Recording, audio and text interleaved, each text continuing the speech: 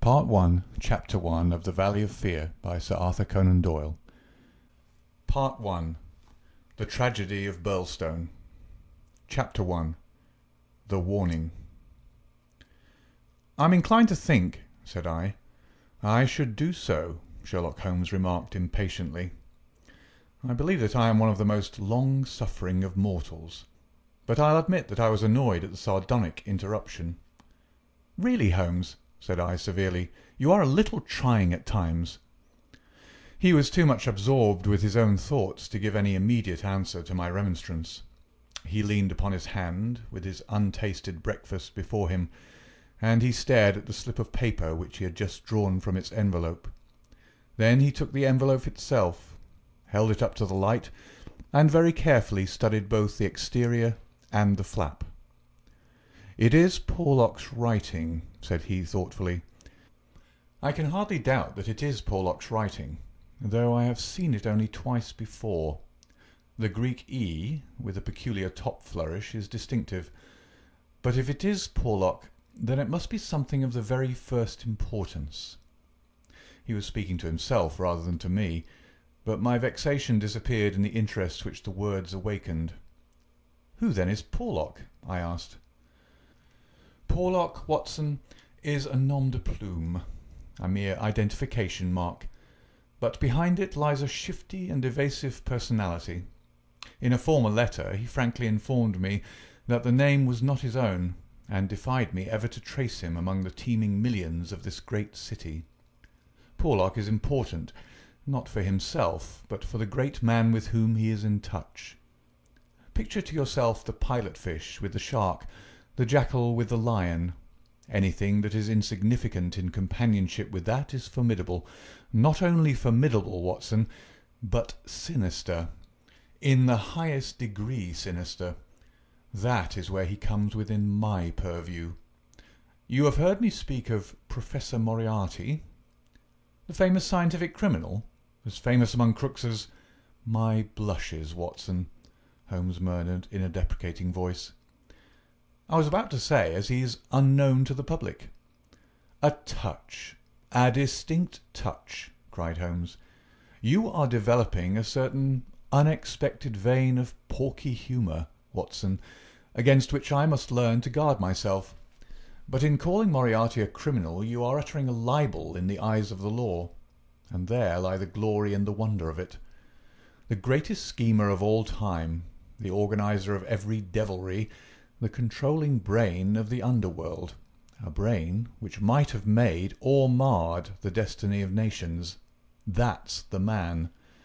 But so aloof is he from general suspicion, so immune from criticism, so admirable in his management and self-effacement, that for those very words that you have uttered he could hale you to a court and emerge you with your heart's pension as a solatium for his wounded character. Is he not the celebrated author of The Dynamics of an Asteroid, a book which ascends to such rarefied heights of pure mathematics that it is said that there was no man in the scientific press capable of criticizing it? Is this a man to traduce? Foul-mouthed doctor and slandered professor? Such would be your respective roles. That's genius, Watson, but if I am spared by lesser men, our day will surely come." "May I be there to see!" I exclaimed devoutly.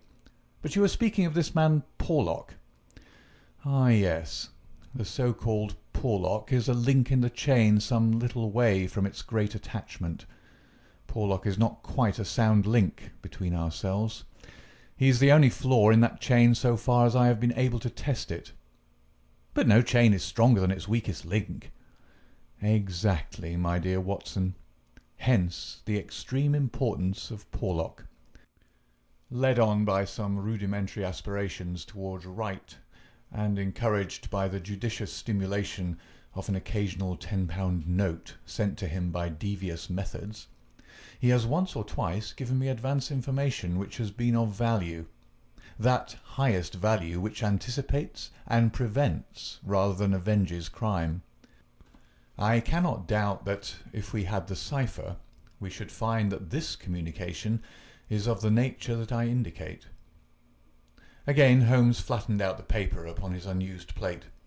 I rose and, leaning over him, stared down at the curious inscription, which ran as follows: 534 C2 13 127 36 31 4 17 21 41 Douglas 109 293 5 37 Birlstone 26 Birlstone 9 47 171. What do you make of it, Holmes? It is obviously an attempt to convey secret information. But what is the use of a cipher message without the cipher? In this instance, none at all. Why do you say "in this instance"? Because there are many ciphers which I would read as easily as I do the Apocrypha of the Agony column. Such crude devices amuse the intelligence without fatiguing it. But this is different. It is clearly a reference to the words in a page of some book. Until I am told which page and which book, I am powerless. But why Douglas and Birlstone? Clearly because those are words which were not contained in the page in question. Then why has he not indicated the book? Your native shrewdness, my dear Watson, that innate cunning which is the delight of your friends, would surely prevent you from enclosing cipher and message in the same envelope. Should it miscarry, you are undone. As it is, both have to go wrong before any harm comes from it. Our second post is now overdue, and I shall be surprised if it does not bring us either a further letter of explanation, or, as is more probable, the very volume to which these figures refer. Holmes's calculation was fulfilled within a very few minutes by the appearance of Billy the page, with the very letter which we were expecting. "The same writing," remarked Holmes, as he opened the envelope, "and actually signed," he added in an exultant voice as he unfolded the epistle. "Come, we are getting on, Watson." His brow clouded, however, as he glanced over the contents. "Dear me, this is very disappointing. I fear, Watson, that all our expectations come to nothing. I trust that the man Porlock will come to no harm. Dear Mr. Holmes," he says, "I will go no further in this matter. It is too dangerous. He suspects me.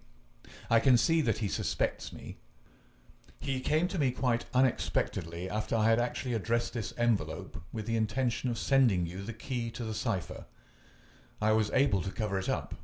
If he had seen it, it would have gone hard with me, but I read suspicion in his eyes. Please burn the cipher message, which can now be of no use to you. Fred Porlock." Holmes sat for some little time, twisting this letter between his fingers and frowning as he stared into the fire. "After all," he said at last, "there may be nothing in it. It may be only his guilty conscience.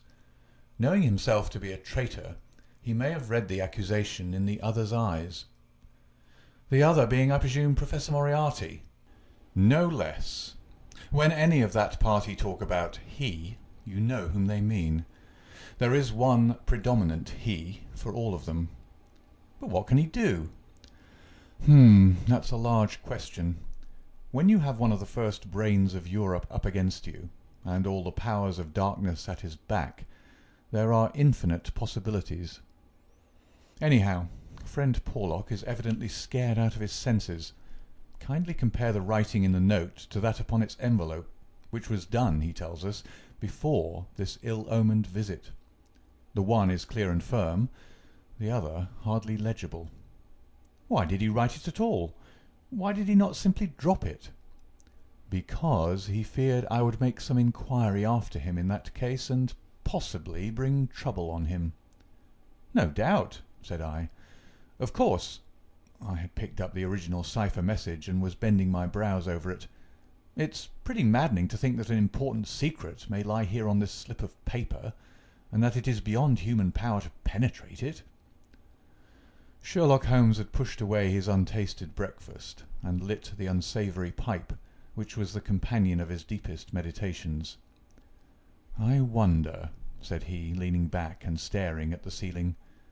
"Perhaps there are points which have escaped your Machiavellian intellect. Let us consider the problem in the light of pure reason. This man's reference is to a book. That is our point of departure. A somewhat vague one. Let us see then if we can narrow it down. As I focus my mind upon it, it seems rather less impenetrable. What indications have we as to this book?" "None." "Well, well, it is surely not quite so bad as that. The cipher message begins with a large 534, does it not? We may take it as a working hypothesis that 534 is the particular page to which the cipher refers. So our book has already become a large book, which is surely something gained. What other indications have we as to the nature of this large book? The next sign is C2. What do you make of that, Watson?" "Chapter the second, no doubt." "Hardly that, Watson. You will, I am sure, agree with me that if the page be given, the number of the chapter is immaterial. Also, that if page 534 finds us only in the second chapter, the length of the first one must have been really intolerable." "Column!"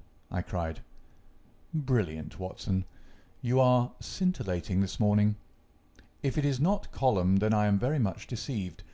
So now, you see, we begin to visualize a large book printed in double columns which are each of a considerable length, since one of the words is numbered in the document as the 293rd. Have we reached the limits of what reason can supply? I fear that we have. Surely you do yourself an injustice. One more coruscation, my dear Watson. Yet another brainwave? Had the volume been an unusual one, he would have sent it to me. Instead of that, he had intended, before his plans were nipped, to send me the clue in this envelope. He says so in this note. This would seem to indicate that the book is one which he thought I would have no difficulty in finding for myself. He had it, and he imagined that I would have it too. In short, Watson, it is a very common book. What you say certainly sounds plausible. So, we have contracted our field of search to a large book printed in double columns and in common use. "The Bible!" I cried triumphantly. "Good, Watson, good. But not, if I may say so, quite good enough. Even if I accepted the compliment for myself, I could hardly name any volume which would be less likely to lie at the elbow of one of Moriarty's associates. Besides, the editions of Holy Writ are so numerous that he could hardly suppose that two copies would have the same pagination. This is clearly a book which is standardized. He knows for certain that his page 534 will exactly agree with my page 534. But very few books would correspond with that." "Exactly. Therein lies our salvation. Our search is narrowed down to standardized books which anyone may be supposed to possess." "Bradshaw!" "There are difficulties, Watson. The vocabulary of Bradshaw is nervous and terse, but limited. The selection of words would hardly lend itself to the sending of general messages. We will eliminate Bradshaw. The dictionary is, I fear, inadmissible for the same reason. What, then, is left?" "An almanac." "Excellent, Watson. I am very much mistaken if you have not touched the spot. An almanac. Let us consider the claims of Whitaker's almanac. It is in common use. It has the requisite number of pages. It is in double column. Though reserved in its earlier vocabulary, it becomes, if I remember right, quite garrulous towards the end." He picked the volume from his desk. "Here is page 534, column 2. A substantial block of print dealing, I perceive, with the trade and resources of British India. Jot down the words, Watson. Number 13 is Mahratta. Not, I fear, a very auspicious beginning. Number 127 is government, which at least makes sense, though somewhat irrelevant to ourselves and Professor Moriarty. Now, let us try again. What does the Mahratta government do? Alas! The next word is pig's bristles. We are undone, my good Watson. It is finished. He had spoken in jesting vein, but the twitching of his bushy eyebrows bespoke his disappointment and irritation. I sat helpless and unhappy, staring into the fire. A long silence was broken by a sudden exclamation from Holmes, who dashed at a cupboard from which he emerged with a second yellow-covered volume in his hand. "We pay the price, Watson, for being too up-to-date," he cried. "We are before our time and suffer the usual penalties. Being the 7th of January, we have very properly laid in the new almanac. It is more than likely that Porlock took his message from the old one. No doubt he would have told us so had his letter of explanation been written. Now, let us see what page 534 has in store for us. Number 13 is there, which is much more promising. Number 127 is. There is." Holmes's eyes were gleaming with excitement, and his thin, nervous fingers twitched as he counted the words. "Danger! Ha, ha! Capital! Put that down, Watson. There is danger. May come very soon. 1. Then we have the name Douglas. Rich country. Now. At Birlstone House. Birlstone. Confidence is pressing. There, Watson. What do you think of pure reason and its fruit? If the greengrocer had such a thing as a laurel wreath, I should send Billy round for it." I was staring at the strange message which I had scrawled as he deciphered it upon a sheet of foolscap on my knee. "What a queer scrambling way of expressing his meaning," said I. "On the contrary, he has done quite remarkably well," said Holmes. "When you search a single column for words with which to express your meaning, you can hardly expect to get everything you want. You're bound to leave something to the intelligence of your correspondent. The purport is perfectly clear. Some devilry is intended against one Douglas, whoever he may be, residing as stated, a rich country gentleman. He is sure, confidence was as near as he could get to confident, that it is pressing. There is our result, and a very workmanlike little bit of analysis it was." Holmes had the impersonal joy of the true artist in his better work, even as he mourned darkly when it fell below the high level to which he aspired. He was still chuckling over his success when Billy swung open the door, and Inspector MacDonald of Scotland Yard was ushered into the room. Those were the early days at the end of the 80s, when Alec MacDonald was far from having attained the national fame which he has now achieved. He was a young but trusted member of the detective force, who had distinguished himself in several cases which had been entrusted to him. His tall, bony figure gave promise of exceptional physical strength, while his great cranium and deep-set, lustrous eyes spoke no less clearly of the keen intelligence which twinkled out from behind his bushy eyebrows. He was a silent, precise man, with a dour nature and a hard Aberdonian accent. Twice already in his career had Holmes helped him to attain success, his own sole reward being the intellectual joy of the problem. For this reason, the affectation and respect of the Scotchman for his amateur colleague were profound, and he showed them by the frankness with which he consulted Holmes in every difficulty. Mediocrity knows nothing higher than itself, but talent instantly recognizes genius, and MacDonald had talent enough for his profession to enable him to perceive that there was no humiliation in seeking the assistance of one who already stood alone in Europe, both in his gifts and in his experience.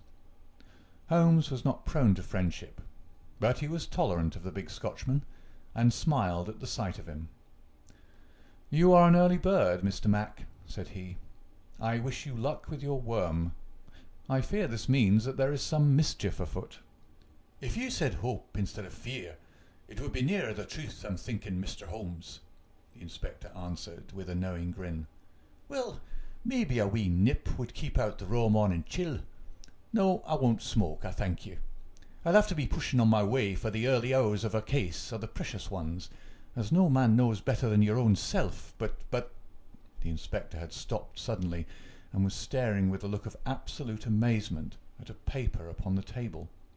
It was the sheet upon which I had scrawled the enigmatic message. Douglas, he stammered.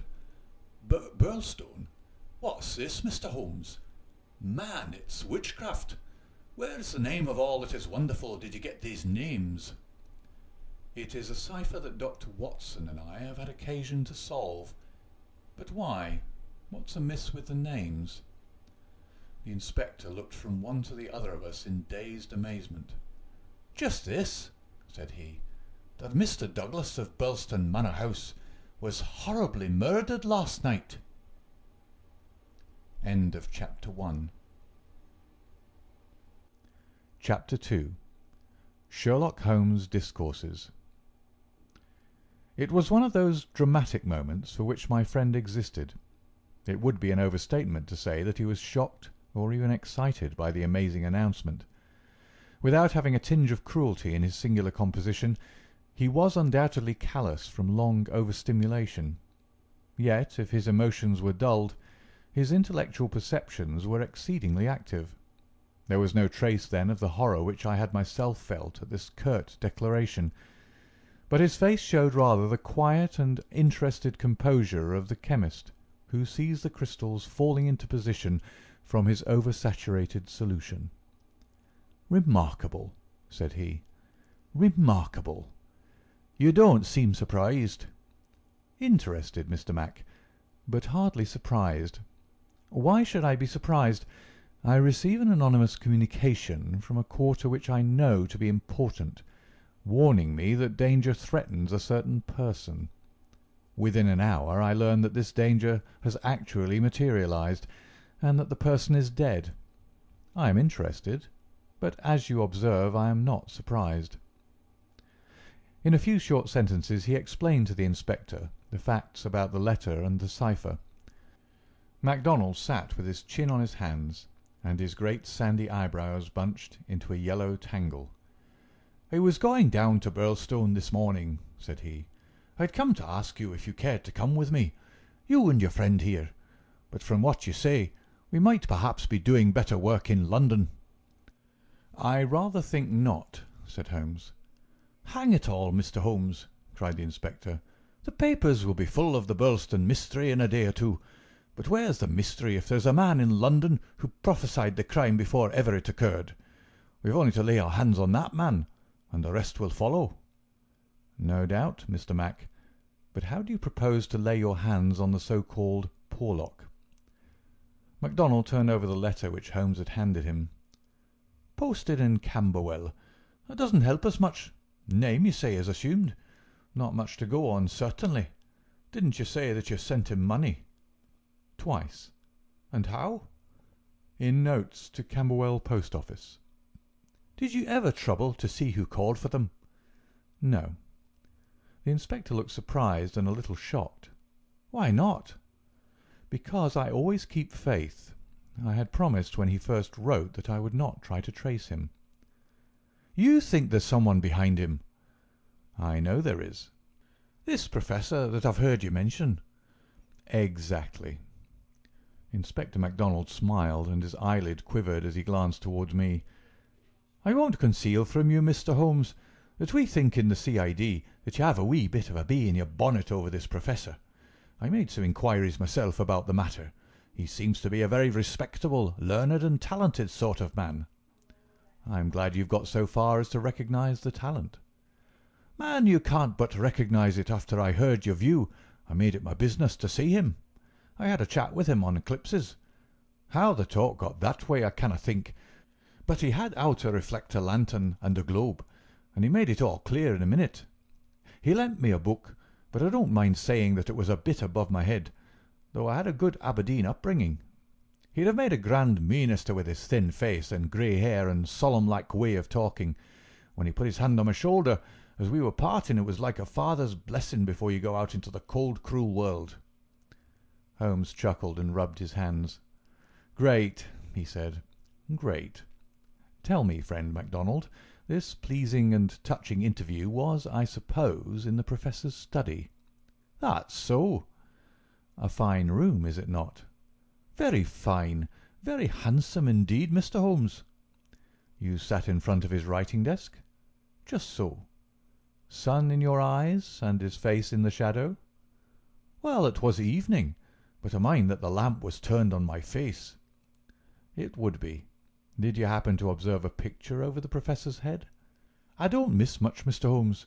Maybe I learned that from you. Yes, I saw the picture.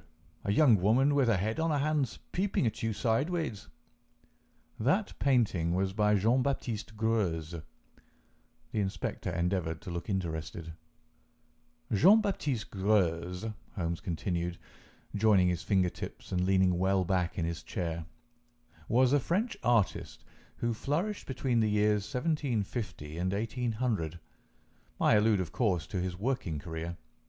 Modern criticism has more than endorsed the high opinion formed of him by his contemporaries." The inspector's eyes grew abstracted.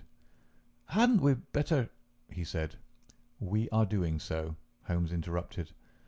"All that I'm saying has a very direct and vital bearing upon what you have called the Birlstone mystery. In fact, it may in a sense be called the very centre of it." MacDonald smiled feebly and looked appealingly to me. "Your thoughts move a bit too quick for me, Mr. Holmes. You leave out a link or two, and I can't get over the gap. What in the whole wide world can be the connection between this dead painting man and the affair at Birlstone?" "All knowledge comes useful to the detective," remarked Holmes. "Even the trivial fact that in the year 1865 a picture by Greuze entitled La Jeune Fille à l'Agneau fetched 1,200,000 francs, more than £40,000 at the Portalis sale, may start a train of reflection in your mind." It was clear that it did. The inspector looked honestly interested.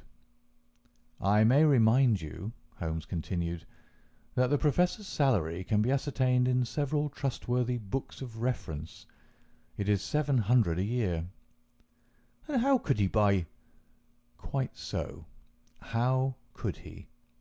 "Aye, that's remarkable," said the inspector thoughtfully. "Talk away, Mr. Holmes. I'm just loving it. It's fine." Holmes smiled. He was always warmed by genuine admiration, the characteristic of the real artist. "What about Birlstone?" he asked. "We've time yet," said the inspector, glancing at his watch. "I've a cab at the door, and it won't take us 20 minutes to Victoria. But about this picture. I thought you told me once, Mr. Holmes, that you had never met Professor Moriarty." "No, I never have." "And how do you know about his rooms?" "Ah, that's another matter. I have been 3 times in his rooms, twice waiting for him under different pretexts and leaving before he came. Once, well, I can hardly tell about the once to an official detective. It was on the last occasion that I took the liberty of running over his papers, with the most unexpected results."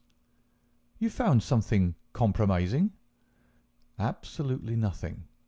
That was what amazed me. However, you have now seen the point of the picture. It shows him to be a very wealthy man.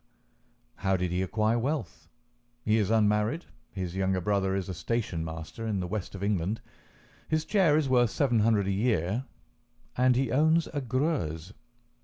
"Well?" "Surely the inference is plain."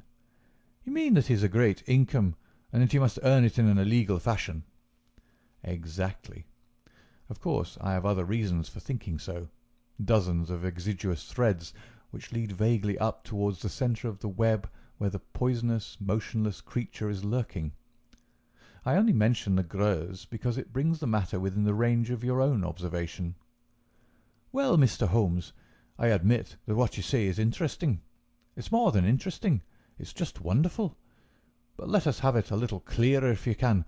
Is it forgery, coining, burglary? Where does the money come from?" "Have you ever read of Jonathan Wild?" "Well, the name has a familiar sound. Someone in a novel, was he not? I don't take much stock of detectives in novels.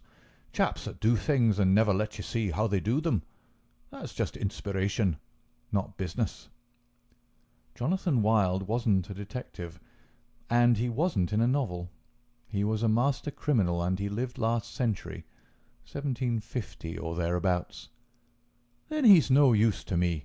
I'm a practical man. Mr. Mac, the most practical thing that you ever did in your life would be to shut yourself up for 3 months and read 12 hours a day at the annals of crime. Everything comes in circles, even Professor Moriarty. Jonathan Wild was the hidden force of the London criminals, to whom he sold his brains and his organisation on a 15% commission. The old wheel turns and the same spoke comes up. It's all been done before and will be again. I'll tell you 1 or 2 things about Moriarty which may interest you. You'll interest me right enough. I happen to know who is the first link in his chain. A chain with this Napoleon gone wrong at one end, and 100 broken fighting men, pickpockets, blackmailers, and card-sharpers at the other, with every sort of crime in between. His chief of staff is Colonel Sebastian Moran, as aloof and guarded and inaccessible to the law as himself. What do you think he pays him? I'd like to hear. 6,000 a year. That's paying for brains. You see, the American business principle. I learned that detail quite by chance. It's more than the Prime Minister gets. That gives you an idea of Moriarty's gains and of the scale on which he works. Another point, I made it my business to hunt down some of Moriarty's cheques lately. Just common innocent cheques that he pays his household bills with. They were drawn on 6 different banks. Does that make any impression on your mind? Queer, certainly. But what do you gather from it? That he wanted no gossip about his wealth. No single man should know what he had. I have no doubt that he has 20 banking accounts, the bulk of his fortune abroad in the Deutsche Bank or the Crédit Lyonnais, as likely as not. Sometime, when you have a year or 2 to spare, I commend to you the study of Professor Moriarty. Inspector MacDonald had grown steadily more impressed as the conversation proceeded. He had lost himself in his interest. Now his practical Scotch intelligence brought him back with a snap to the matter in hand. "He can keep, anyhow," said he. "You've got us sidetracked with your interesting anecdotes, Mr. Holmes. What really counts is your remark that there is some connection between the Professor and the crime, that you get from the warning received through the man Porlock. Can we, for our present practical needs, get any further than that?" We may form some conception as to the motives of the crime. It is, as I gather from your original remarks, an inexplicable, or at least an unexplained murder. Now, presuming that the source of the crime is as we suspect it to be, there might be 2 different motives. In the first place, I may tell you that Moriarty rules with a rod of iron over his people. His discipline is tremendous. There is only one punishment in his code. It is death. Now we might suppose that this murdered man, this Douglas, whose approaching fate was known by one of the arch-criminal's subordinates, had in some way betrayed the chief. His punishment followed, and would be known to all, if only to put the fear of death into them. Well, that is one suggestion, Mr. Holmes. The other is that it has been engineered by Moriarty in the ordinary course of business. Was there any robbery? I have not heard. If so, it would of course be against the first hypothesis and in favour of the second. Moriarty may have been engaged to engineer it on a promise of part spoils, or he may have been paid so much down to manage it. Either is possible, but whichever it may be, or if it's some third combination, it is down at Birlstone that we must seek the solution.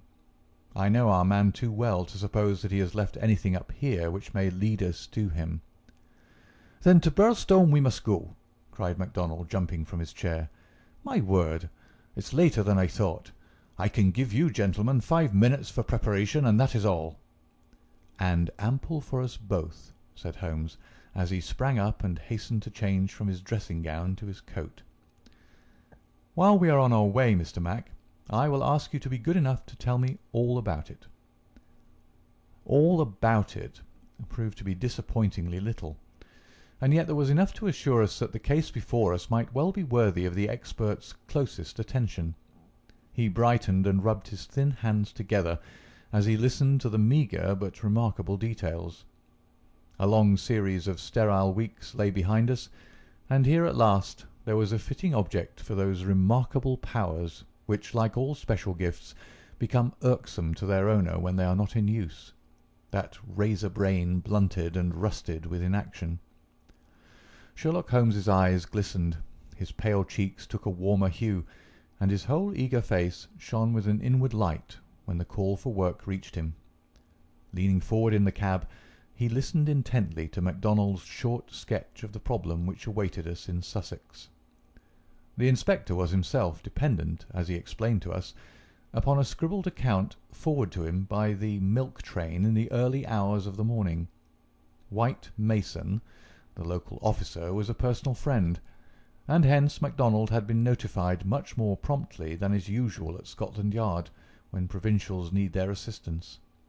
It is a very cold scent upon which the metropolitan expert is generally asked to run. "Dear Inspector MacDonald," said the letter which he read to us, "official requisition for your services is in separate envelope. This is for your private eye. Wire me what train in the morning you can get for Birlstone, and I will meet it, or have it met if I am too occupied. This case is a snorter. Don't waste a moment in getting started. If you can bring Mr. Holmes, please do so, for he will find something after his own heart. We would think the whole had been fixed up for theatrical effect, if there wasn't a dead man in the middle of it. My word, it is a snorter." "Your friend seems to be no fool," remarked Holmes. "No, sir. White Mason is a very live man, if I'm any judge." "Well, have you anything more?" "Only that he'll give us every detail when we meet." "Then how did you get at Mr. Douglas and the fact that he had been horribly murdered?" "That was in the enclosed official report. It didn't say horrible. That's not a recognised official term. It gave the name John Douglas. It mentioned that his injuries had been in the head from the discharge of a shotgun. It also mentioned the hour of the alarm, which was close on to midnight last night. It added that the case was undoubtedly one of murder, but that no arrest had been made, and that the case was one which presented some very perplexing and extraordinary features. That's absolutely all we have at present, Mr. Holmes." "Then, with your permission, we will leave it at that, Mr. Mac. The temptation to form premature theories upon insufficient data is the bane of our profession. I can see only two things for certain at present: a great brain in London and a dead man in Sussex. It's the chain between that we are going to trace." End of Chapter 2. Chapter 3. The Tragedy of Birlstone. Now for a moment I will ask leave to remove my own insignificant personality, and to describe events which occurred before we arrived upon the scene by the light of knowledge which came to us afterwards. Only in this way can I make the reader appreciate the people concerned and the strange setting in which their fate was cast. The village of Birlstone is a small and very ancient cluster of half-timbered cottages on the northern border of the county of Sussex. For centuries it had remained unchanged, but within the last few years its picturesque appearance and situation have attracted a number of well-to-do residents whose villas peep out from the woods around. These woods are locally supposed to be the extreme fringe of the great Weald forest, which thins away until it reaches the northern chalk downs. A number of small shops have come into being to meet the wants of the increased population, so there seems some prospect that Birlstone may soon grow from an ancient village into a modern town.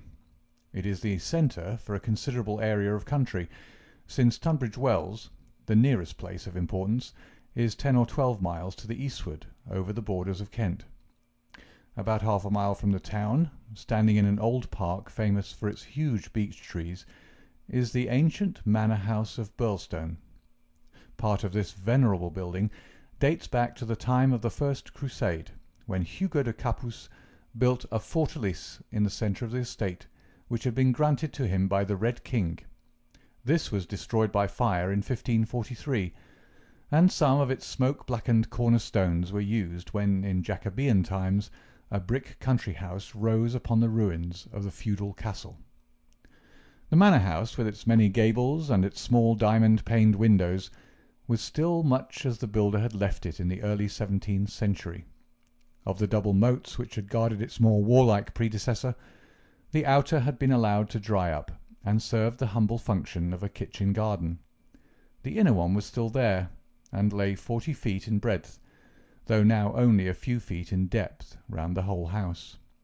A small stream fed it, and continued beyond it, so that the sheet of water, though turbid, was never ditch-like or unhealthy.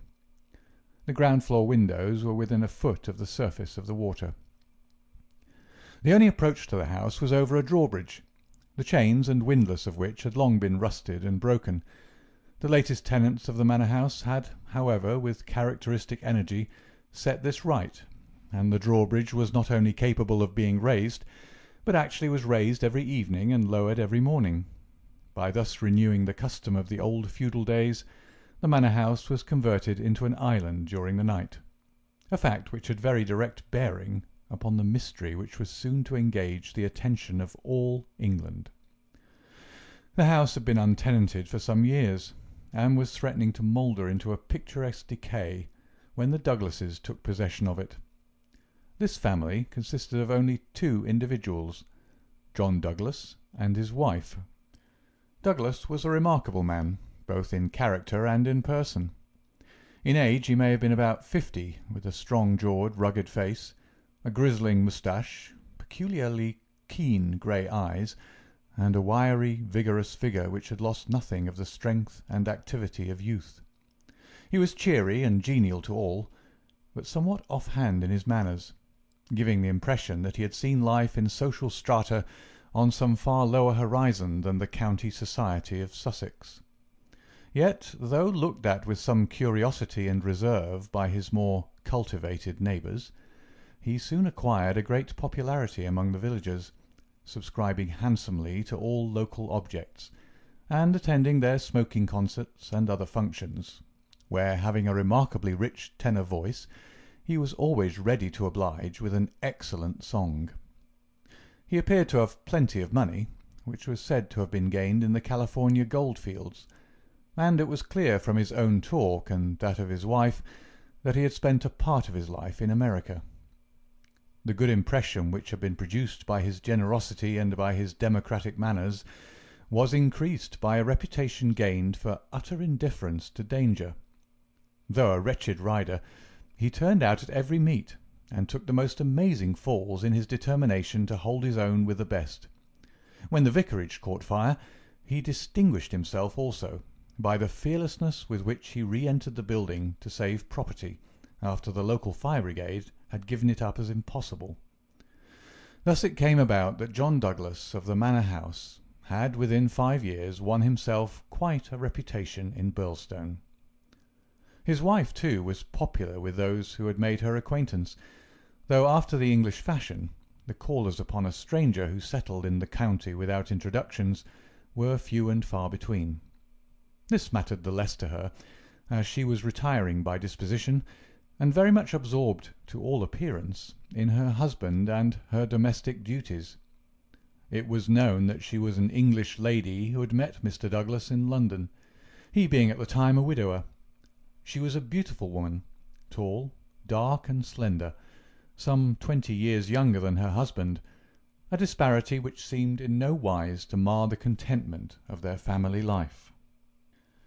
It was remarked sometimes, however, by those who knew them best, that the confidence between the two did not appear to be complete, since the wife was either very reticent about her husband's past life, or else, as seemed more likely, was imperfectly informed about it. It had also been noted, and commented upon by a few observant people, that there were signs sometimes of some nerve strain upon the part of Mrs. Douglas, and that she would display acute uneasiness if her absent husband should ever be particularly late in his return. On a quiet countryside where all gossip is welcome, this weakness of the lady of the manor house did not pass without remark, and it bulked large upon people's memory when the events arose which gave it a very special significance. There was yet another individual whose residence under that roof was, it is true, only an intermittent one, but whose presence at the time of the strange happenings which will now be narrated brought his name prominently before the public. This was Cecil James Barker, of Hales Lodge, Hampstead. Cecil Barker's tall, loose-jointed figure was a familiar one in the main street of Birlstone village, for he was a frequent and welcome visitor at the manor house. He was the more noticed as being the only friend of the past unknown life of Mr. Douglas, who was ever seen in his new English surroundings. Barker was himself an undoubted Englishman, but by his remarks it was clear that he had first known Douglas in America, and had there lived on intimate terms with him. He appeared to be a man of considerable wealth, and was reputed to be a bachelor. In age he was rather younger than Douglas, 45 at the most, a tall, straight, broad-chested fellow with a clean-shaved, prize-fighter face, thick, strong, black eyebrows, and a pair of masterful black eyes, which might, even without the aid of his very capable hands, clear a way for him through a hostile crowd. He neither rode nor shot, but spent his days in wandering around the old village with his pipe in his mouth, or in driving with his host, or in his absence with his hostess, over the beautiful countryside. "An easy-going, free-handed gentleman," said Ames the butler, "but my word, I had rather not be the man that crossed him."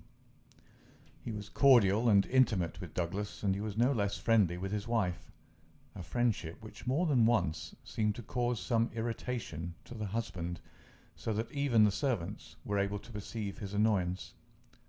Such was the third person, who was one of the family when the catastrophe occurred.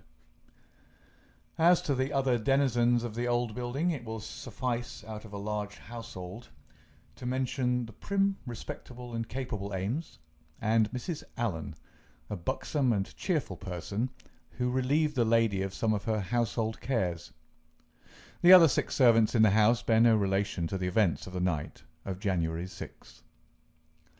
It was at 11:45 that the first alarm reached the small local police station, in charge of Sergeant Wilson of the Sussex Constabulary. Cecil Barker, much excited, had rushed up to the door and pealed furiously upon the bell. A terrible tragedy had occurred at the manor house, and John Douglas had been murdered. That was the breathless burden of his message. He had hurried back to the house, followed within a few minutes by the police sergeant, who arrived at the scene of the crime a little after 12 o'clock, after taking prompt steps to warn the county authorities that something serious was afoot. On reaching the manor house, the sergeant had found the drawbridge down, the windows lighted up, and the whole household in a state of wild confusion and alarm. The white-faced servants were huddling together in the hall, with the frightened butler wringing his hands in the doorway. Only Cecil Barker seemed to be master of himself and his emotions. He had opened the door which was nearest to the entrance, and he had beckoned to the sergeant to follow him. At that moment there arrived Dr. Wood, a brisk and capable general practitioner from the village. The 3 men entered the fatal room together, while the horror-stricken butler followed at their heels, closing the door behind him to shut out the terrible scene from the maidservants. The dead man lay on his back, sprawling with outstretched limbs in the centre of the room. He was clad only in a pink dressing-gown which covered his night-clothes. There were carpet-slippers on his bare feet.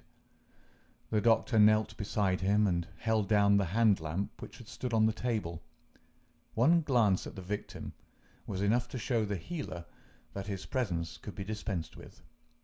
The man had been horribly injured. Lying across his chest was a curious weapon, a shotgun with the barrel sawed off a foot in front of the triggers. It was clear that this had been fired at close range, and that he had received the whole charge in the face, blowing his head almost to pieces. The triggers had been wired together so as to make the simultaneous discharge more destructive. The country policemen were unnerved and troubled by the tremendous responsibility which had come so suddenly upon them. "We'll touch nothing until my superiors arrive," he said in a hushed voice, staring in horror at the dreadful head. "Nothing has been touched up to now," said Cecil Barker. "I'll answer for that. You'll see it all exactly as I found it." "When was that?" The sergeant had drawn out his notebook. "It was just 11:30. I had not begun to undress, and I was sitting by the fire in my bedroom when I heard the report. It was not very loud. It seemed to be muffled. I rushed down. I don't suppose it was 30 seconds before I was in the room." "Was the door open?" "Yes, it was open. Poor Douglas was lying as you see him. His bedroom candle was burning on the table. It was I who lit the lamp some minutes afterward." "Did you see no one?" "No, I heard Mrs. Douglas coming down the stair behind me, and I rushed out to prevent her from seeing this dreadful sight. Mrs. Allen, the housekeeper, came and took her away. Ames had arrived, and we ran back into the room once more." "But surely I've heard that the drawbridge is kept up all night." "Yes, it was up until I lowered it." "Then how could any murderer have got away? It is out of the question. Mr. Douglas must have shot himself." "That was our first idea. But see." Barker drew aside the curtain and showed that the long, diamond-paned window was open to its full extent. "And look at this." He held the lamp down and illuminated a smudge of blood like the mark of a boot sole upon the window sill. "Someone has stood there in getting out."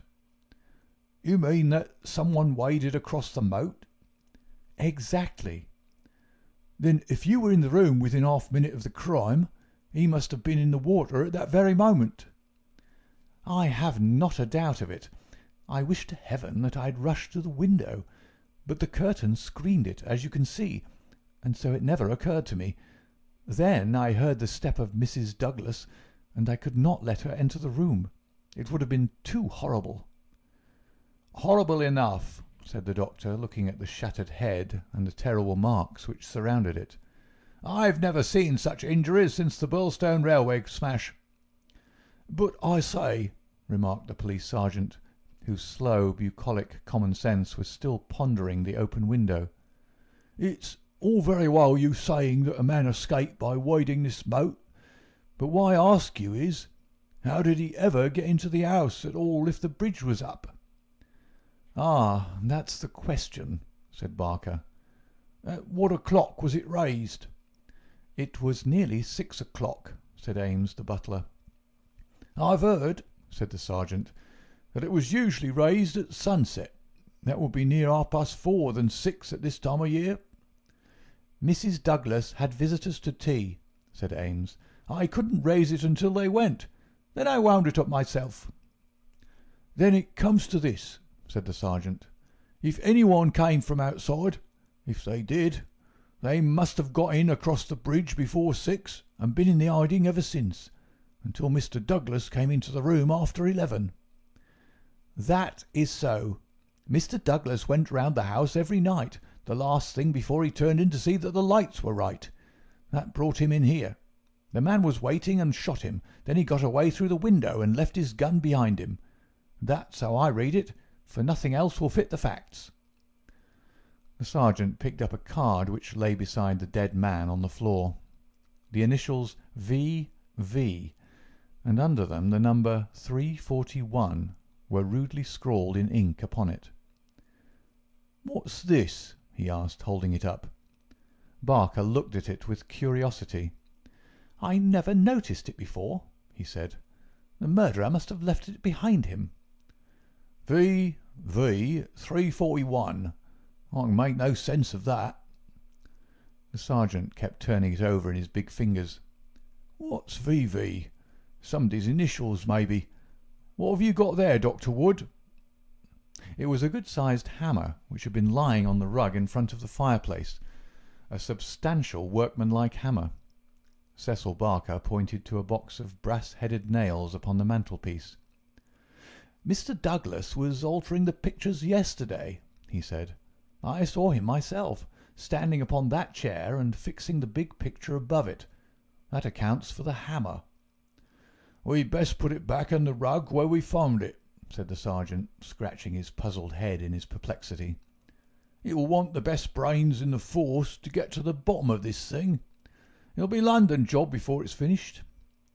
He raised the hand lamp and walked slowly round the room. "Hello!" he cried excitedly, drawing the window curtain to one side. "What o'clock were these curtains drawn?" "When the lamps were lit," said the butler. "It will be shortly after 4. "Someone had been hiding here, sure enough." He held down the light, and the marks of muddy boots were very visible in the corner.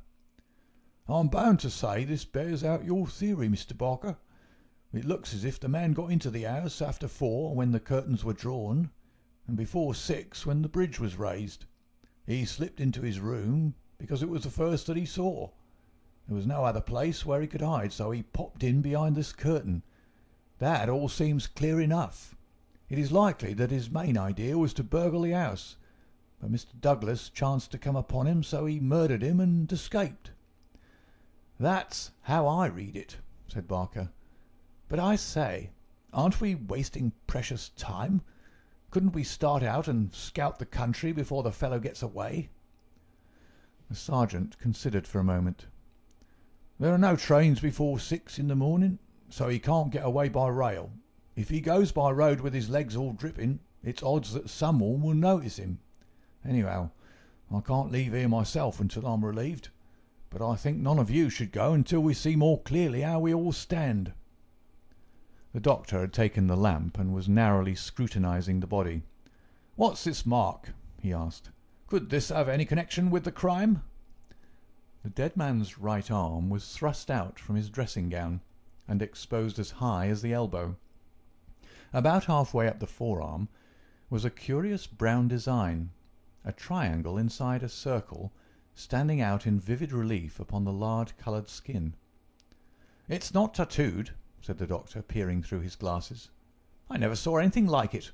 The man has been branded at some time, as they brand cattle. What is the meaning of this?" "I don't profess to know the meaning of it," said Cecil Barker, "but I have seen the mark on Douglas many times this last 10 years.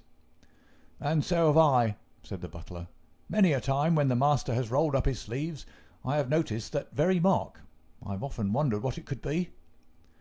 "Then it has nothing to do with the crime anyhow," said the sergeant. "But it's a rum thing all the same. Everything about this case is rum. Well, what is it now?" The butler had given an exclamation of astonishment and was pointing at the dead man's outstretched hand. "They've taken his wedding ring," he gasped. "What?" "Yes, indeed. Master always wore his plain gold wedding ring on the little finger of his left hand. That ring with the saw nugget on it was above it, and a twisted snake ring on the third finger. There's the nugget and there's the snake, but the wedding ring is gone." "He's right," said Barker. "Do you tell me," said the sergeant, "that the wedding ring was below the other?" "Always." "Then the murderer, or whoever it was, first took off this ring you call the nugget ring, then the wedding ring, and afterwards put the nugget ring back again?" "That is so." The worthy country policeman shook his head. "Seems to me the sooner we get London onto this case, the better," said he. "White Mason is a smart man. No local job has ever been too much for White Mason. It won't be long now before he's here to help us. But I expect we'll have to look to London before we're through. Anyhow, I'm not ashamed to say that it's a deal too thick for the likes of me." End of Chapter 3. Chapter 4. Darkness. At 3 in the morning, the chief Sussex detective, obeying the urgent call from Sergeant Wilson of Birlstone, arrived from headquarters in a light dog-cart behind a breathless trotter. By the 5:40 train in the morning, he had sent his message to Scotland Yard, and he was at the Birlstone station at 12 o'clock to welcome us. White Mason was a quiet, comfortable-looking person in a loose tweed suit, with a clean-shaved, ruddy face, a stoutish body, and powerful, bandy legs, adorned with gaiters, looking like a small farmer, a retired gamekeeper, or anything upon earth except a very favourable specimen of the provincial criminal officer. "A real downright snorter, Mr. MacDonald," he kept repeating. "We'll have the pressmen down like flies when they understand it. I'm hoping we'll get our work done before they get poking their noses into it and messing up all the trails. There's been nothing like this that I can remember. There are some bits that will come home to you, Mr. Holmes, or I'm mistaken. And you also, Dr. Watson, for the medicos will have a word to say before we finish. Your room is at the Westville Arms. There's no other place, but I hear that it is clean and good. The man will carry your bags. This way, gentlemen, if you please." He was a very bustling and genial person, this Sussex detective. In 10 minutes we had all found our quarters. In 10 more we were seated in the parlour of the inn, and being treated to a rapid sketch of those events which have been outlined in the previous chapter. MacDonald made an occasional note, while Holmes sat absorbed with the expression of surprised and reverent admiration with which the botanist surveys the rare and precious bloom. "Remarkable," he said, when the story was unfolded. "Most remarkable. I can hardly recall any case where the features have been more peculiar." "I thought you would say so, Mr. Holmes," said White Mason in great delight. "We're well up with the times in Sussex.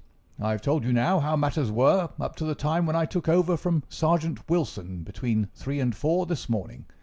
My word, I made the old mare go, but I need not have been in such a hurry as it turned out, for there was nothing immediate that I could do. Sergeant Wilson had all the facts.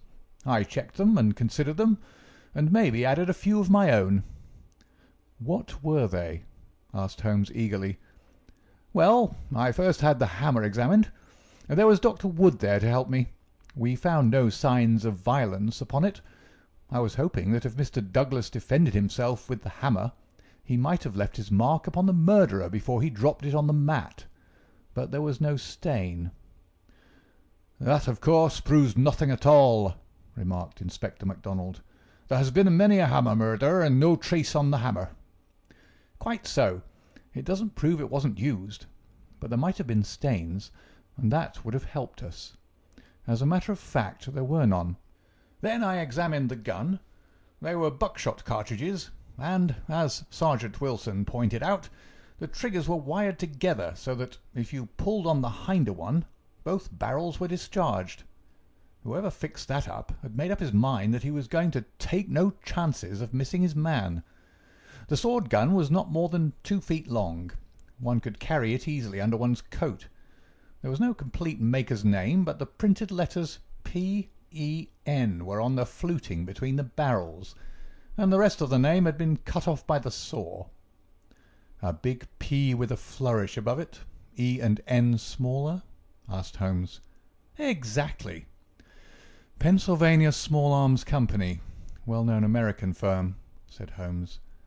White Mason gazed at my friend as the little village practitioner looks at the Harley Street specialist, who by a word can solve the difficulties that perplex him. "That is very helpful, Mr. Holmes. No doubt you're right. Wonderful, wonderful. Do you carry the names of all the gunmakers in the world in your memory?" Holmes dismissed the subject with a wave. "No doubt it is an American shotgun," White Mason continued. "I seem to have read that a sawed-off shotgun is a weapon used in some parts of America. Apart from the name upon the barrel, the idea had occurred to me. There is some evidence, then, that this man who entered the house and killed its master was an American." MacDonald shook his head. "Man, you're surely travelling over fast," said he. "I've heard no evidence yet that any stranger was ever in the house at all." "The open window, the blood on the sill, the queer card, the marks of boots in the corner, the gun? Nothing there that could have been arranged. Mr. Douglas was an American who had lived long in America. So had Mr. Barker. You don't need to import an American from outside in order to account for American doings." "Ames, the butler. What about him? Is he reliable?" 10 years with Sir Charles Chandos, as solid as a rock. He's been with Douglas ever since he took the manor house 5 years ago. He's never seen a gun of this sort in the house." "The gun was made to conceal. That's why the barrels were sawed. It would fit into any box. How could he swear there was no such gun in the house?" "Well, anyhow, he had never seen one." MacDonald shook his obstinate Scotch head. "I'm not convinced yet that there was ever anyone in the house," said he.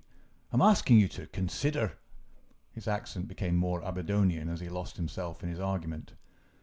"I'm asking you to consider what it involves if you suppose that his gun is ever brought into the house, and that all these strange things were done by a person from outside. Oh, man, it's just inconceivable. It's clean against common sense. I put it to you, Mr. Holmes, judging it by what we've heard." "Well, state your case, Mr. Mac," said Holmes in his most judicial style. "The man is not a burglar, supposing that he ever existed. The ring business and the card point to premeditated murder for some private reason. Very good. Here's a man who slips into a house with the deliberate intention of committing murder. He knows, if he knows anything, that he'll have a difficulty in making his escape, as the house is surrounded with water. What weapon would he choose? You'd say the most silent in the world. Then he would hope, when the deed was done, to slip quickly from the window, to wade the moat, and to get away at his leisure. That's understandable. But is it understandable that he should go out of his way to bring with him the most noisy weapon he could select, knowing well that it will fetch every human being in the house to the spot as quick as he could run, and that it is all odds that he'll be seen before he can go across the moat? Is that credible, Mr. Holmes?" "Well, you put the case strongly," my friend replied thoughtfully. "It certainly needs a good deal of justification. May I ask, Mr. White Mason, whether you examined the farther side of the moat at once to see if there were any signs of the man having climbed out from the water?" "There were no signs, Mr. Holmes, but it is a stone ledge, and one could hardly expect them." "No tracks or marks?" "None." "Ha! Would there be any objection, Mr. White Mason, to our going down to the house at once? There may possibly be some small point which might be suggestive." "I was going to propose it, Mr. Holmes, but I thought it well to put you in touch with all the facts before we go. I suppose if anything should strike you—" White Mason looked doubtfully at the amateur. "I have worked with Mr. Holmes before," said Inspector MacDonald. "He plays the game." "My own idea of the game, at any rate," said Holmes with a smile. "I go into a case to help the ends of justice and the work of the police. If I have ever separated myself from the official force, it is because they have first separated themselves from me. I have no wish ever to score at their expense. At the same time, Mr. White Mason, I claim the right to work in my own way and give my results at my own time, complete rather than in stages." "I'm sure we are honoured by your presence, and to show you all we know," said White Mason cordially. "Come along, Dr. Watson, and when the time comes we'll all hope for a place in your book." We walked down the quaint village street, with a row of pollarded elms on each side of it. Just beyond were two ancient stone pillars, weather-stained and lichen-blotched, bearing upon their summits a shapeless something which had once been the rampant lion of Capus of Birlstone. A short walk along the winding drive, with such sward and oaks around it as one only sees in rural England, then a sudden turn, and the long, low Jacobean house of dingy, liver-coloured brick lay before us, with an old-fashioned garden of cut yews on each side of it. As we approached it, there was the wooden drawbridge and the beautiful broad moat, as still and luminous as quicksilver in the cold winter sunshine. 3 centuries had flowed past the old manor house, centuries of births and of homecomings, of country dances and of the meetings of fox hunters. Strange that now in its old age this dark business should have cast its shadow upon the venerable walls. And yet those strange peaked roofs and quaint overhung gables were a fitting covering to grim and terrible intrigue. As I looked at the deep-set windows, and the long sweep of the dull-coloured water-lapped front, I felt that no more fitting scene could be set for such a tragedy. "That's the window," said White Mason. "That one on the immediate right of the drawbridge. It's open just as it was found last night." "It looks rather narrow for a man to pass." "Well, it wasn't a fat man, anyhow. We don't need your deductions, Mr. Holmes, to tell us that. But you or I could squeeze through all right." Holmes walked to the edge of the moat and looked across. Then he examined the stone ledge and the grass border beyond it. "I've had a good look, Mr. Holmes," said White Mason. "There's nothing there, no sign that anyone has landed. But why should he leave any sign?" "Exactly. Why should he? Is the water always turbid?" "Generally about this colour. The stream brings down the clay." "How deep is it?" "About 2 feet at each side and 3 in the middle." "So we can put aside all idea of the man having been drowned in crossing." "No, a child could not be drowned in it." We walked across the drawbridge and were admitted by a quaint, gnarled, dried-up person who was the butler Ames. The poor old fellow was white and quivering from the shock. The village sergeant, a tall, formal, melancholy man, still held his vigil in the room of fate. The doctor had departed. "Anything fresh, Sergeant Wilson?" asked White Mason. "No, sir." "Then you can go home. You've had enough. We can send for you if we want you.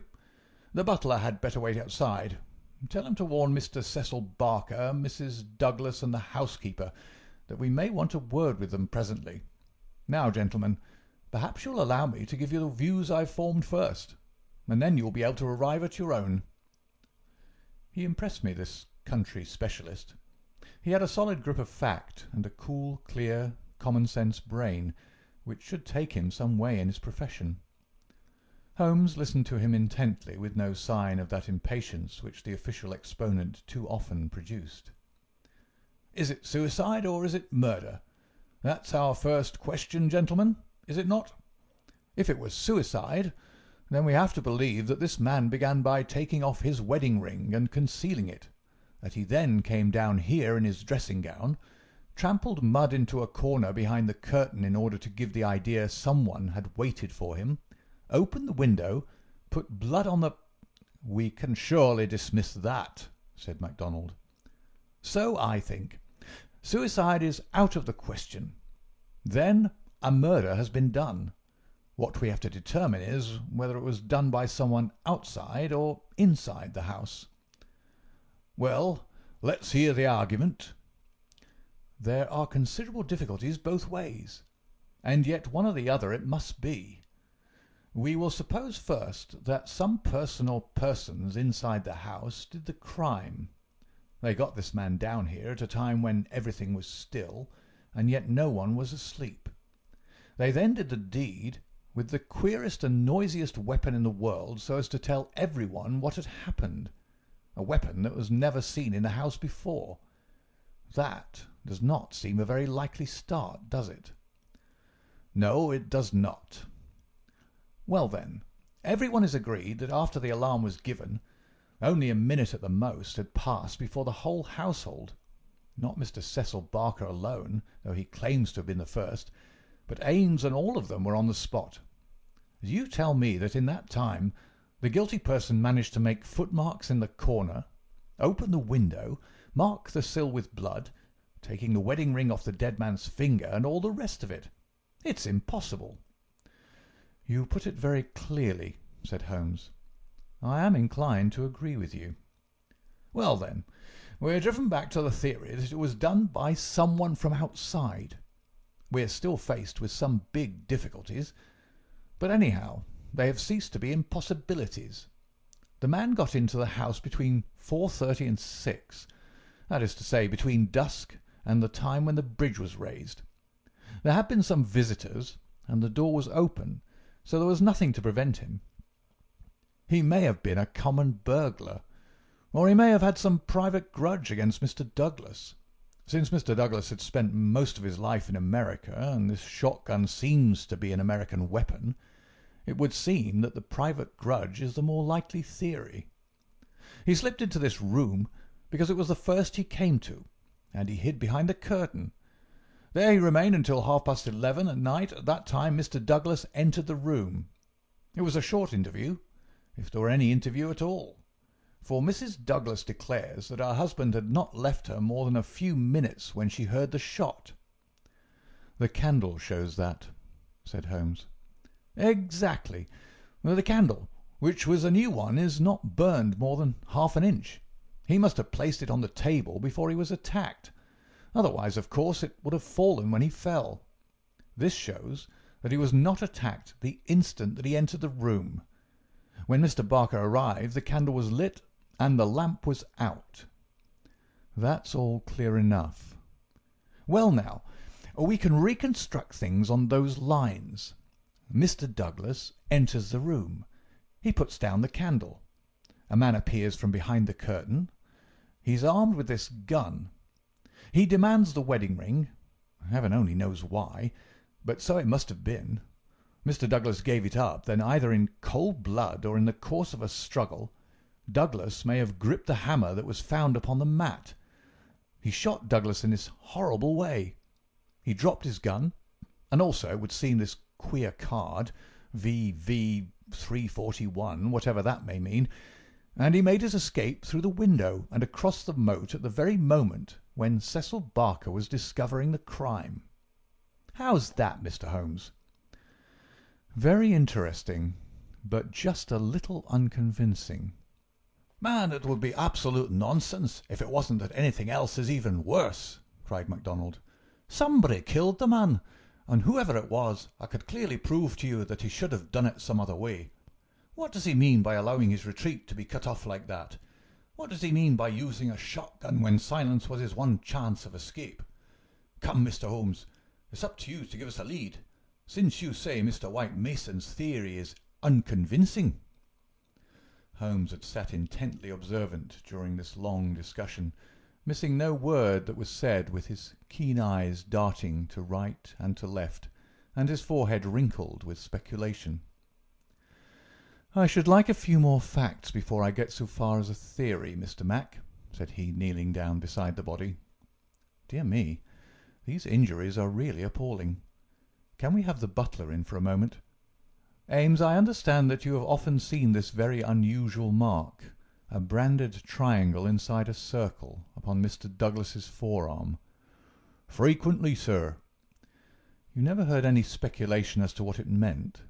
"No, sir." "It must have caused great pain when it was inflicted. It is undoubtedly a burn. Now, I observe, Ames, that there is a small piece of plaster at the angle of Mr. Douglas's jaw. Did you observe that in life?" "Yes, sir.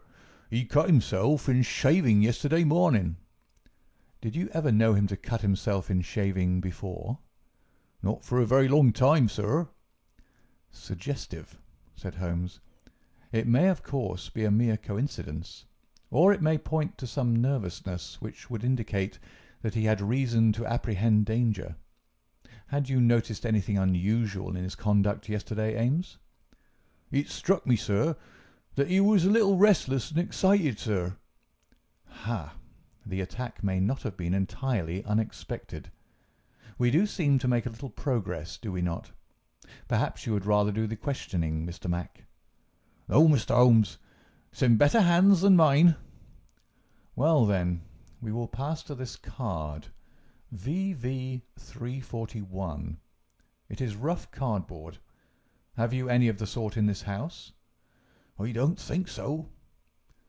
Holmes walked across to the desk and dabbed a little ink from each bottle onto the blotting paper.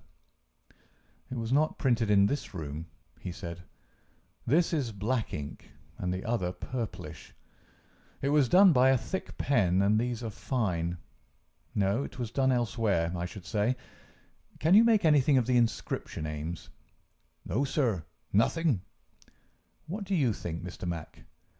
"It gives me the impression of a secret society of some sort, the same with his badge upon the forearm."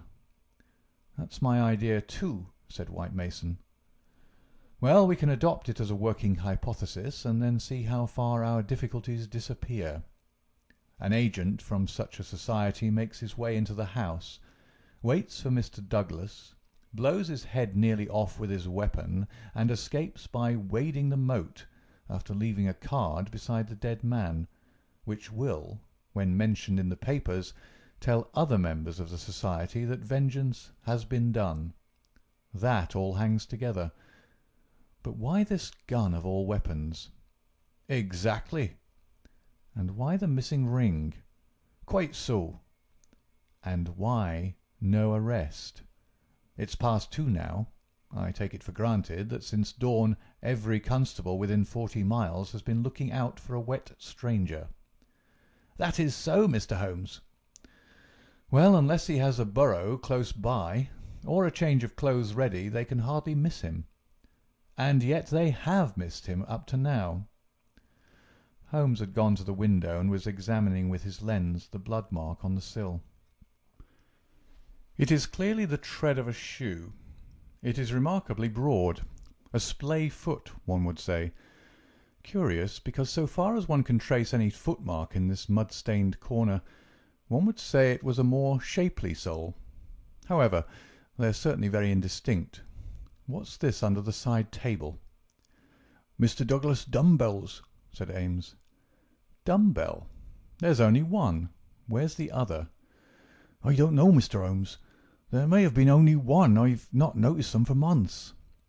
One dumbbell, Holmes said seriously, but his remarks were interrupted by a sharp knock at the door. A tall, sunburned, capable-looking, clean-shaved man looked in at us.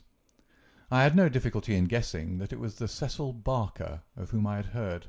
His masterful eyes travelled quickly with a questioning glance from face to face. "Sorry to interrupt your consultation," said he, "but you should hear the latest news."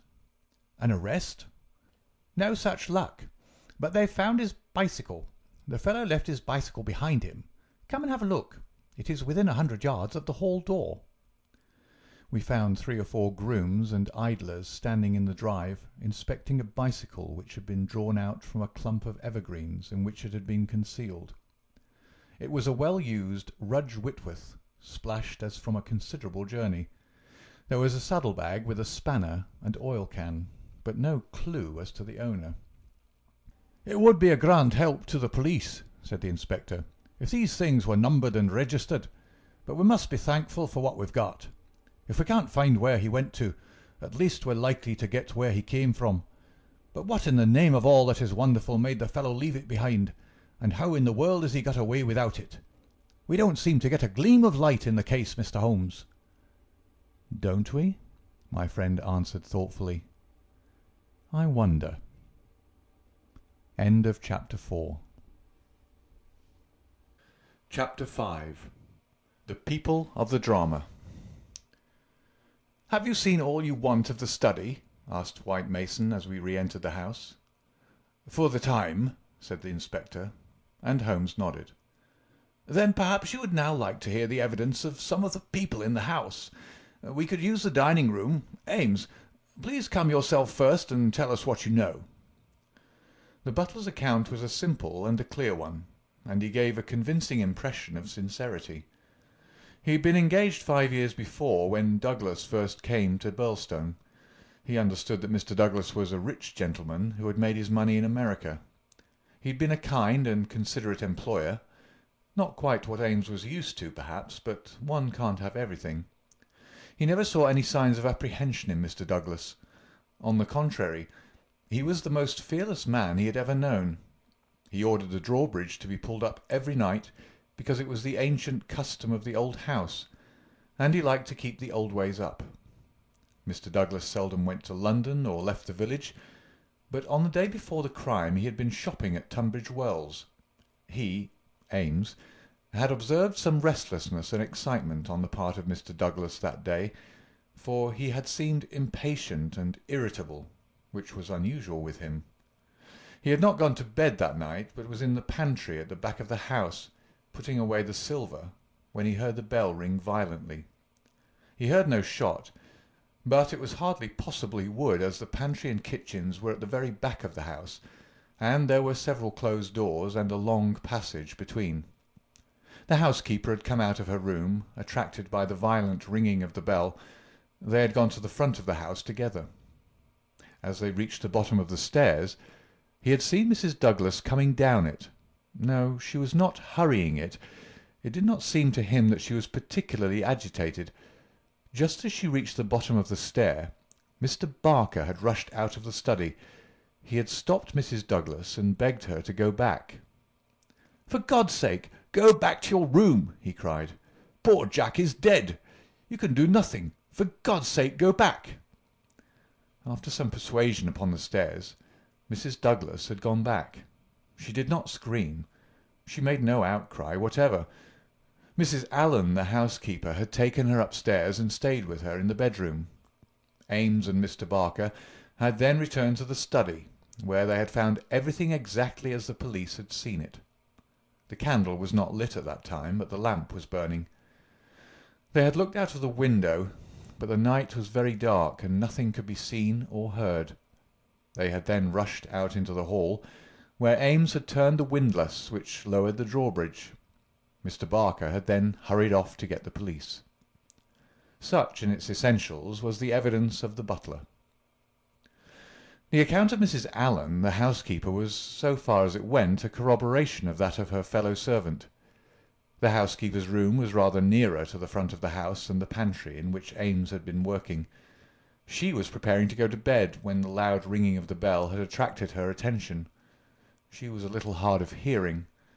Perhaps that was why she had not heard the shot. But in any case the study was a long way off.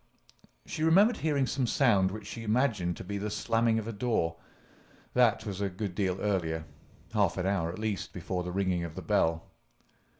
When Mr. Ames ran to the front, she went with him. She saw Mr. Barker, very pale and excited, come out of the study. He intercepted Mrs. Douglas, who was coming down the stairs. He entreated her to go back, and she answered him, but what she said could not be heard. "Take her up! Stay with her!" he had said to Mrs. Allen. She had therefore taken her to the bedroom and endeavoured to soothe her.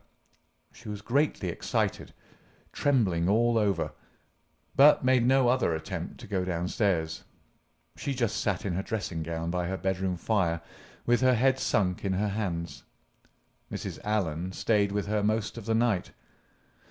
As to the other servants, they had all gone to bed, and the alarm did not reach them until just before the police arrived. They slept at the extreme back of the house, and could not possibly have heard anything. So far the housekeeper could add nothing on cross-examination save lamentations and expressions of amazement. Cecil Barker succeeded Mrs. Allen as a witness. As to the occurrences of the night before, he had very little to add to what he had already told the police. Personally, he was convinced that the murderer had escaped by the window. The bloodstain was conclusive, in his opinion, on that point. Besides, as the bridge was up, there was no other possible way of escaping. He could not explain what had become of the assassin, or why he had not taken his bicycle, if it were indeed his. He could not possibly have been drowned in the moat, which was at no place more than 3 feet deep. In his own mind he had a very definite theory about the murder. Douglas was a reticent man, and there were some chapters in his life of which he never spoke.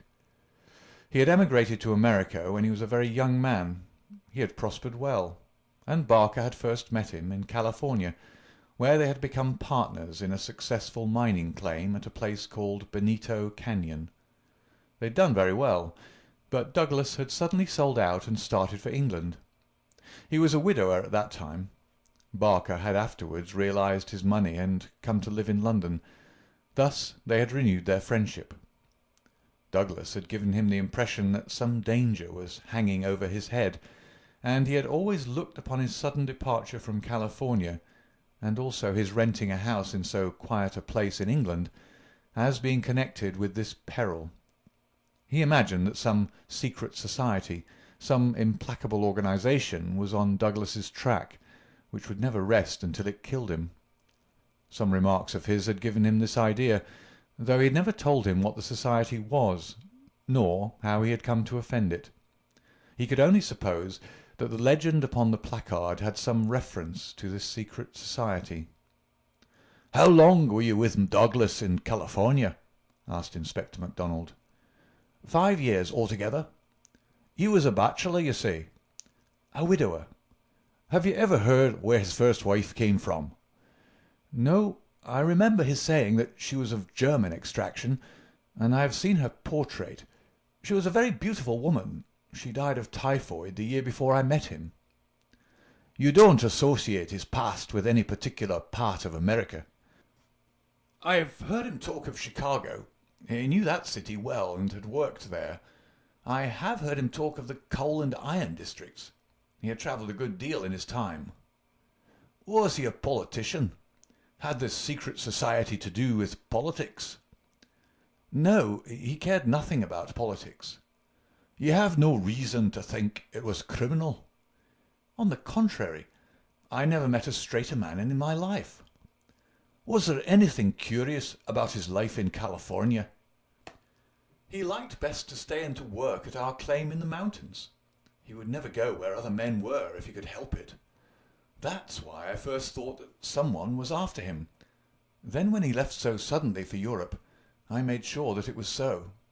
I believe that he had a warning of some sort. Within a week of his leaving, 6 men were inquiring for him. What sort of men? Well, they were a mighty hard-looking crowd. They came up to the claim and wanted to know where he was. I told them that he's gone to Europe, and that I did not know where to find him. They meant him no good. It was easy to see that. Were these men Americans? Californians? Well, I don't know about Californians. They were Americans all right, but they were not miners. I don't know what they were, and was very glad to see their backs. That was 6 years ago? Nearer 7. And then you were together 5 years in California, so that this business dates back a not less than 11 years at the least? That is so. It must be a very serious feud that would be kept up with such earnestness for as long as that. It'd be no light thing that would give rise to it. I think it shadowed his whole life. It was never quite out of his mind. But if a man had a dagger hanging over him and knew what it was, don't you think he would turn to the police for protection? Maybe it was some danger that he could not be protected against. There's one thing you should know. He always went about armed. His revolver was never out of his pocket. But by bad luck he was in his dressing gown and had left it in the bedroom last night. Once the bridge was up, I guess he thought he was safe. I should like these dates a little clearer, said MacDonald. It is quite 6 years since Douglas left California. You followed him next year, did you not? That is so. And he'd been married 5 years. He must have returned from the time of his marriage. About a month before. I was his best man. Did you know Mrs. Douglas before her marriage? No, I did not. I had been away from England for 10 years. But you have seen a good deal of her since? Barker looked sternly at the detective. I have seen a good deal of him since, he answered. If I have seen her, it is because you cannot visit a man without knowing his wife. If you imagine there's any connection... I imagine nothing, Mr. Barker. I'm bound to make every inquiry which can bear upon the case, but I mean no offence. Some inquiries are offensive, Barker answered angrily. It's only the facts that we want. 'Tis in your interest and everyone's interest that they should be cleared up. Did Mr. Douglas entirely approve your friendship with his wife? Barker grew paler, and his great strong hands were clasped convulsively together. "You have no right to ask such questions," he cried. "What has this to do with the matter you're investigating?" "I must repeat the question." "Well, I refuse to answer."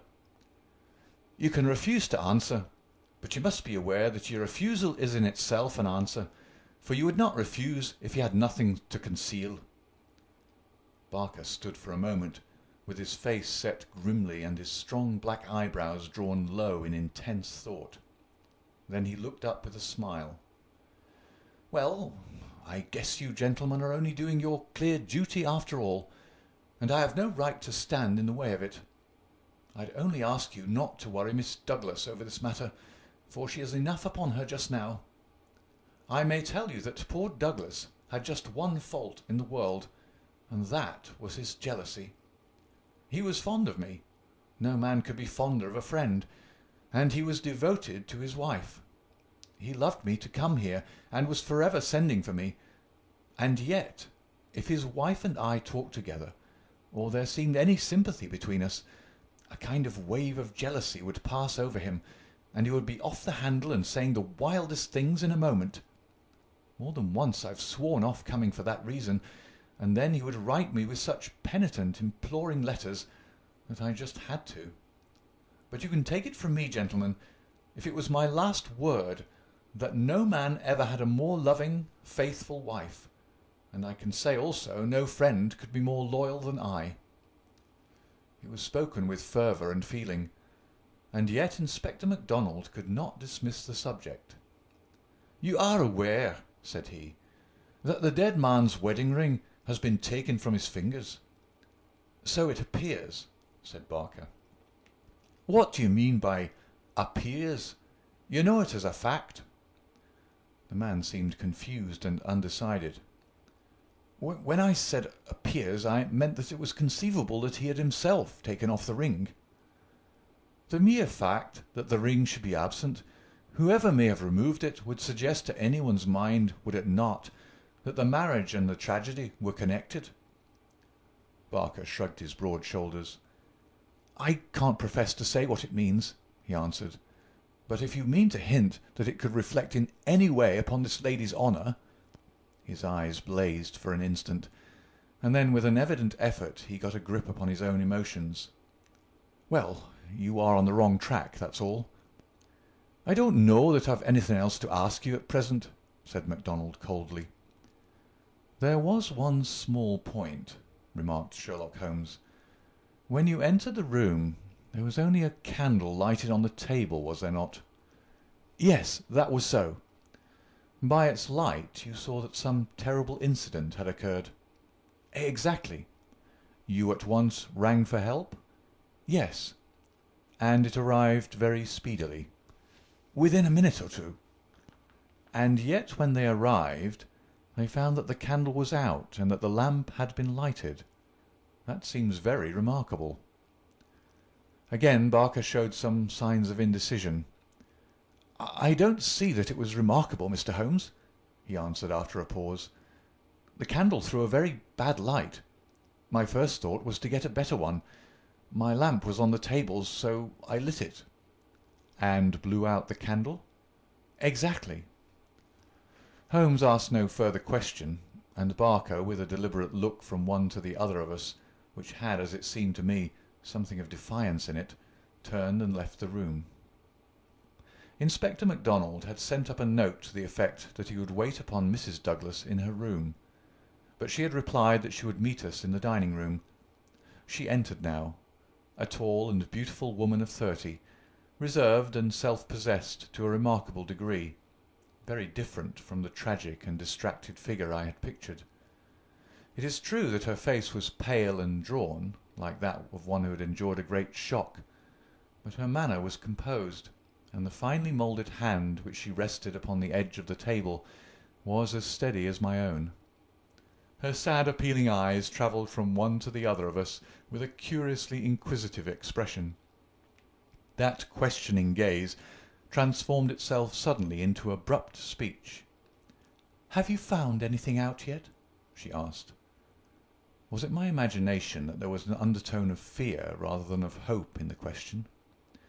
"We have taken every possible step, Mrs. Douglas," said the inspector. "You may rest assured that nothing will be neglected." "Spare no money," she said in a dead even tone. "It is my desire that every possible effort should be made." "Perhaps you can tell us something which may throw some light upon the matter." "I fear not, but all I know is at your service." "We've heard from Mr. Cecil Barker that you did not actually see, that you were never in the room where the tragedy occurred." "No, he turned me back upon the stairs. He begged me to return to my room." "Quite so. You had heard the shot, and you had at once come down. I put on my dressing gown, and then came down. How long was it after hearing the shot that you were stopped on the stair by Mr. Barker? It may have been a couple of minutes. It is so hard to reckon time at such a moment. He implored me not to go on. He assured me that I could do nothing. Then Mrs. Allen, the housekeeper, led me upstairs again. It was all like some dreadful dream. Can you give us any idea how long your husband had been downstairs before you heard the shot? No, I cannot say. He went from his dressing-room, and I did not hear him go. He did the round of the house every night, for he was nervous of fire. It is the only thing that I have ever known him nervous of. That is just the point which I want to come to, Mrs. Douglas. You have known your husband only in England, have you not? Yes, we have been married 5 years. Have you heard him speak of anything which occurred in America, and might bring some danger upon him? Mrs. Douglas thought earnestly before she answered. Yes, she said at last. I have always felt that there was a danger hanging over him. He refused to discuss it with me. It was not from want of confidence in me. There was the most complete love and confidence between us, but it was out of his desire to keep all alarm away from me. He thought I should brood over it if I knew all, and so he was silent. How did you know it, then? Mrs. Douglas' face lit with a quick smile.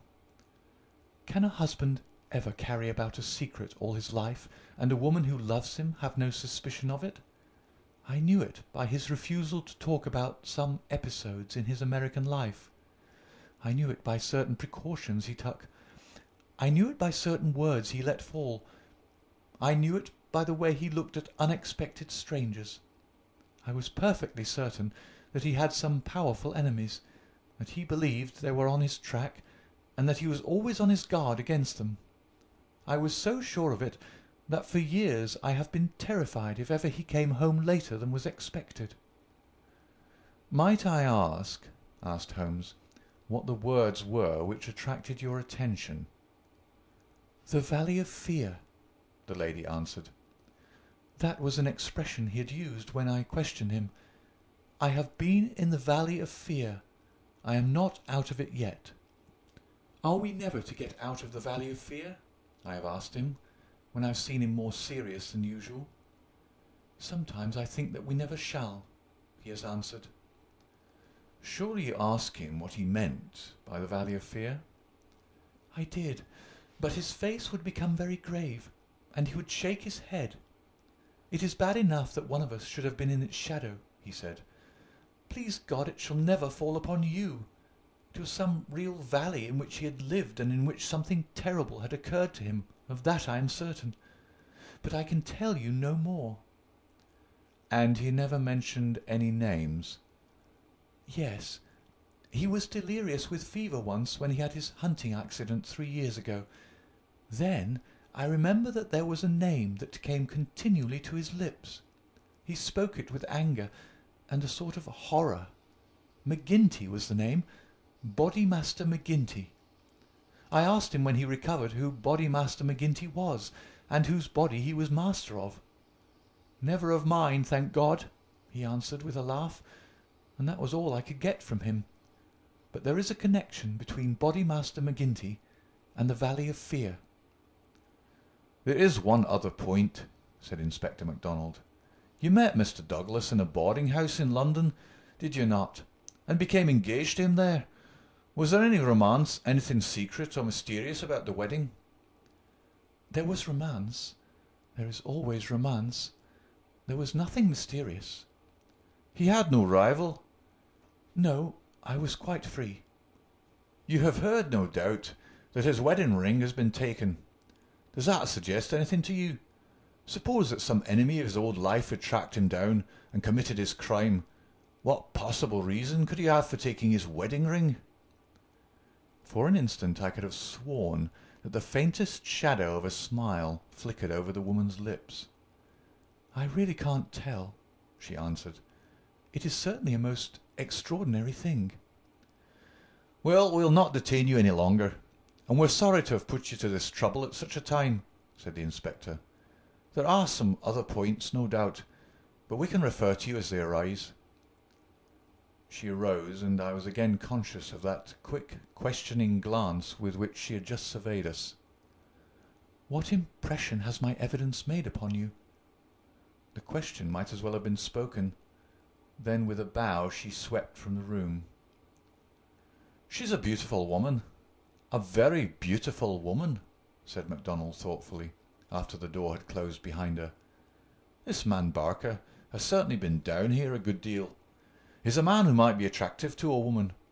He admits that the dead man was jealous, and maybe he knew best himself what cause he had for jealousy. Then there's that wedding ring. You can't get past that. The man who tears a wedding ring off a dead man's... What do you say to that, Mr. Holmes?" My friend had sat with his head upon his hands, sunk in the deepest thought. Now he rose and rang the bell. "Ames," he said, when the butler entered, "where is Mr. Cecil Barker now?" "I'll see, sir."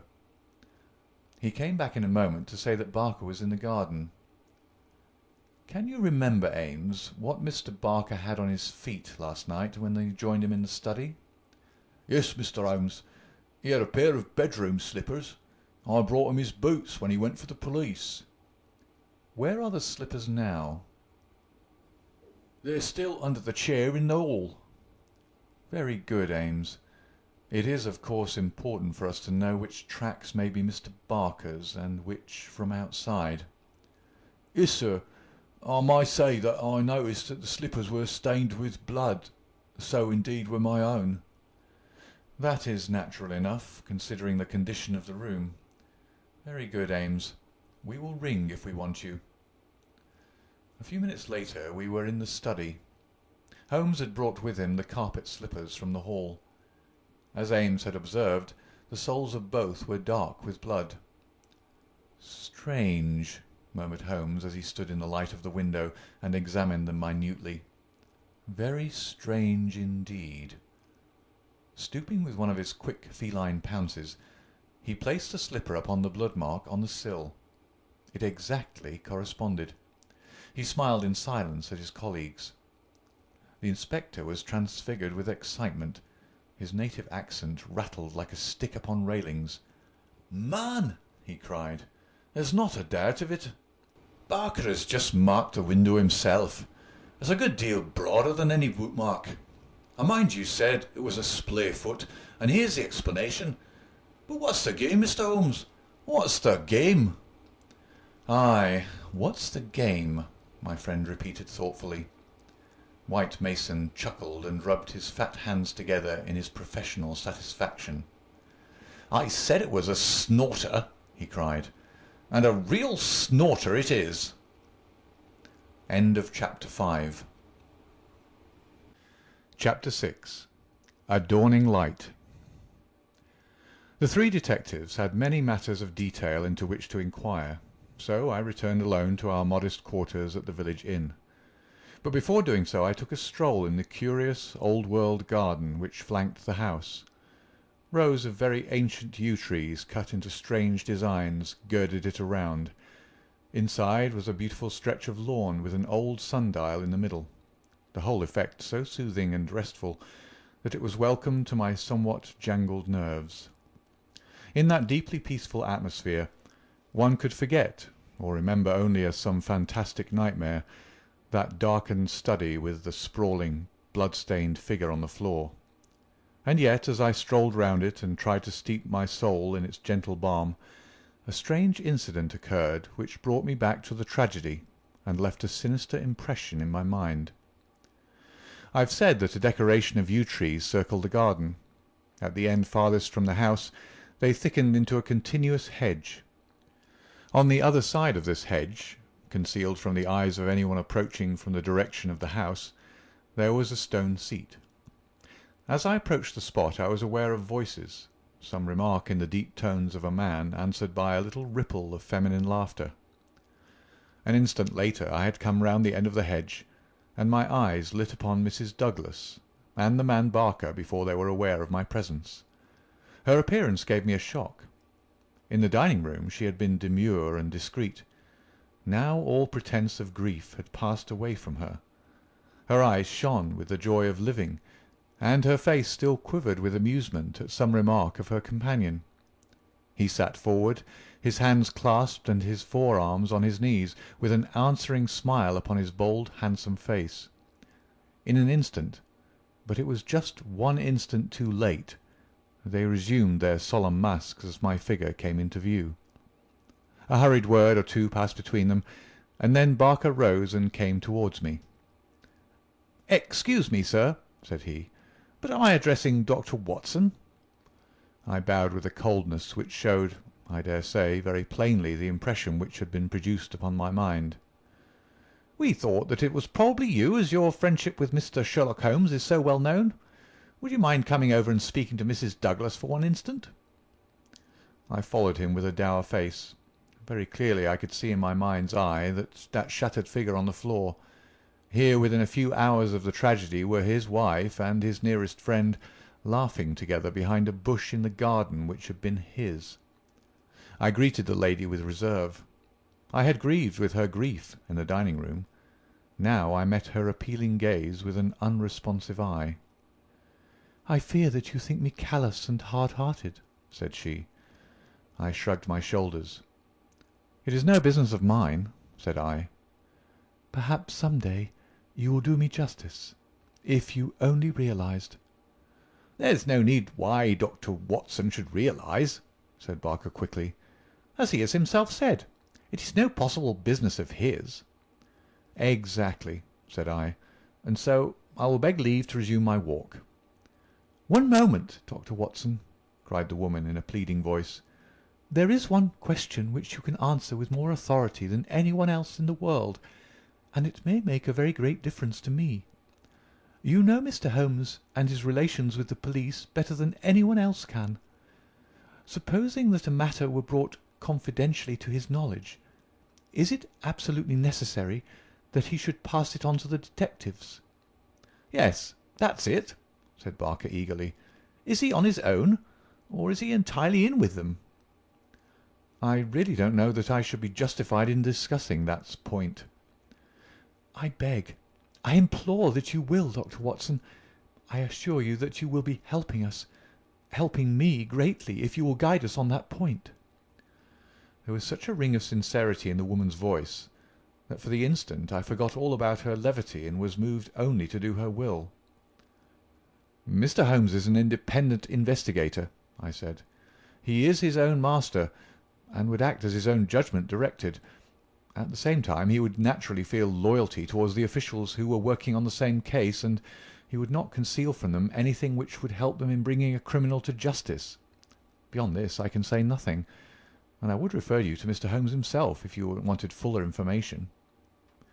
So saying, I raised my hat and went upon my way, leaving them still seated behind that concealing hedge.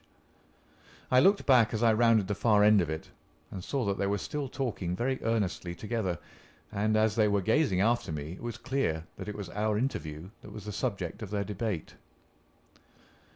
"I wish none of their confidences," said Holmes when I reported to him what had occurred. He had spent the whole afternoon at the Manor House in consultation with his two colleagues, and returned about 5 with a ravenous appetite for a high tea which I had ordered for him.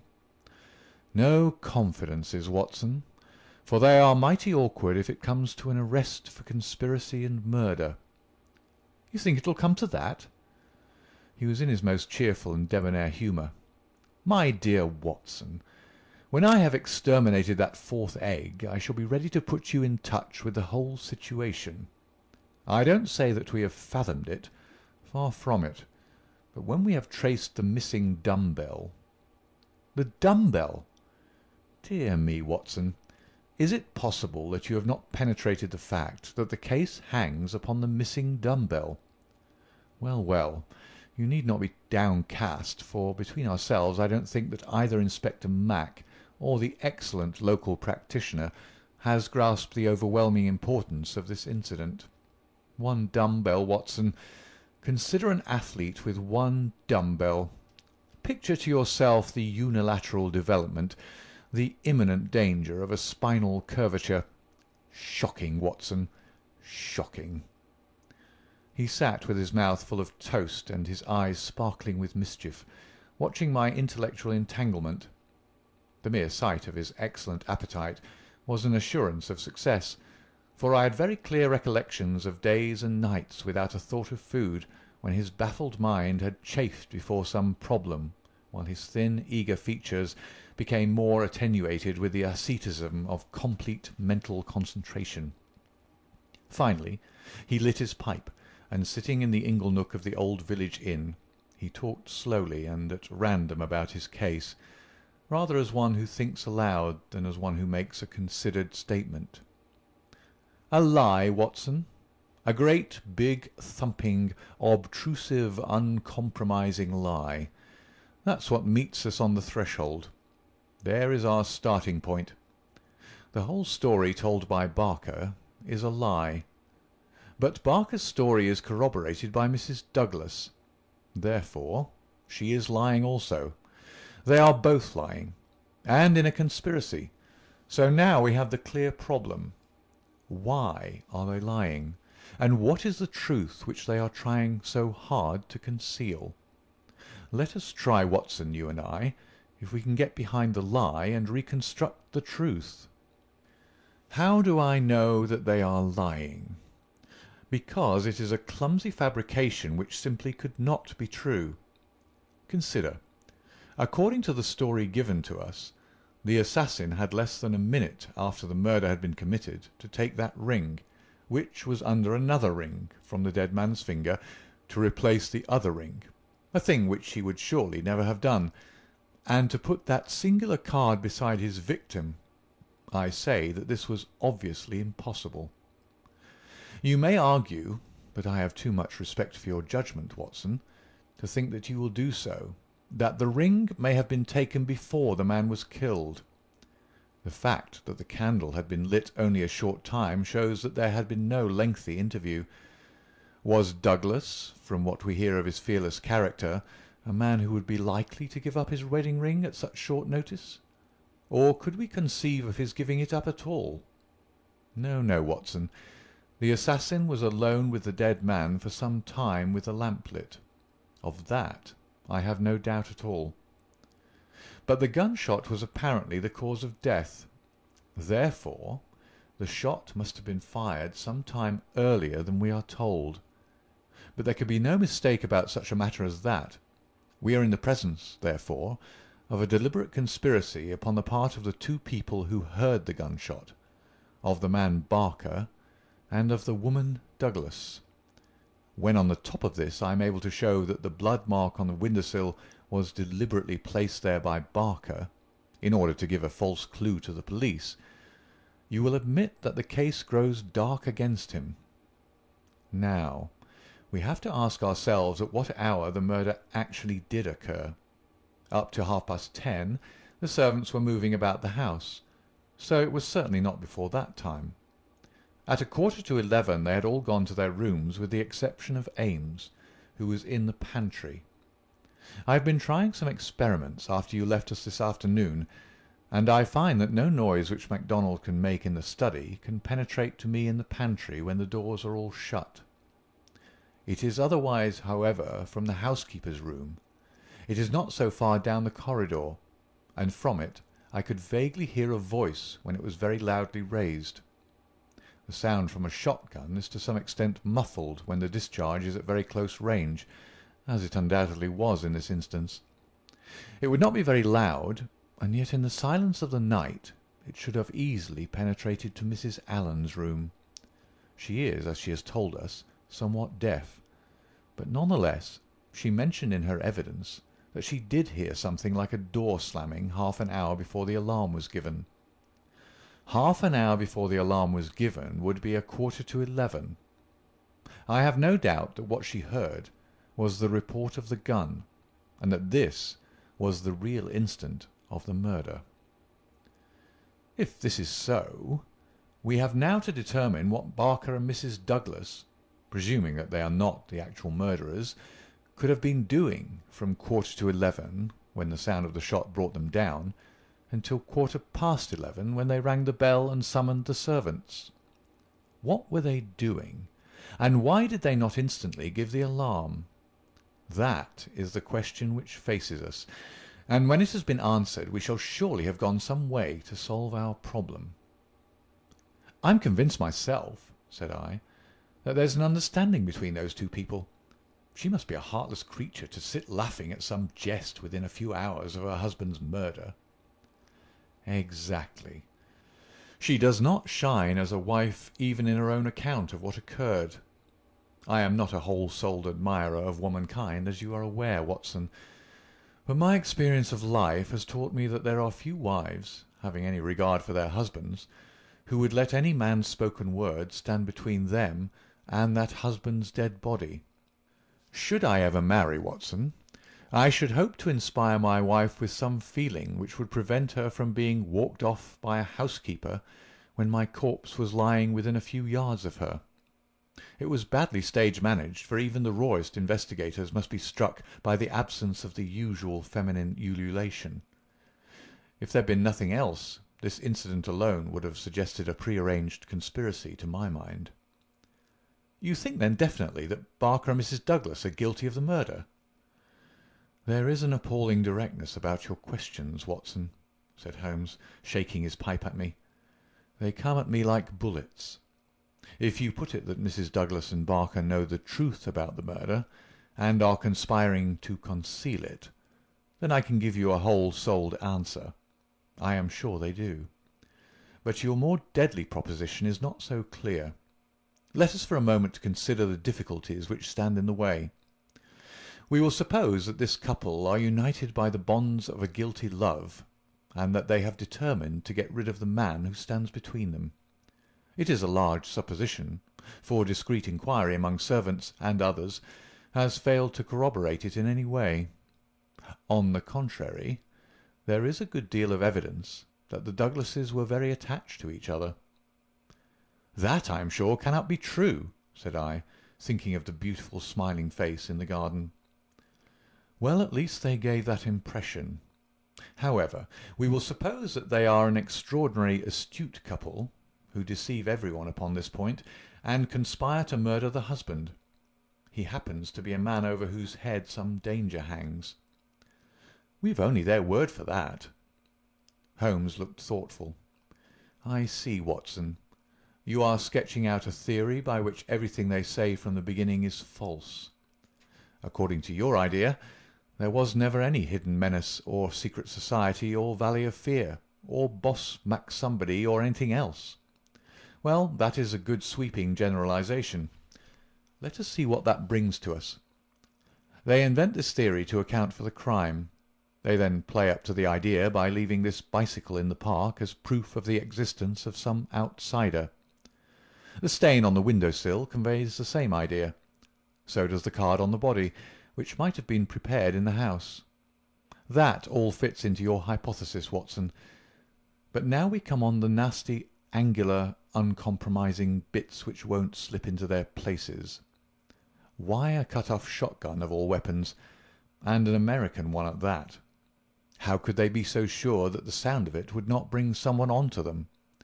It's a mere chance, is it, that Mrs. Allen did not start out to inquire for the slamming door? Why did your guilty couple do all this, Watson? I confess I can't explain it. Then again, if a woman and her lover conspire to murder a husband, are they going to advertise their guilt by ostentatiously removing his wedding ring after his death? Does that strike you as very probable, Watson? No, it doesn't. And once again, if the thought of leaving a bicycle concealed outside had occurred to you, would it really have seemed worth doing, when the dullest detective would naturally say this is an obvious blind, as the bicycle is the first thing which the fugitive needed in order to make his escape? I can conceive of no explanation. And yet there should be no combination of events for which the wit of man cannot conceive an explanation. Simply as a mental exercise, without any assertion that it is true, let me indicate a possible line of thought.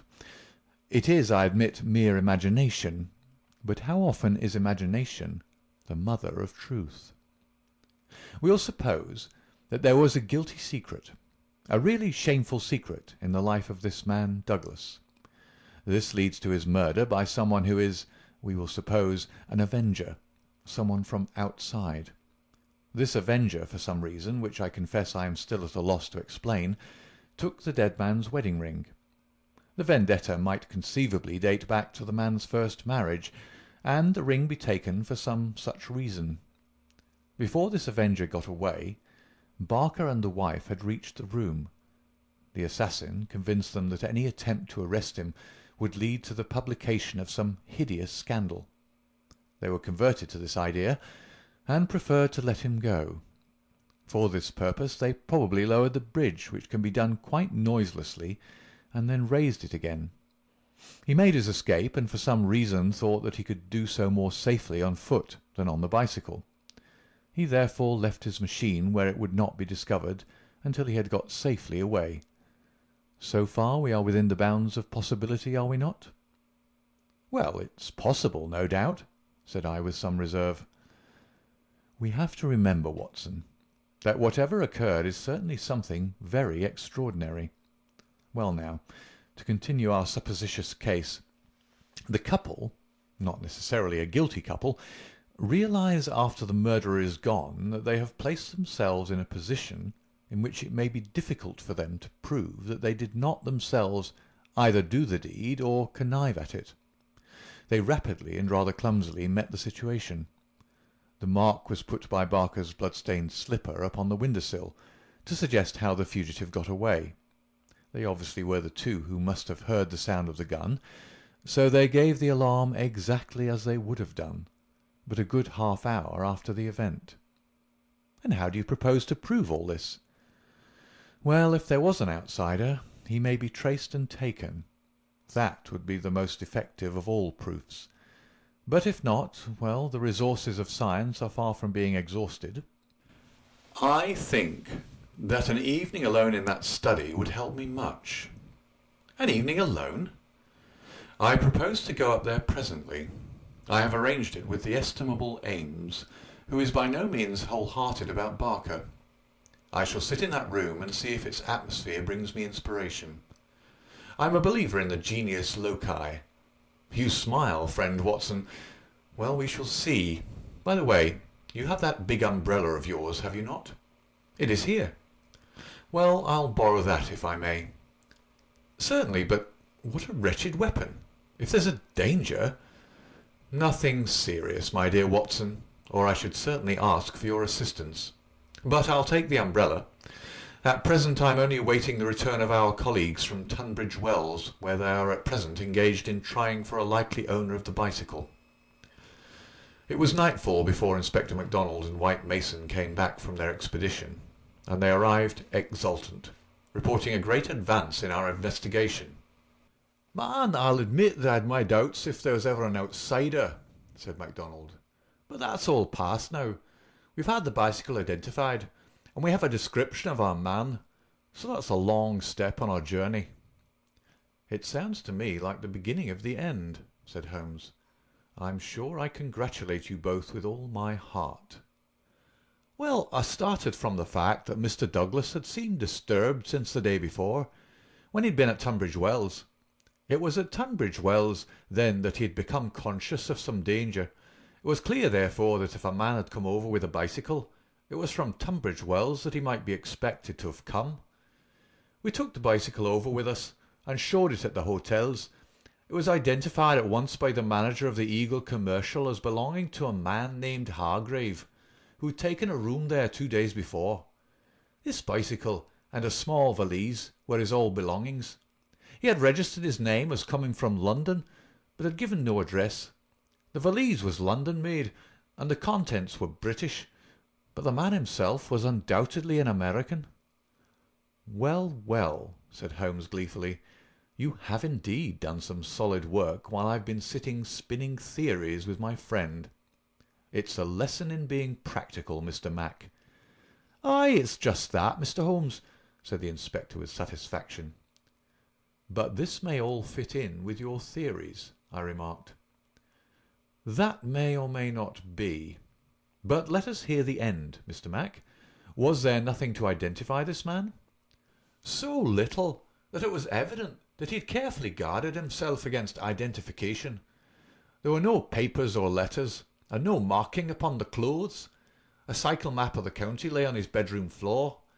He'd left the hotel after breakfast yesterday morning on his bicycle, and no more was heard of him until our inquiries. "That's what puzzles me, Mr. Holmes," said White Mason. "If the fellow did not want the hue and cry raised over him, one would imagine that he would have returned and remained at the hotel as an inoffensive tourist. As it is, he must know that he will be reported to the police by the hotel manager, and that his disappearance will be connected with the murder." So one would imagine. Still, he has been justified of his wisdom up to date, at any rate, since he has not been taken. But his description, what of that? MacDonald referred to his notebook. Here we have it so far as they could give it. They don't seem to have taken every particular stock of him, but still the porter, the clerk, and the chambermaid are all agreed that this about covers the points. He was a man about 5'9" in height, 50 or so years of age, his hair slightly grizzled, a greyish moustache, a curved nose, and a face which all of them described as fierce and forbidding. Well, bar the expression that might almost be a description of Douglas himself, said Holmes. He's just over 50, with grizzled hair and moustache, and about the same height. Did you get anything else? He was dressed in a heavy grey suit, with a reefer jacket, and he wore a short yellow overcoat and a soft cap. What about the shotgun? It is less than 2 feet long. It could very well have fitted into his valise. He could have carried it inside his overcoat without difficulty. And how do you consider that all this bears upon the general case? Well, Mr. Holmes, said MacDonald, when we've got our man, and you may be sure that I had his description on the wires within 5 minutes of hearing it, we shall be better able to judge it. But even as it stands, we've surely gone a long way. We know that an American, calling himself Hargrave, came to Tunbridge Wells 2 days ago with bicycle and valise. In the latter was a sawed-off shotgun, so he came with a deliberate purpose of crime. Yesterday morning he set off for this place on his bicycle with his gun concealed in his overcoat.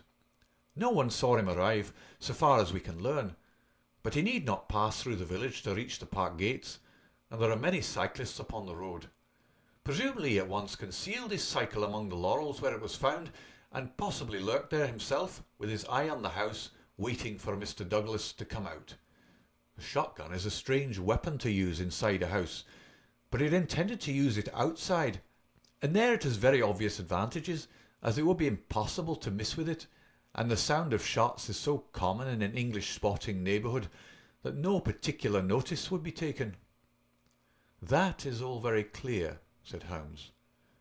Well, Mr. Douglas did not appear. What was he to do next? He left his bicycle and approached the house in the twilight. He found the bridge down and no one about. He took his chance, intending no doubt to make some excuse if he met someone. He met no one. He slipped into the first room that he saw, and concealed himself behind a curtain. Thence he could see that drawbridge go up, and he knew that his only escape was through the moat. He waited until 11:15, when Mr. Douglas, upon his usual nightly round, came into the room. He shot him and escaped, as arranged. He was aware that the bicycle would be described by the hotel people and be a clue against him, so he left it there and made his way by some other means to London or to some safe hiding place which he'd already arranged. How's that, Mr. Holmes? Well, Mr. Mac, it is very good and very clear so far as it goes. That is your end of the story. My end is that the crime was committed half an hour earlier than reported, that Mrs. Douglas and Barker are both in a conspiracy to conceal something, that they aided the murderer's escape, or at least that they reached the room before he escaped, and that they fabricated evidence of his escape through the window, whereas in all probability they had themselves let him go by lowering the bridge. That's my reading of the first half. The two detectives shook their heads. Well, Mr. Holmes, if this is true, we only tumble out of one mystery into another, said the London inspector. "And in some ways a worse one," added White Mason. "The lady has never been in America in all her life. What possible connection could she have with an American assassin which would cause her to shelter him?" "I freely admit the difficulties," said Holmes. "I propose to make a little investigation of my own tonight, and it is just possible that it may contribute something to the common cause." "Can we help you, Mr. Holmes?" "No, no. Darkness and Dr. Watson's umbrella. My wants are simple. And Ames, the faithful Ames. No doubt he will stretch a point for me. All my lines of thought lead me back invariably to the one basic question. Why should an athletic man develop his frame upon so unnatural an instrument as a single dumbbell?" It was late that night when Holmes returned from his solitary excursion. We slept in a double-bedded room, which was the best that the little country inn could do for us. I was already asleep when I was partly awakened by his entrance. "Well, Holmes," I murmured, "have you found anything out?" He stood beside me in silence, his candle in his hand. Then the tall, lean figure inclined towards me. "I say, Watson," he whispered, "would you be afraid to sleep in the same room with a lunatic, a man with softening of the brain, an idiot whose mind has lost its grip?" "Not in the least," I answered in astonishment. "Ah, that's lucky," he said, and not another word would he utter that night. End of Chapter 6. Chapter 7. The Solution. Next morning, after breakfast, we found Inspector MacDonald and White Mason seated in close consultation in the small parlour of the local police sergeant. On the table in front of them were piled a number of letters and telegrams, which they were carefully sorting and docketing. 3 had been placed on one side. "Still on the track of the elusive bicyclist?" Holmes asked cheerfully. "What is the latest news of the ruffian?" MacDonald pointed ruefully to his heap of correspondence. "He is at present reported from Leicester, Nottingham, Southampton, Derby, East Ham, Richmond, and 14 other places. In 3 of them, East Ham, Leicester, and Liverpool, there is a clear case against him, and he has actually been arrested. This country seems to be full of the fugitives with yellow coats." "Dear me," said Holmes sympathetically. "Now, Mr. Mac, and you, Mr. White Mason, I wish to give you a very earnest piece of advice. When I went into this case with you, I bargained, as you will no doubt remember, that I should not present you with half-proved theories, but that I should retain and work out my own ideas until I had satisfied myself that they were correct.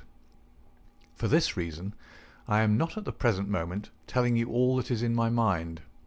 On the other hand, I said that I would play the game fairly by you, and I do not think it is a fair game to allow you for one unnecessary moment to waste your energies upon a profitless task. Therefore I am here to advise you this morning, and my advice to you is summed up in 3 words. Abandon the case." MacDonald and White Mason stared in amazement at their celebrated colleague. "You consider it hopeless?" cried the inspector. "I consider your case to be hopeless. I do not consider that it is hopeless to arrive at the truth." "But this cyclist is not an invention. We have his description, his valise, his bicycle. The fellow must be somewhere. Why should we not get him?" Yes, no doubt he is somewhere, and no doubt we shall get him. But I would not have you waste your energies in East Ham or Liverpool. I am sure that we can find some shorter cut to a result." "You're holding something back. It's hardly fair of you, Mr. Holmes." The inspector was annoyed. "You know my methods of work, Mr. Mac, but I will hold it back for the shortest time possible. I only wish to verify my details in one way, which can very readily be done, and then I make my bow and return to London, leaving my results entirely at your service. I owe you too much to act otherwise, for in all my experience I cannot recall any more singular and interesting study." "This is clean beyond me, Mr. Holmes. We saw you when we returned from Tunbridge Wells last night, And you're in general agreement with our results? What has happened since then to give you a completely new idea of the case?" "Well, since you ask me, I spent, as I told you that I would, some hours last night at the Manor House." "Well, what happened?" I can only give you a very general answer to that for the moment. By the way, I have been reading a short but clear and interesting account of the old building, purchasable at the modest sum of 1 penny from the local tobacconist. Here Holmes drew a small tract, embellished with a rude engraving of the ancient manor house, from his waistcoat pocket. "It immensely adds to the zest of an investigation, my dear Mr. Mac, when one is in conscious sympathy with the historical atmosphere of one's surroundings. Don't look so impatient, for I assure you that even so bald an account as this raises some sort of picture of the past in one's mind. Permit me to give you an example. Erected in the 5th year of the reign of James I, and standing upon the site of a much older building, the Manor House of Birlstone presents one of the finest surviving examples of the moated Jacobean residence." "You're making fools of us, Mr. Holmes." "Tut, tut, Mr. Mac. The first sign of temper I have detected in you. Well, I won't read it verbatim, since you feel so strongly upon the subject. But when I tell you that there is some account of the taking of the place by a parliamentary colonel in 1644, of the concealment of Charles for several days in the course of the Civil War, and finally of a visit there by the 2nd George, you will admit that there are various associations of interest connected with this ancient house." "I don't doubt it, Mr. Holmes, but that is no business of ours." "Is it not? Is it not? Breadth of view, my dear Mr. Mac, is one of the essentials of our profession. The interplay of ideas and the oblique uses of knowledge are often of extraordinary interest. You will excuse these remarks from one who, though a mere connoisseur of crime, is still rather older and perhaps more experienced than yourself." "I'm the first to admit that," said the detective heartily. "You get to your point, I admit, but you have such a deuced round-the-corner way of doing it." "Well, well, I'll drop past history and get down to present-day facts. I called last night, as I have already said, at the Manor House. I did not see either Barker or Mrs. Douglas. I saw no necessity to disturb them, but I was pleased to hear that the lady was not visibly pining, and that she had partaken of an excellent dinner. My visit was specially made to the good Mr. Ames, with whom I exchanged some amiabilities which culminated in his allowing me, without reference to anyone else, to sit alone for a time in the study." "What, with that?" I ejaculated. "No, no, everything is now in order. You gave permission for that, Mr. Mac. As I am informed, the room was in its normal state, and in it I passed an instructive quarter of an hour." "What were you doing?" "Well, not to make a mystery of so simple a matter, I was looking for the missing dumb-bell. It has always bulked rather large in my estimate of the case.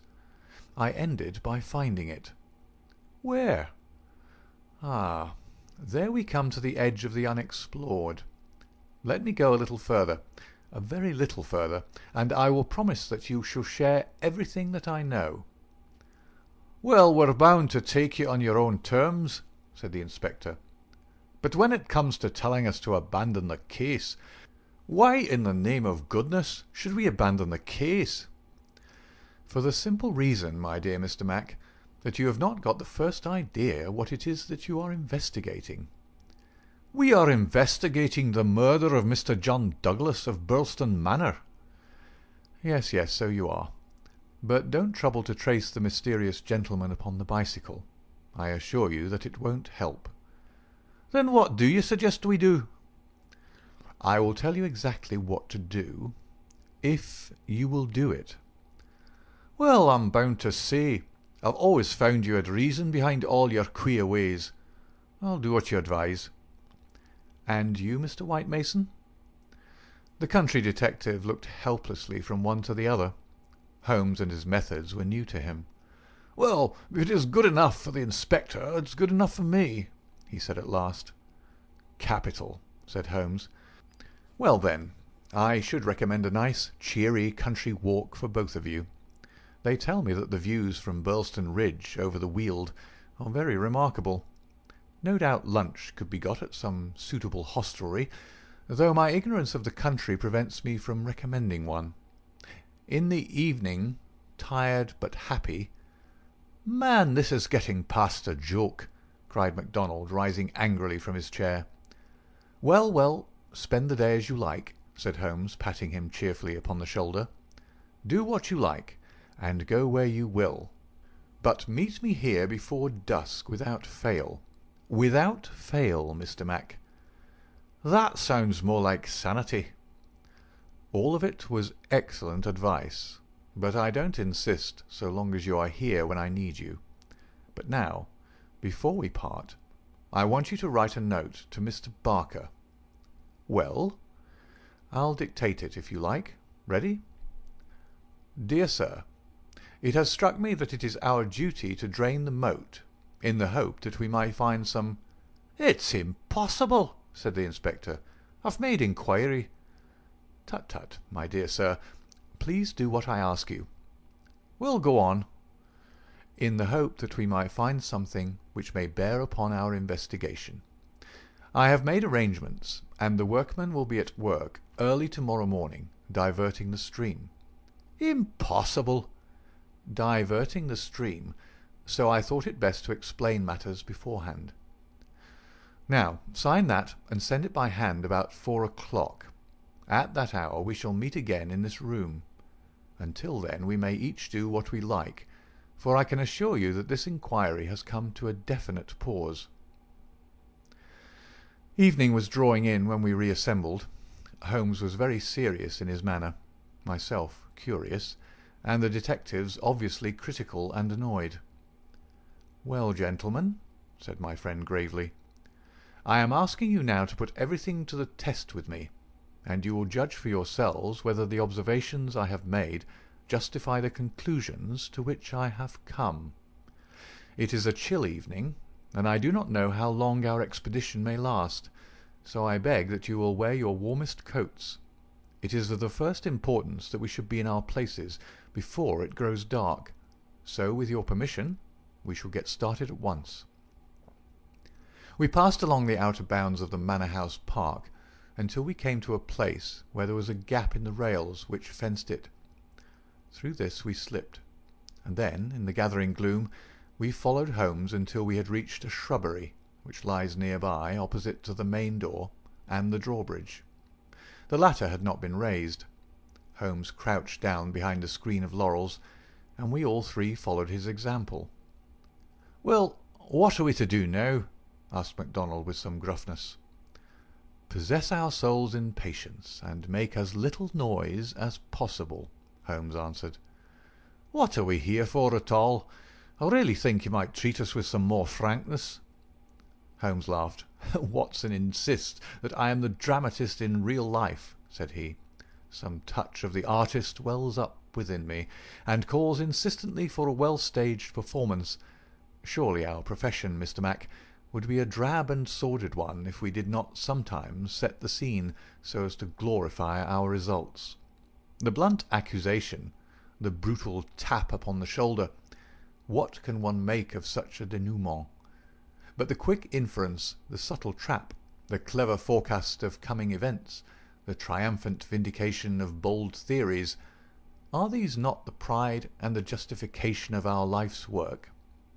At the present moment you thrill with the glamour of the situation and the anticipation of the hunt. Where would be that thrill if I had been as definite as a timetable? I only ask a little patience, Mr. Mac, and all will be clear to you." "Well, I hope the pride and justification and the rest of it will come before we all get our death of cold," said the London detective with comic resignation. We all had good reason to join in the aspiration, for our vigil was a long and bitter one. Slowly the shadows darkened over the long, sombre face of the old house. A cold, damp reek from the moat chilled us to the bones and set our teeth chattering. There was a single lamp over the gateway, and a steady globe of light in the fatal study. Everything else was dark and still. "How long is this to last?" asked the inspector finally. "And what is it we're waiting for?" "I have no more notion than you how long it is to last," Holmes answered with some asperity. "If criminals would always schedule their movements like railway trains, it would certainly be more convenient for all of us. As to what it is well, that's what we're watching for." As he spoke, the bright yellow light in the study was obscured by somebody passing to and fro before it. The laurels among which we lay were immediately opposite the window, and not more than 100 feet from it. Presently it was thrown open with a whining of hinges, and we could dimly see the dark outline of a man's head and shoulders looking out into the gloom. For some minutes he peered forth in furtive, stealthy fashion, as one who wishes to be assured that he is unobserved. Then he leaned forward, and in the intense silence we were aware of the soft lapping of agitated water. He seemed to be stirring up the moat with something which he held in his hand. Then suddenly he hauled something in as a fisherman lands a fish, some large round object which obscured the light as it was dragged through the open casement. "Now!" cried Holmes. "Now!" We were all upon our feet, staggering after him with our stiffened limbs, while he ran swiftly across the bridge and rang violently at the bell. There was the rasping of bolts from the other side, and the amazed Ames stood in the entrance. Holmes brushed him aside without a word, and, followed by all of us, rushed into the room which had been occupied by the man whom we had been watching. The oil lamp on the table represented the glow which we had seen from outside. It was now in the hand of Cecil Barker, who held it towards us as we entered.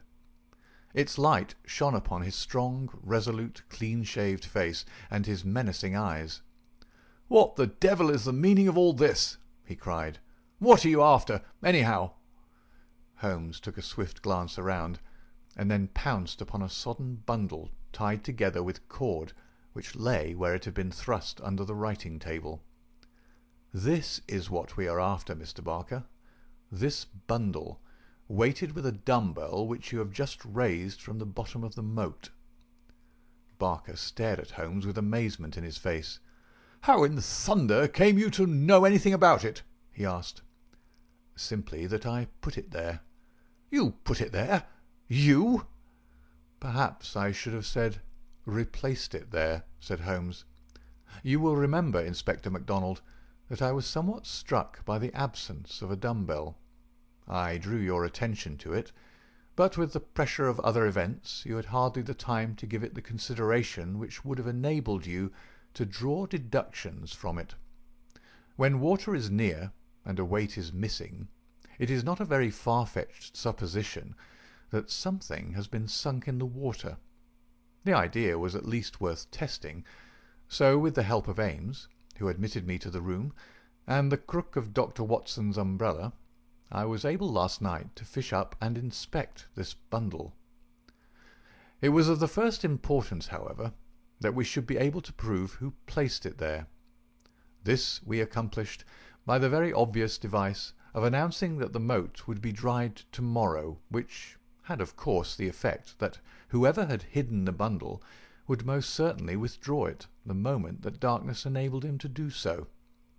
We have no less than 4 witnesses as to who it was who took advantage of the opportunity, and so, Mr. Barker, I think the word lies now with you." Sherlock Holmes put the sopping bundle upon the table beside the lamp, and undid the cord which bound it. From within he extracted a dumbbell, which he tossed down to its fellow in the corner. Next he drew forth a pair of boots. "American, as you perceive," he remarked, pointing to the toes. Then he laid upon the table a long, deadly, sheathed knife. Finally he unravelled a bundle of clothing comprising a complete set of underclothes, socks, a grey tweed suit, and a short yellow overcoat. "The clothes are commonplace," remarked Holmes, save only the overcoat, which is full of suggestive touches. He held it tenderly towards the light.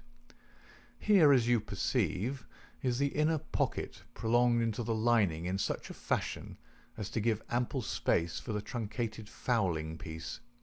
The tailor's tab is on the back. Neil Outfitter, Vermissa, USA.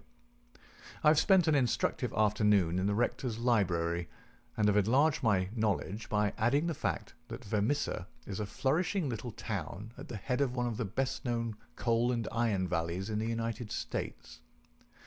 I have some recollection, Mr. Barker, that you associated the coal districts with Mr. Douglas's first wife, and it would surely not be too far-fetched an inference that the V.V. upon the card by the dead body might stand for Vermissa Valley, or that this very valley, which sends forth emissaries of murder, may be that valley of fear which we have heard.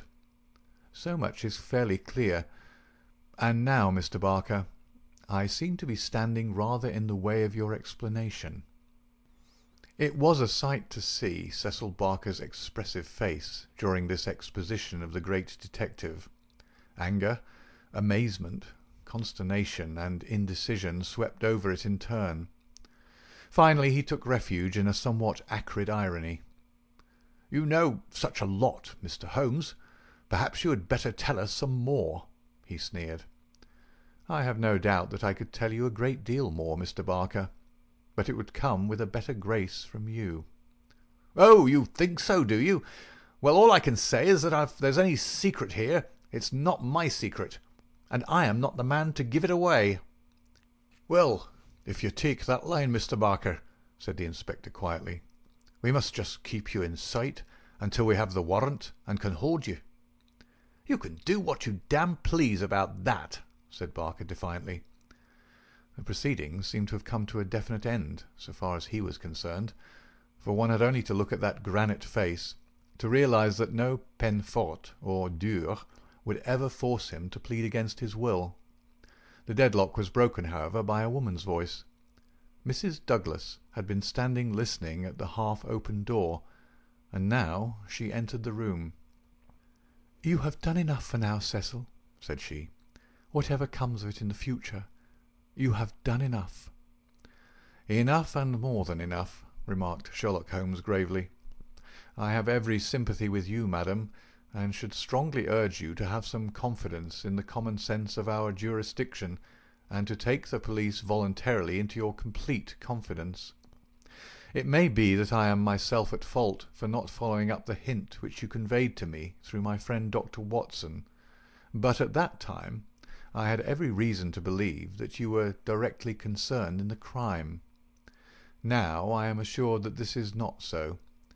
At the same time there is much that is unexplained, and I should strongly recommend that you ask Mr. Douglas to tell us his own story." Mrs. Douglas gave a cry of astonishment at Holmes's words.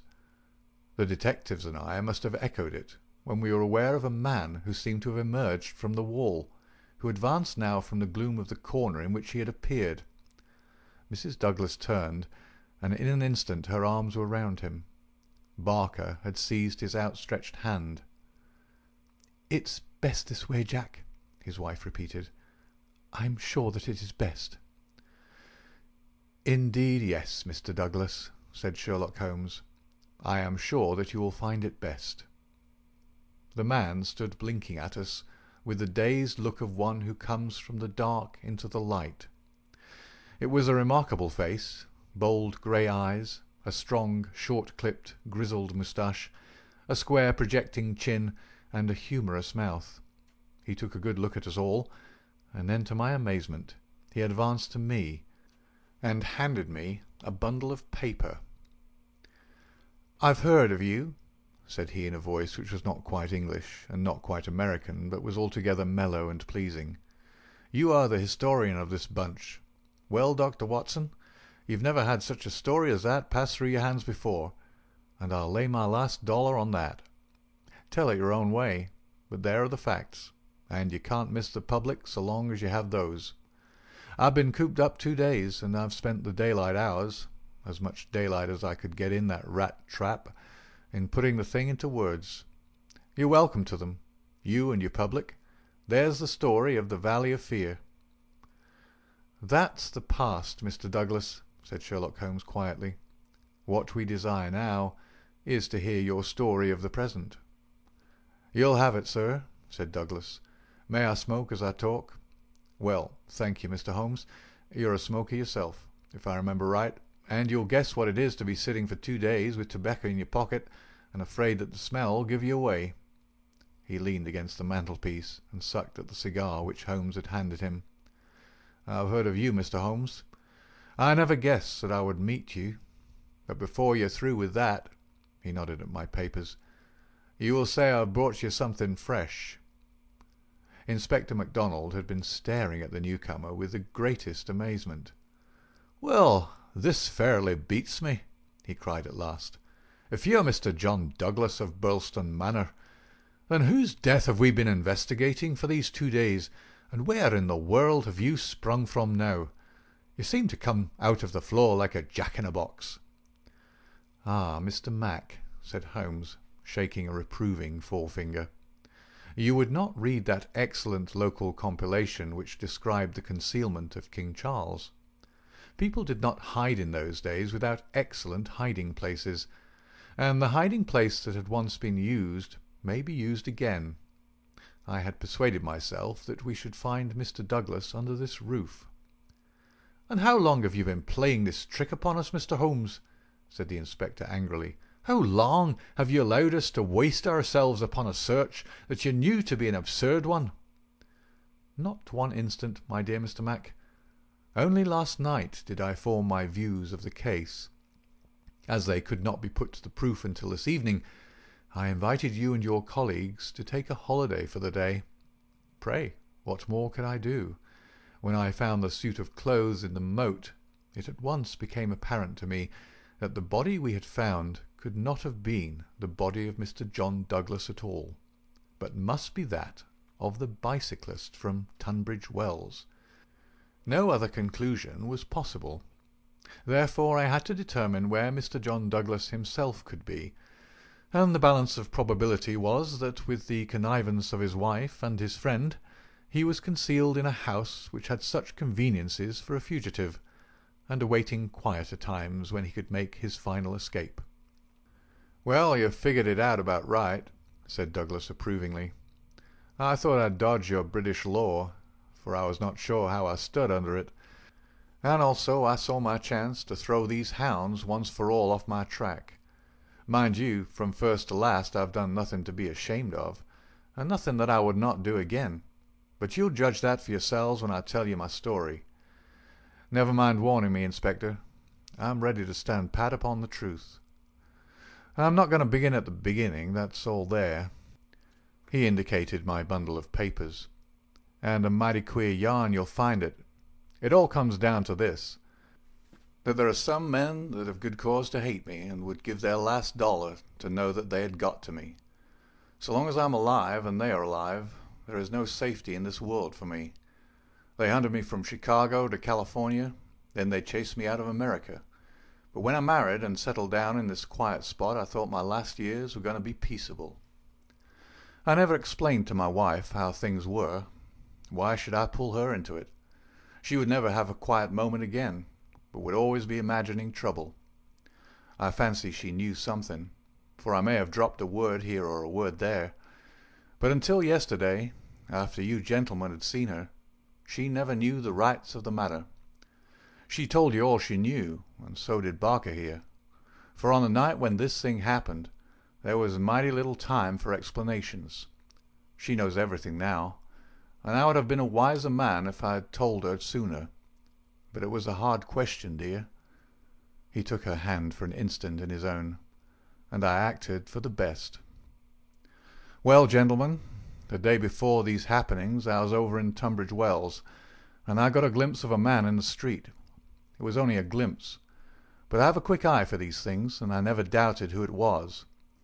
It was the worst enemy I had among them all, one who has been after me like a hungry wolf after a caribou all these years. I knew there was trouble coming, and I came home and made ready for it. I guess I'd fight through it all right on my own. My luck was a proverb in the States about 76. I never doubted that it would be with me still. I was on my guard all that next day and never went out into the park. It's as well, or he'd have had the drop on me with that buckshot gun of his before ever I could draw on him.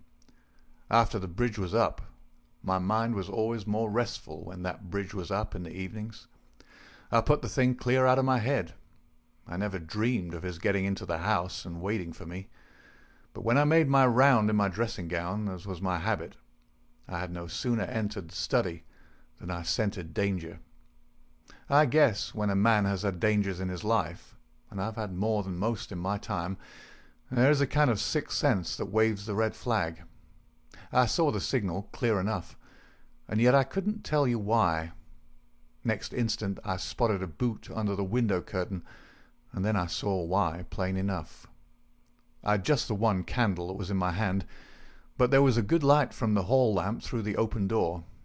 I put down the candle and jumped for a hammer that I'd left on the mantel. At the same moment he sprang at me. I saw the glint of a knife, and I lashed at him with the hammer.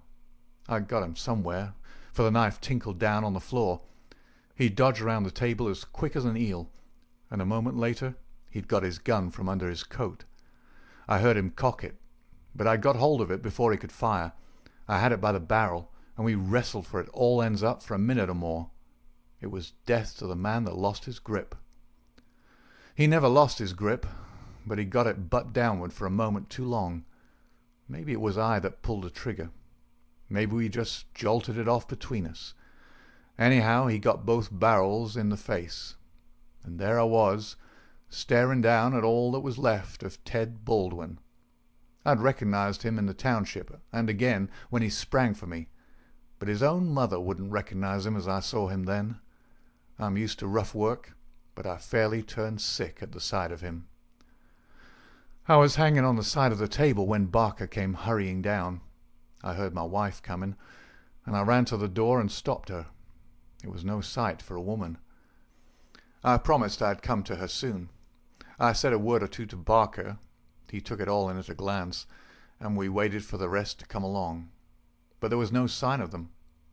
Then we understood that they could hear nothing, and that all that had happened was known only to ourselves.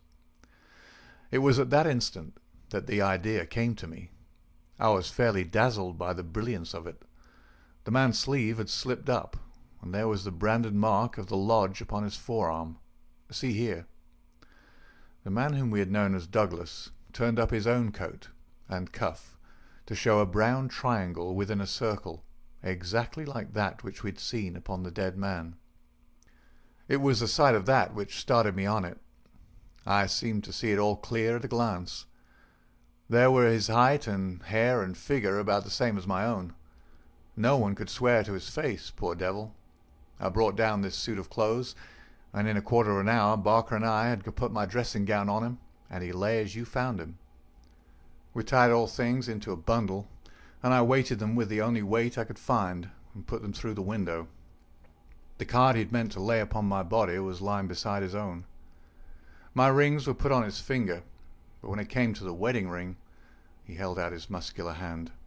You can see for yourselves that I had struck the limit. I have not moved it since the day I was married, and it would have taken a file to get it off.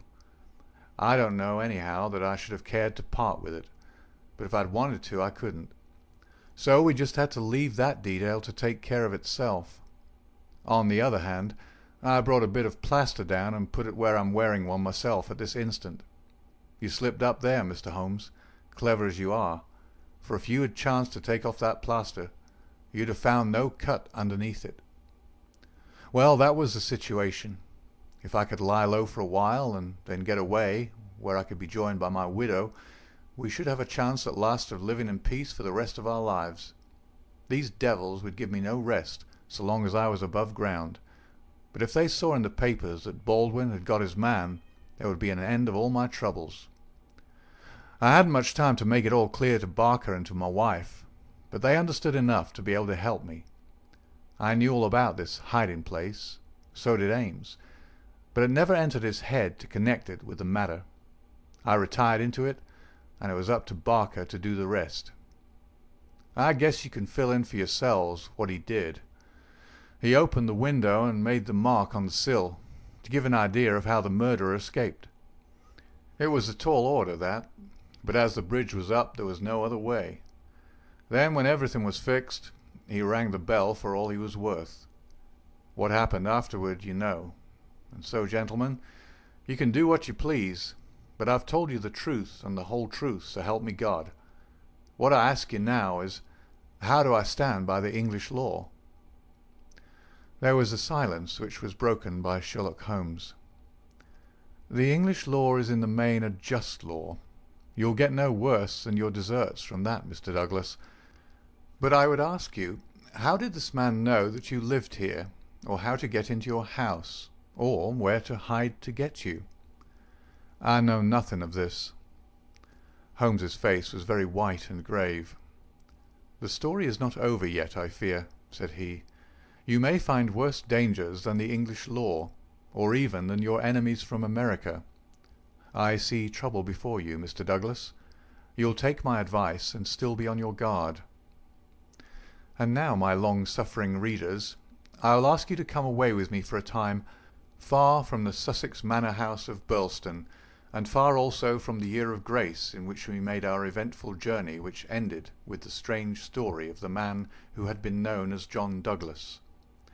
I wish you to journey back some 20 years in time, and westward some thousands of miles in space, that I may lay before you a singular and terrible narrative, so singular and so terrible that you may find it hard to believe that even as I tell it, even so did it occur. Do not think that I intrude one story before another is finished. As you read on you will find that this is not so. And when I have detailed those distant events, and you have solved this mystery of the past, we shall meet once more in those rooms on Baker Street, where this, like so many other wonderful happenings, will find its end. End of Chapter 7 and Part 1 of The Valley of Fear. Part 2. The Scourers. Chapter 1. The Man. It was the 4th of February in the year 1875. It had been a severe winter, and the snow lay deep in the gorges of the Gilmerton Mountains.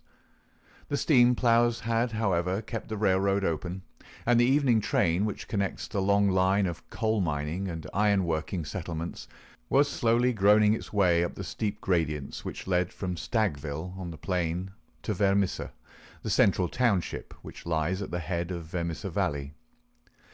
From this point the track sweeps downward to Barton's Crossing, Helmdale, and the purely agricultural county of Merton.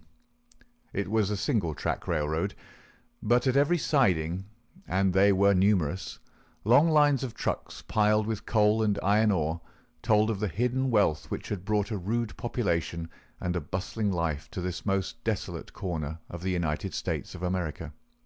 For desolate it was. Little could the first pioneer who had traversed it have ever imagined that the fairest prairies and the most lush water pastures were valueless compared to this gloomy land of black crag and tangled forest. Above the dark and often scarcely penetrable woods upon their flanks, the high, bare crowns of the mountains, white snow and jagged rock, towered upon each flank, leaving a long, winding, tortuous valley in the centre. Up this the little train was slowly crawling. The oil lamps had just been lit in the leading passenger car, a long, bare carriage, in which some 20 or 30 people were seated. The greater number of these were workmen returning from their day's toil in the lower part of the valley. At least a dozen, by their grimed faces and the safety lanterns which they carried, proclaimed themselves miners. These sat smoking in a group and conversed in low voices, glancing occasionally at 2 men on the opposite side of the car, whose uniforms and badges showed them to be policemen. Several women of the labouring class and 1 or 2 travellers who might have been small local storekeepers made up the rest of the company, with the exception of 1 young man in a corner by himself. It is with this man that we are concerned. Take a good look at him, for he is worth it. He's a fresh-complexioned, middle-sized young man, not far, one would guess, from his 30th year. He has large, shrewd, humorous grey eyes, which twinkle inquiringly from time to time as he looks round through his spectacles at the people about him. It is easy to see that he is of a sociable and possibly simple disposition, anxious to be friendly to all men. Anyone could pick him at once as gregarious in his habits and communicative in his nature, with a quick wit and a ready smile. And yet the man who studied him more closely might discern a certain firmness of jaw and grim tightness about the lips which would warn him that there were depths beyond, and that this pleasant, brown-haired young Irishman might conceivably leave his mark for good or evil upon any society to which he was introduced. Having made one or two tentative remarks to the nearest miner, and receiving only short, gruff replies, the traveller resigned himself to uncongenial silence, staring moodily out of the window at the fading landscape. It was not a cheering prospect. Through the growing gloom there pulsed the red glow of the furnaces on the sides of the hills. Great heaps of slag and dumps of cinders loomed up on each side, with the high shafts of the collieries towering above them. Huddled groups of mean wooden houses, the windows of which were beginning to outline themselves in light, were scattered here and there along the line, and the frequent halting-places were crowded with their swarthy inhabitants. The iron and coal valleys of the Vermissa district were no resorts for the leisured or the cultured. Everywhere there were stern signs of the crudest battle of life, the rude work to be done, and the rude, strong workers who did it. The young traveller gazed out into this dismal country with a face of mingled repulsion and interest, which showed that the scene was new to him. At intervals he drew from his pocket a bulky letter to which he referred, and on the margins of which he scribbled some notes. Once, from the back of his waist, he produced something which one would hardly have expected to find in the possession of so mild-mannered a man. It was a navy revolver of the largest size. As he turned it slantwise to the light, the glint upon the rims of the copper shells within the drum showed that it was fully loaded.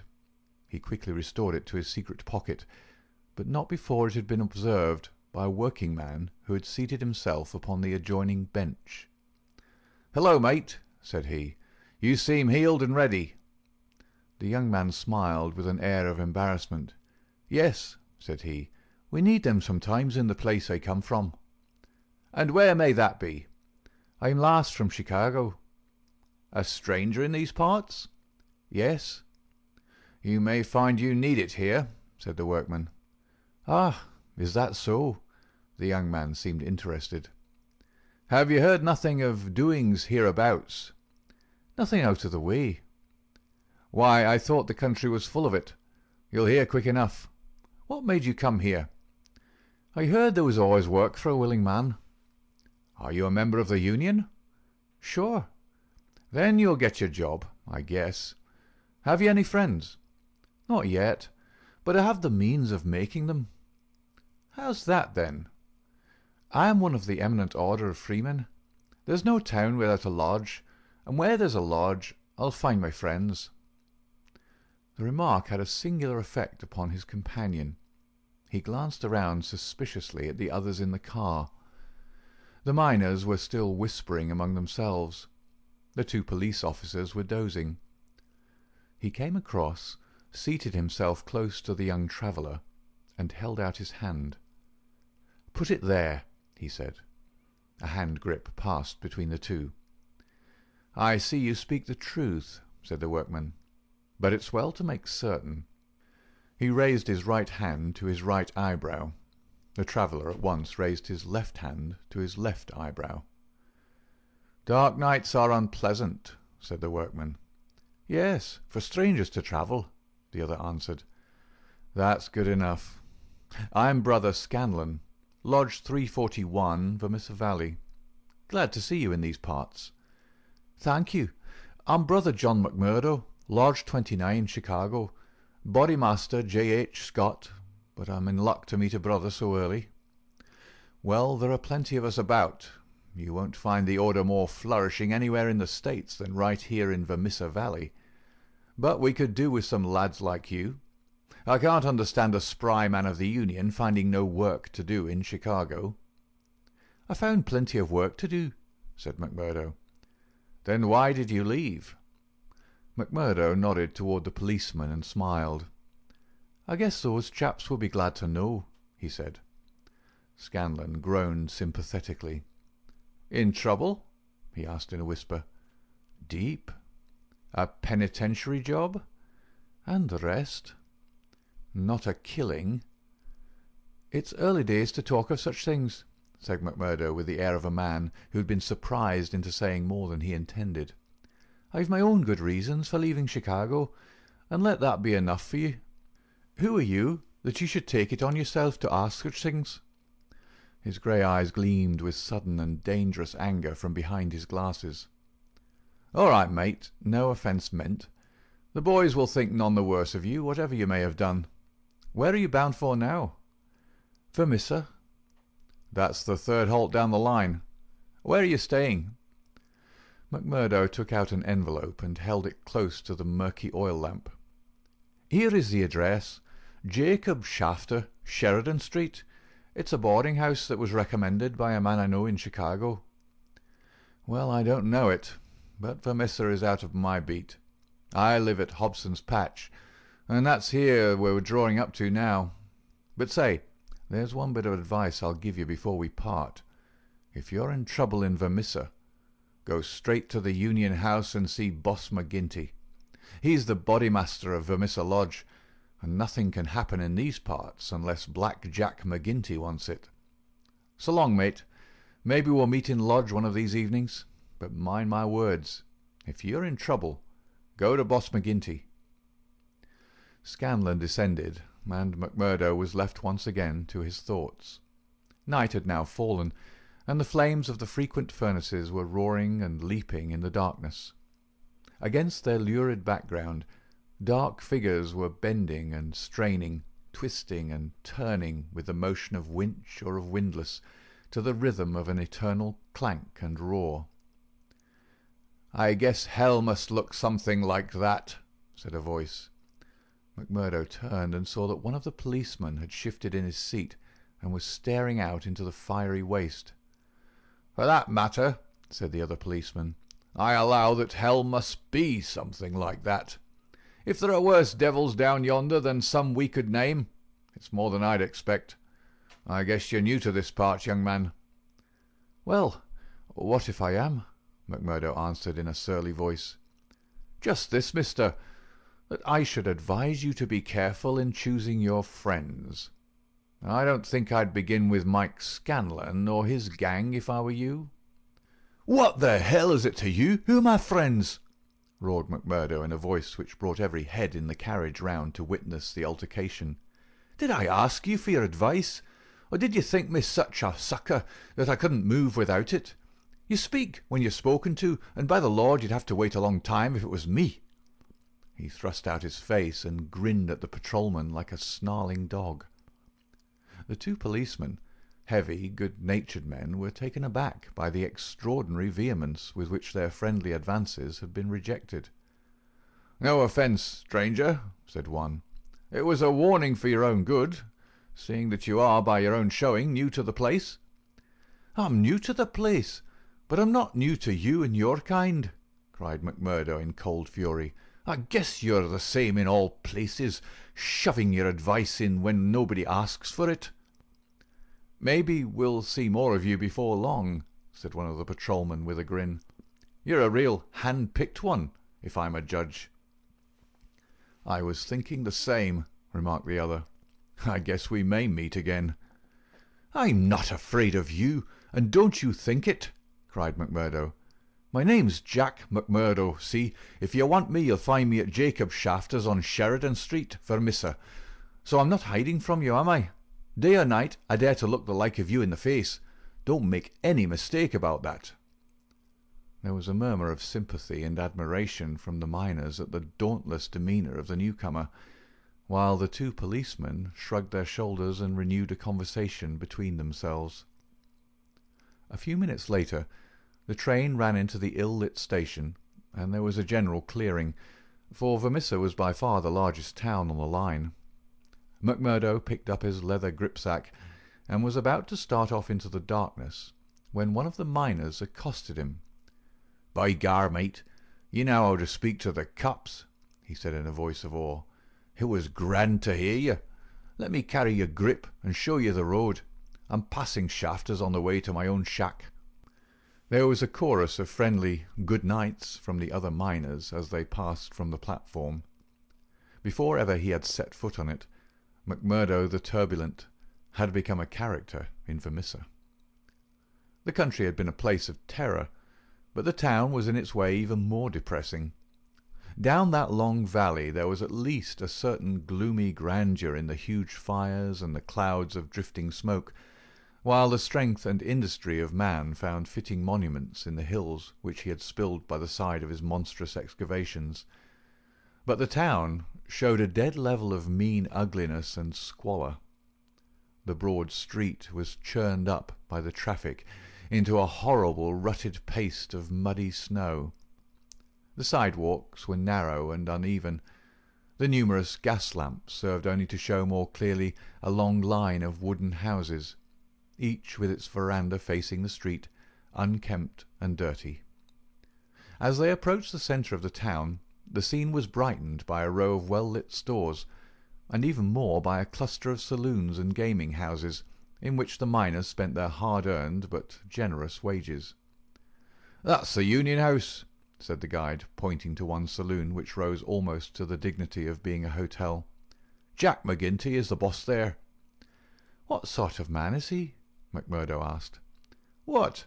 Have you never heard of the boss?" "How could I have heard of him, when you know that I'm a stranger in these parts?" "Well, I thought his name was known clear across the country. It's been in the papers often enough." "What for?" "Well," the miner lowered his voice, "over the affairs." "What affairs?" "Good Lord, mister, you are queer. If I must say it without offence, there's only one set of affairs that you'll hear of in these parts, and that's the affairs of the Scourers." "Why, I seem to have read of the Scourers in Chicago. A gang of murderers, are they not?" "Hush, on your life!" cried the miner, standing still in alarm and gazing in amazement at his companion. "Man, you won't live long in these parts if you speak in the open street like that. Many a man has had the life beaten out of him for less." "Well, I know nothing about them. It's only what I've read." "And I'm not saying that you've not read the truth."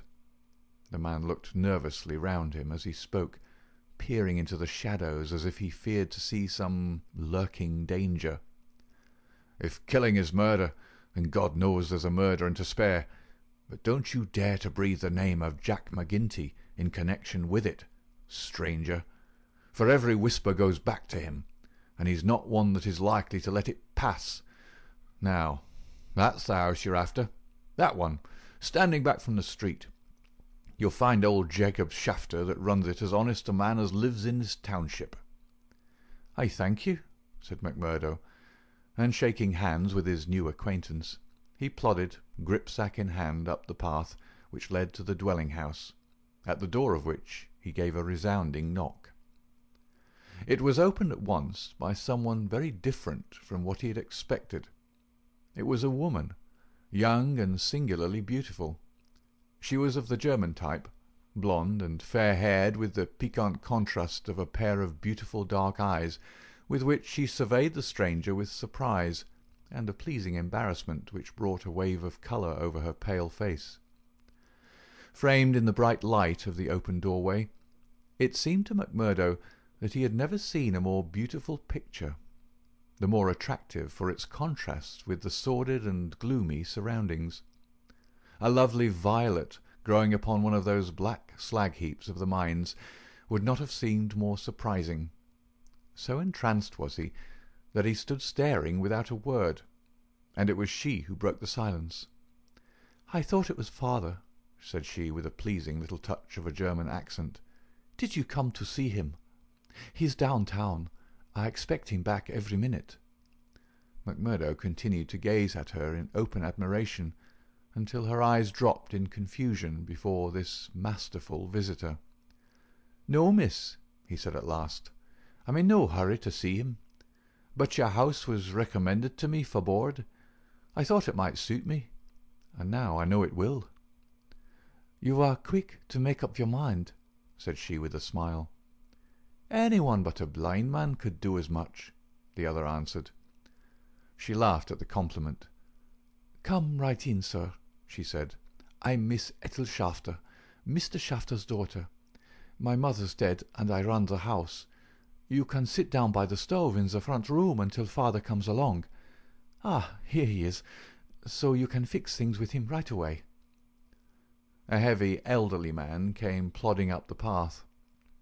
In a few words, McMurdo explained his business. A man of the name of Murphy had given him the address in Chicago. He, in turn, had had it from someone else. Old Shafter was quite ready. The stranger made no bones about terms, agreed at once to every condition, and was apparently fairly flush of money. For $7 a week paid in advance, he was to have board and lodging. So it was that McMurdo, the self-confessed fugitive from justice, took up his abode under the roof of the Shafters, the first step which was to lead to so long and dark a train of events, ending in a far distant land. End of Part 2, Chapter 1. Chapter 2. The Bodymaster. McMurdo was a man who made his mark quickly. Wherever he was, the folk around soon knew it. Within a week he had become infinitely the most important person at Shafters. There were 10 or a dozen boarders there, but they were honest foremen or commonplace clerks from the stores, of a very different calibre from the young Irishman. Of an evening, when they gathered together, his joke was always the readiest, his conversation the brightest, and his song the best.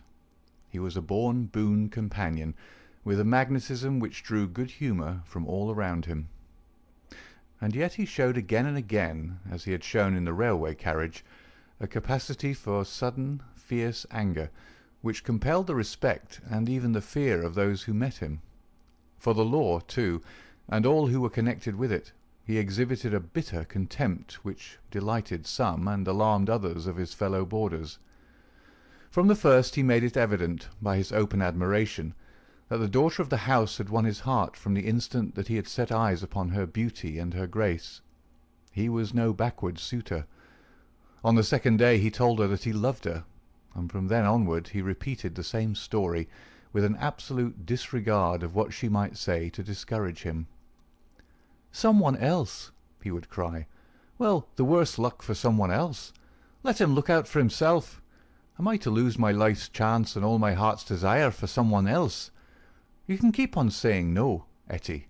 The day will come when you'll say yes, and I'm young enough to wait."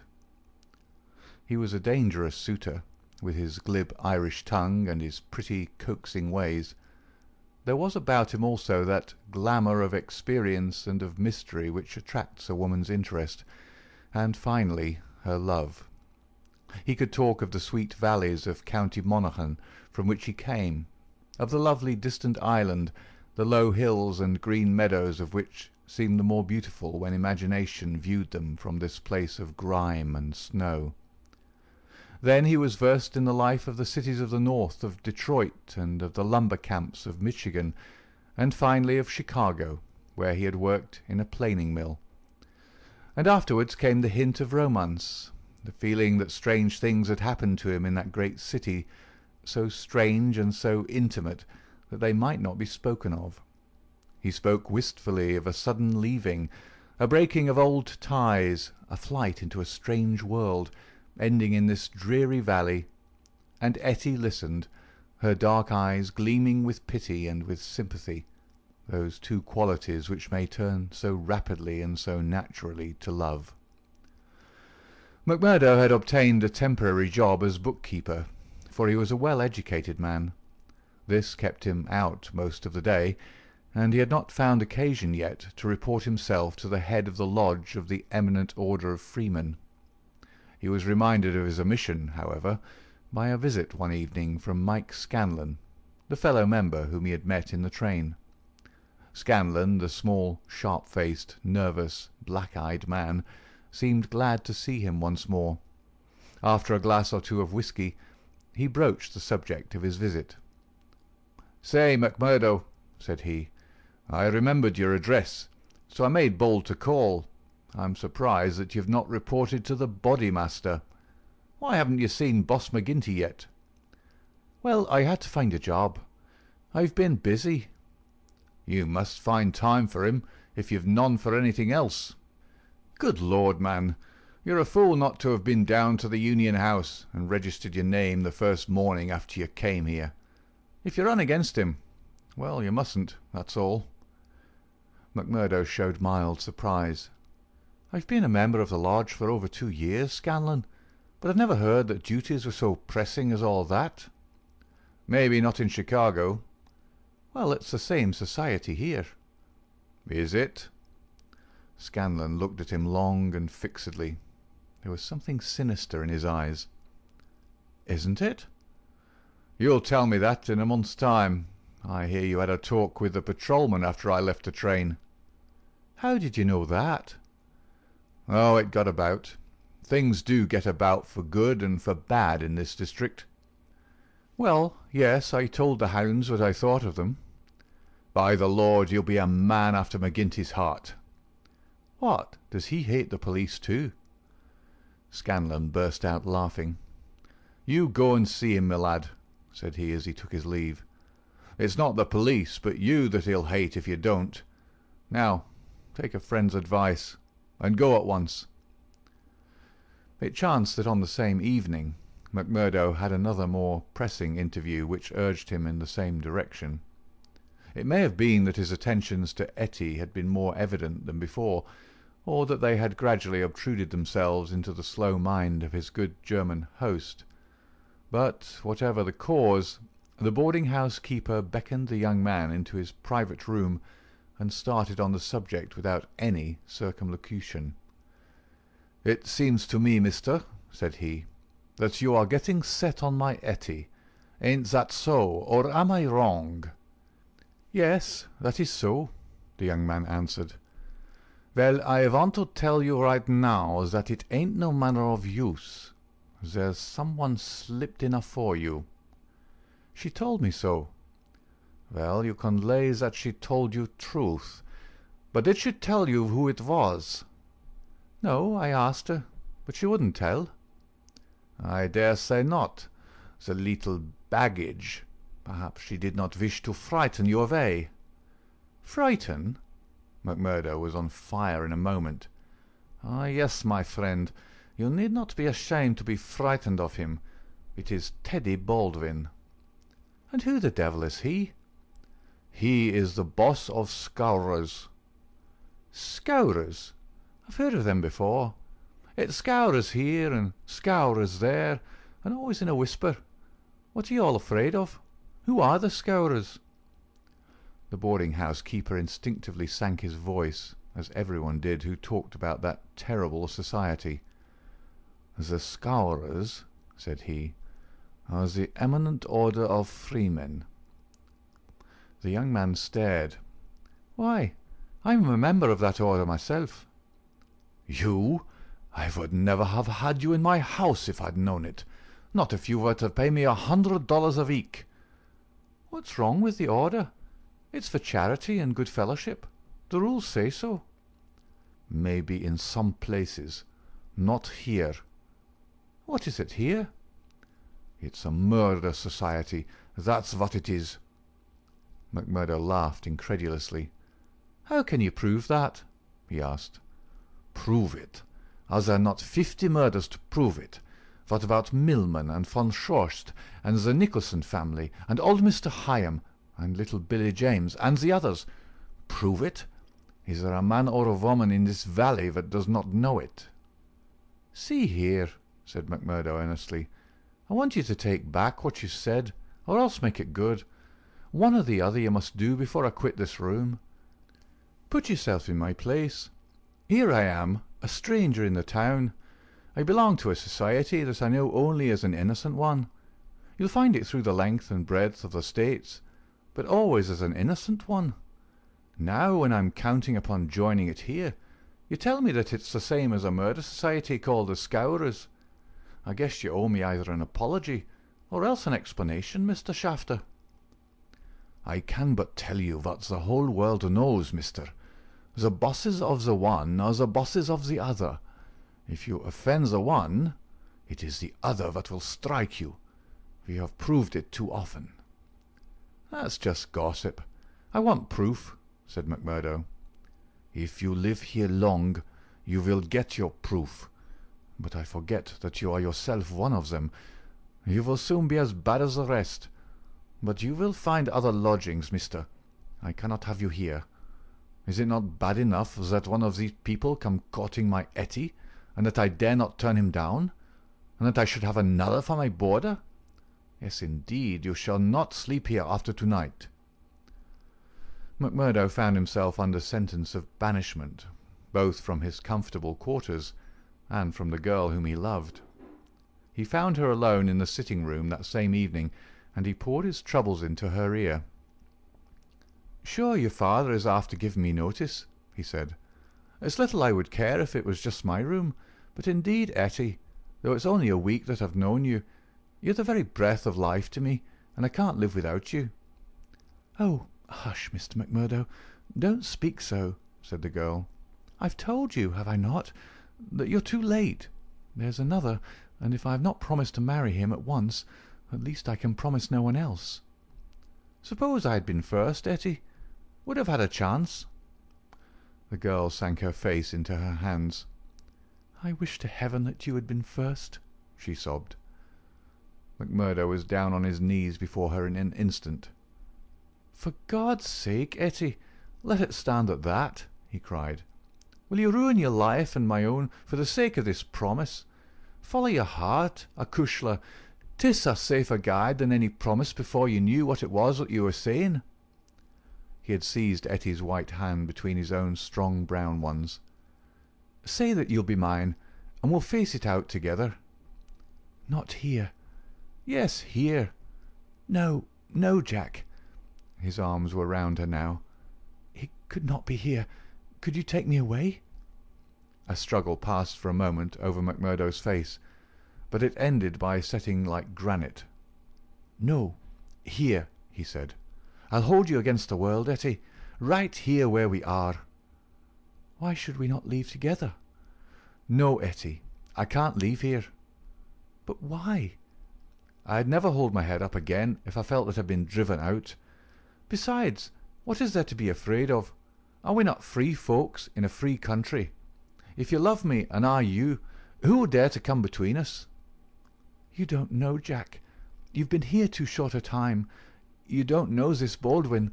You don't know how McGinty and his Cowrers—" "No, I don't know them, and I don't fear them, and I don't believe in them," said McMurdo.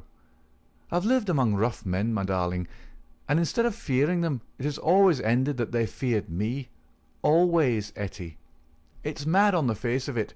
If these men, as your father says, have done crime after crime in the valley, and if everyone knows them by name, how come is that none are brought to justice? You answer me that, Etty." "Because no witness dares to appear against them. He would not live a month if he did. Also because they have always their own men to swear that the accused one was far from the scene of the crime. But surely, Jack, you must have read all this. I had understood that every paper in the United States was writing about it." "Well, I've read something, it is true, but I thought it was a story. Maybe these men have some reason in what they do. Maybe they're wronged and have no other way to help themselves." "Oh, Jack, don't let me hear you speak or so. That is how he speaks, the other one." "Baldwin? He speaks like that, does he?" "And that is why I loathe him so. Oh, Jack, how can I tell you the truth? I loathe him with all my heart, but I fear him also. I fear him for myself, but above all I fear him for my father. I know that some great sorrow would come upon us if I dared to say what I really felt. That is why I've put him off with half-promises. It was in real truth our only hope. But if you would fly with me, Jack, we could take father with us and live forever far from the power of these wicked men." Again there was the struggle upon McMurdo's face, and again it set like granite. "No harm shall come to you, Etty, nor to your father either. As to wicked men, I expect you may find that I'm as bad as the worst of them before you're through." "No, no, Jack, I would trust you anywhere." McMurdo laughed bitterly. "Good Lord, how little you know of me! Your innocent soul, my darling, could not even guess what is passing in mine. But hello, who's the visitor?" The door had opened suddenly, and a young fellow came swaggering in with the air of one who is the master. He was a handsome, dashing young man of about the same age and build as McMurdo himself. Under his broad-brimmed black felt hat, which he had not troubled to remove, a handsome face with fierce, domineering eyes and a curved hawk-bill of a nose looked savagely at the pair who sat by the stove. Etty had jumped to her feet, full of confusion and alarm. "I'm glad to see you, Mr. Baldwin," said she. "You're earlier than I thought. Come and sit down." Baldwin stood with his hands on his hips, looking at McMurdo. "Who is this?" he asked curtly. "It's a friend of mine, Mr. Baldwin. A new boarder here, Mr. McMurdo. May I introduce you to Mr. Baldwin?" The young men nodded in surly fashion to each other. "Maybe Miss Etty has told you how it is with us," said Baldwin. "I don't understand that there was any relation between you." "Didn't you? Well, you can understand it now. You can take it from me that this young lady is mine, and you'll find it a very fine evening for a walk." "Thank you. I'm in no humour for a walk." "Aren't you?" The man's savage eyes were blazing with anger. "Maybe you're in a humour for a fight, Mr. Boarder." "That I am," cried McMurdo, springing to his feet. "You never said a more welcome word." "For God's sake, Jack! Oh, for God's sake, Jack!" cried poor distracted Etty. "Oh, Jack, Jack, he will hurt you." "Oh, it's Jack, is it?" said Baldwin with an oath. "You've come to that already, have you?" "Oh, Ted, be reasonable, be kind. For my sake, Ted. If ever you loved me, be big-hearted and forgiving." "I think, Etty, that if you were to leave us alone, we could get this thing settled," said McMurdo quietly. "Or maybe, Mr. Baldwin, you'll take a turn down the street with me. It's a fine evening, and there's some open ground beyond the next block." "I'll get even with you without needing to dirty my hands," said his enemy. "You'll wish you'd never set foot in this house before I'm through with you." "No time like the present," cried McMurdo. "I'll choose my own time, mister. You can leave the time to me. See here." He suddenly rolled up his sleeve and showed upon his forearm a peculiar sign which appeared to have been branded there. It was a circle with a triangle within it. "Do you know what that means?" "I neither know nor care." "Well, you will know. I'll promise you that. You won't be much older, either. Perhaps Miss Etty can tell you something about it. As to you, Etty, you'll come back to me on your knees, do you hear, girl? On your knees, and then I'll tell you what your punishment may be. You've sowed, and by the Lord I'll see that you reap." He glanced at them both in fury. Then he turned upon his heel, and an instant later the outer door had banged behind him. For a few moments McMurdo and the girl stood in silence. Then she threw her arms around him. "Oh, Jack, how brave you were! But it is no use. You must fly. Tonight, Jack, tonight. It's your only hope. You will have your life. I read it in his horrible eyes. What chance have you against a dozen of them, with Boss McGinty and all the power of the lodge behind them?" McMurdo disengaged her hands, kissed her, and gently pushed her back into a chair. "There, acushla, there. Don't be disturbed or fear for me. I'm a free man myself. I'm after telling your father about it. Maybe I am no better than the others, so don't make a saint of me. Perhaps you hate me too now that I've told you so much." "Hate you, Jack? While life lasts I could never do that. I've heard that there is no harm in being a freeman anywhere but here, so why should I think the worse of you for that? But if you are a freeman, Jack, why would you not go down and make a friend of Boss McGinty? Oh, hurry, Jack, hurry. Get your word in first, or the hounds will be on your trail." "I was thinking the same thing," said McMurdo. "I'll go right now and fix it. You can tell your father that I'll sleep here tonight and find some other quarters in the morning." The bar of McGinty's saloon was crowded as usual, for it was the favourite loafing place of all the rougher elements of the town. The man was popular, for he had a rough, jovial disposition which formed a mask, covering a great deal which lay behind it. But apart from this popularity, the fear in which he was held throughout the township, and indeed down the whole 30 miles of the valley and past the mountains on each side of it, was enough in itself to fill his bar, for none could afford to neglect his goodwill. Besides those secret powers which it was universally believed that he exercised in so pitiless a fashion, he was a high public official, a municipal councillor, and a commissioner of roads, elected to the office through the votes of the ruffians who in turn expected to receive favours at his hands. Assessments and taxes were enormous. The public works were notoriously neglected. The accounts were slurred over by bribed auditors, and the decent citizen was terrorized into paying public blackmail, and holding his tongue lest some worse thing befall him. Thus it was that, year by year, Boss McGinty's diamond pins became more obtrusive, his gold chains more weighty across a more gorgeous vest, and his saloon stretched farther and farther, until it threatened to absorb one whole side of the market square.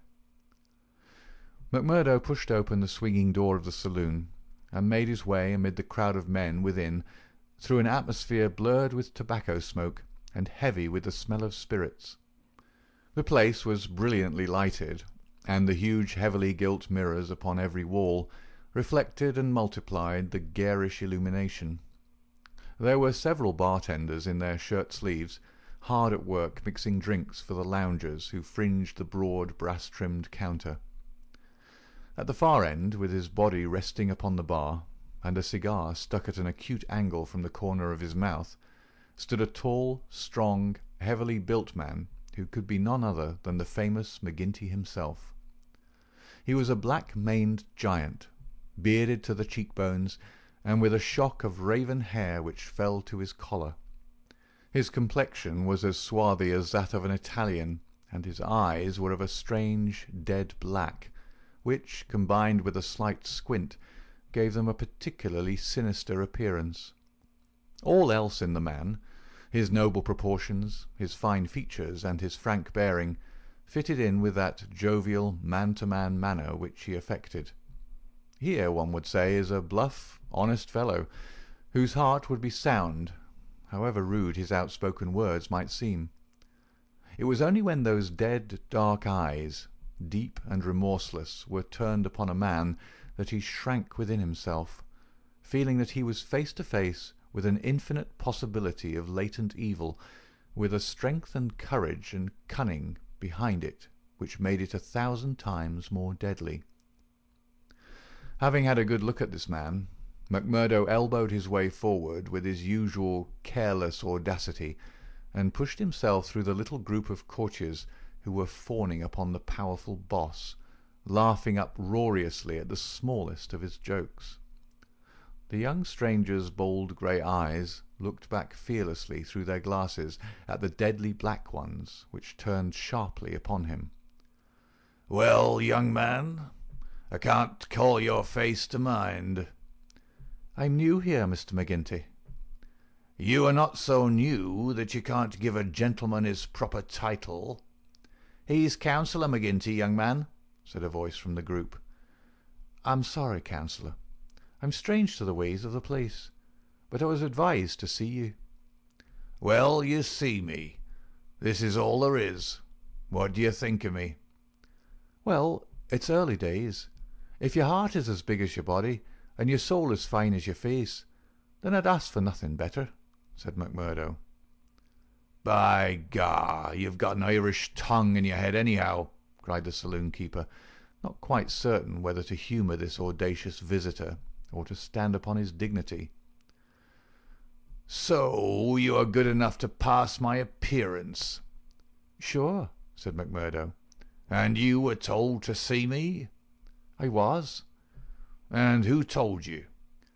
Brother Scanlon, of Lodge 341, Vermissa.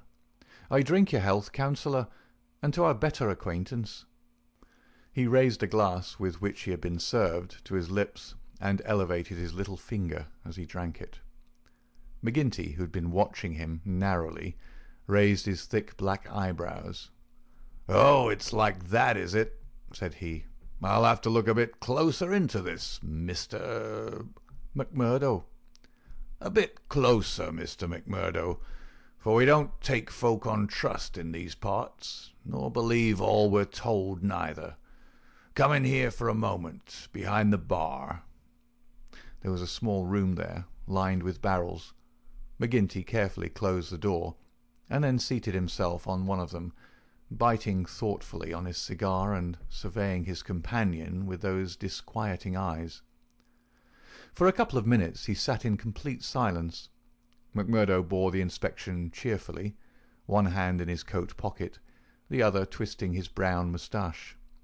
Suddenly McGinty stooped and produced a wicked-looking revolver.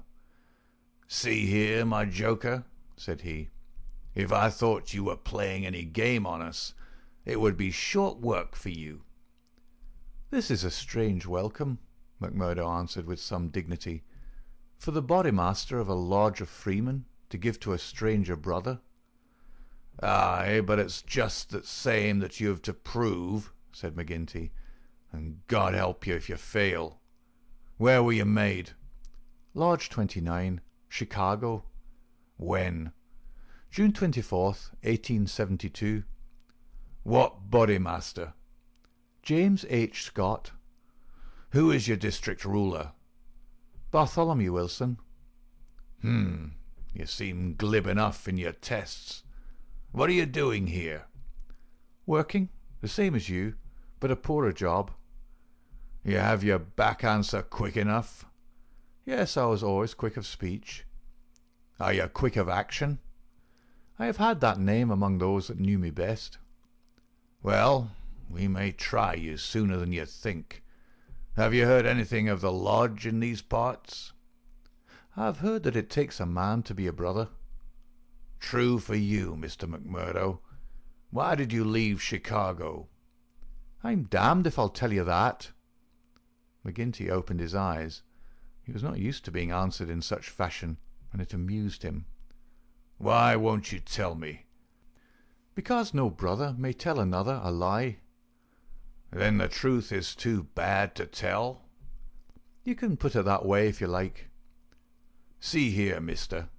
You can't expect me as Bodymaster to pass into the lodge a man for whose past he can't answer." McMurdo looked puzzled. Then he took a worn newspaper cutting from an inner pocket. "You wouldn't squeal on a fellow," said he. "I'll wipe my hand across your face if you say such words to me," cried McGinty hotly. "You're right, counsellor," said McMurdo meekly. "I should apologize. I spoke without thought. Well, I know that I'm safe in your hands. Look at that clipping." McGinty glanced his eyes over the account of the shooting of one Jonas Pinto in the Lake Saloon, Market Street, Chicago, in the New Year week of 1874. "Your work?" he asked as he handed back the paper. McMurdo nodded. "Why did you shoot him?" "I was helping Uncle Sam to make dollars. Maybe mine were not as good gold as his, but they looked as well and were cheaper to make. This man Pinto helped me to shove the queer—" "To do what?" "Well, it means to pass the dollars out into circulation. Then he said he would split. Maybe he did split. I didn't wait to see. I just killed him and lighted out for the coal country." Why the coal country?" "'Cause I'd read in the papers that they weren't too particular in those parts." McGinty laughed. "Ha! You were first a coiner and then a murderer, and you came to these parts because you thought you'd be welcome." "That's about the size of it," McMurdo answered. "Well, I guess you'll go far. Say, can you make those dollars yet?" McMurdo took half a dozen from his pocket. "Those never passed the Philadelphia Mint," said he. "You don't say." McGinty held them to the light in his enormous hand, which was hairy as a gorilla's. "I can see no difference. Gah, you'll be a mighty useful brother. I'm thinking we can do with a bad man or two among us, friend McMurdo, for there are times when we have to take our own part. We'd soon be against the wall if we didn't shove back at those that were pushing us." "Well, I guess I'll do my share of shoving with the rest of the boys." "You seem to have a good nerve. You didn't squirm when I shoved this gun at you." "It was not me that was in danger." "Who then?" "It was you, Councillor." McMurdo drew a cocked pistol from the side pocket of his pea-jacket. "I was covering you all the time. I guess my shot would have been as quick as yours." "By gar!" McGinty flushed an angry red and then burst into a roar of laughter.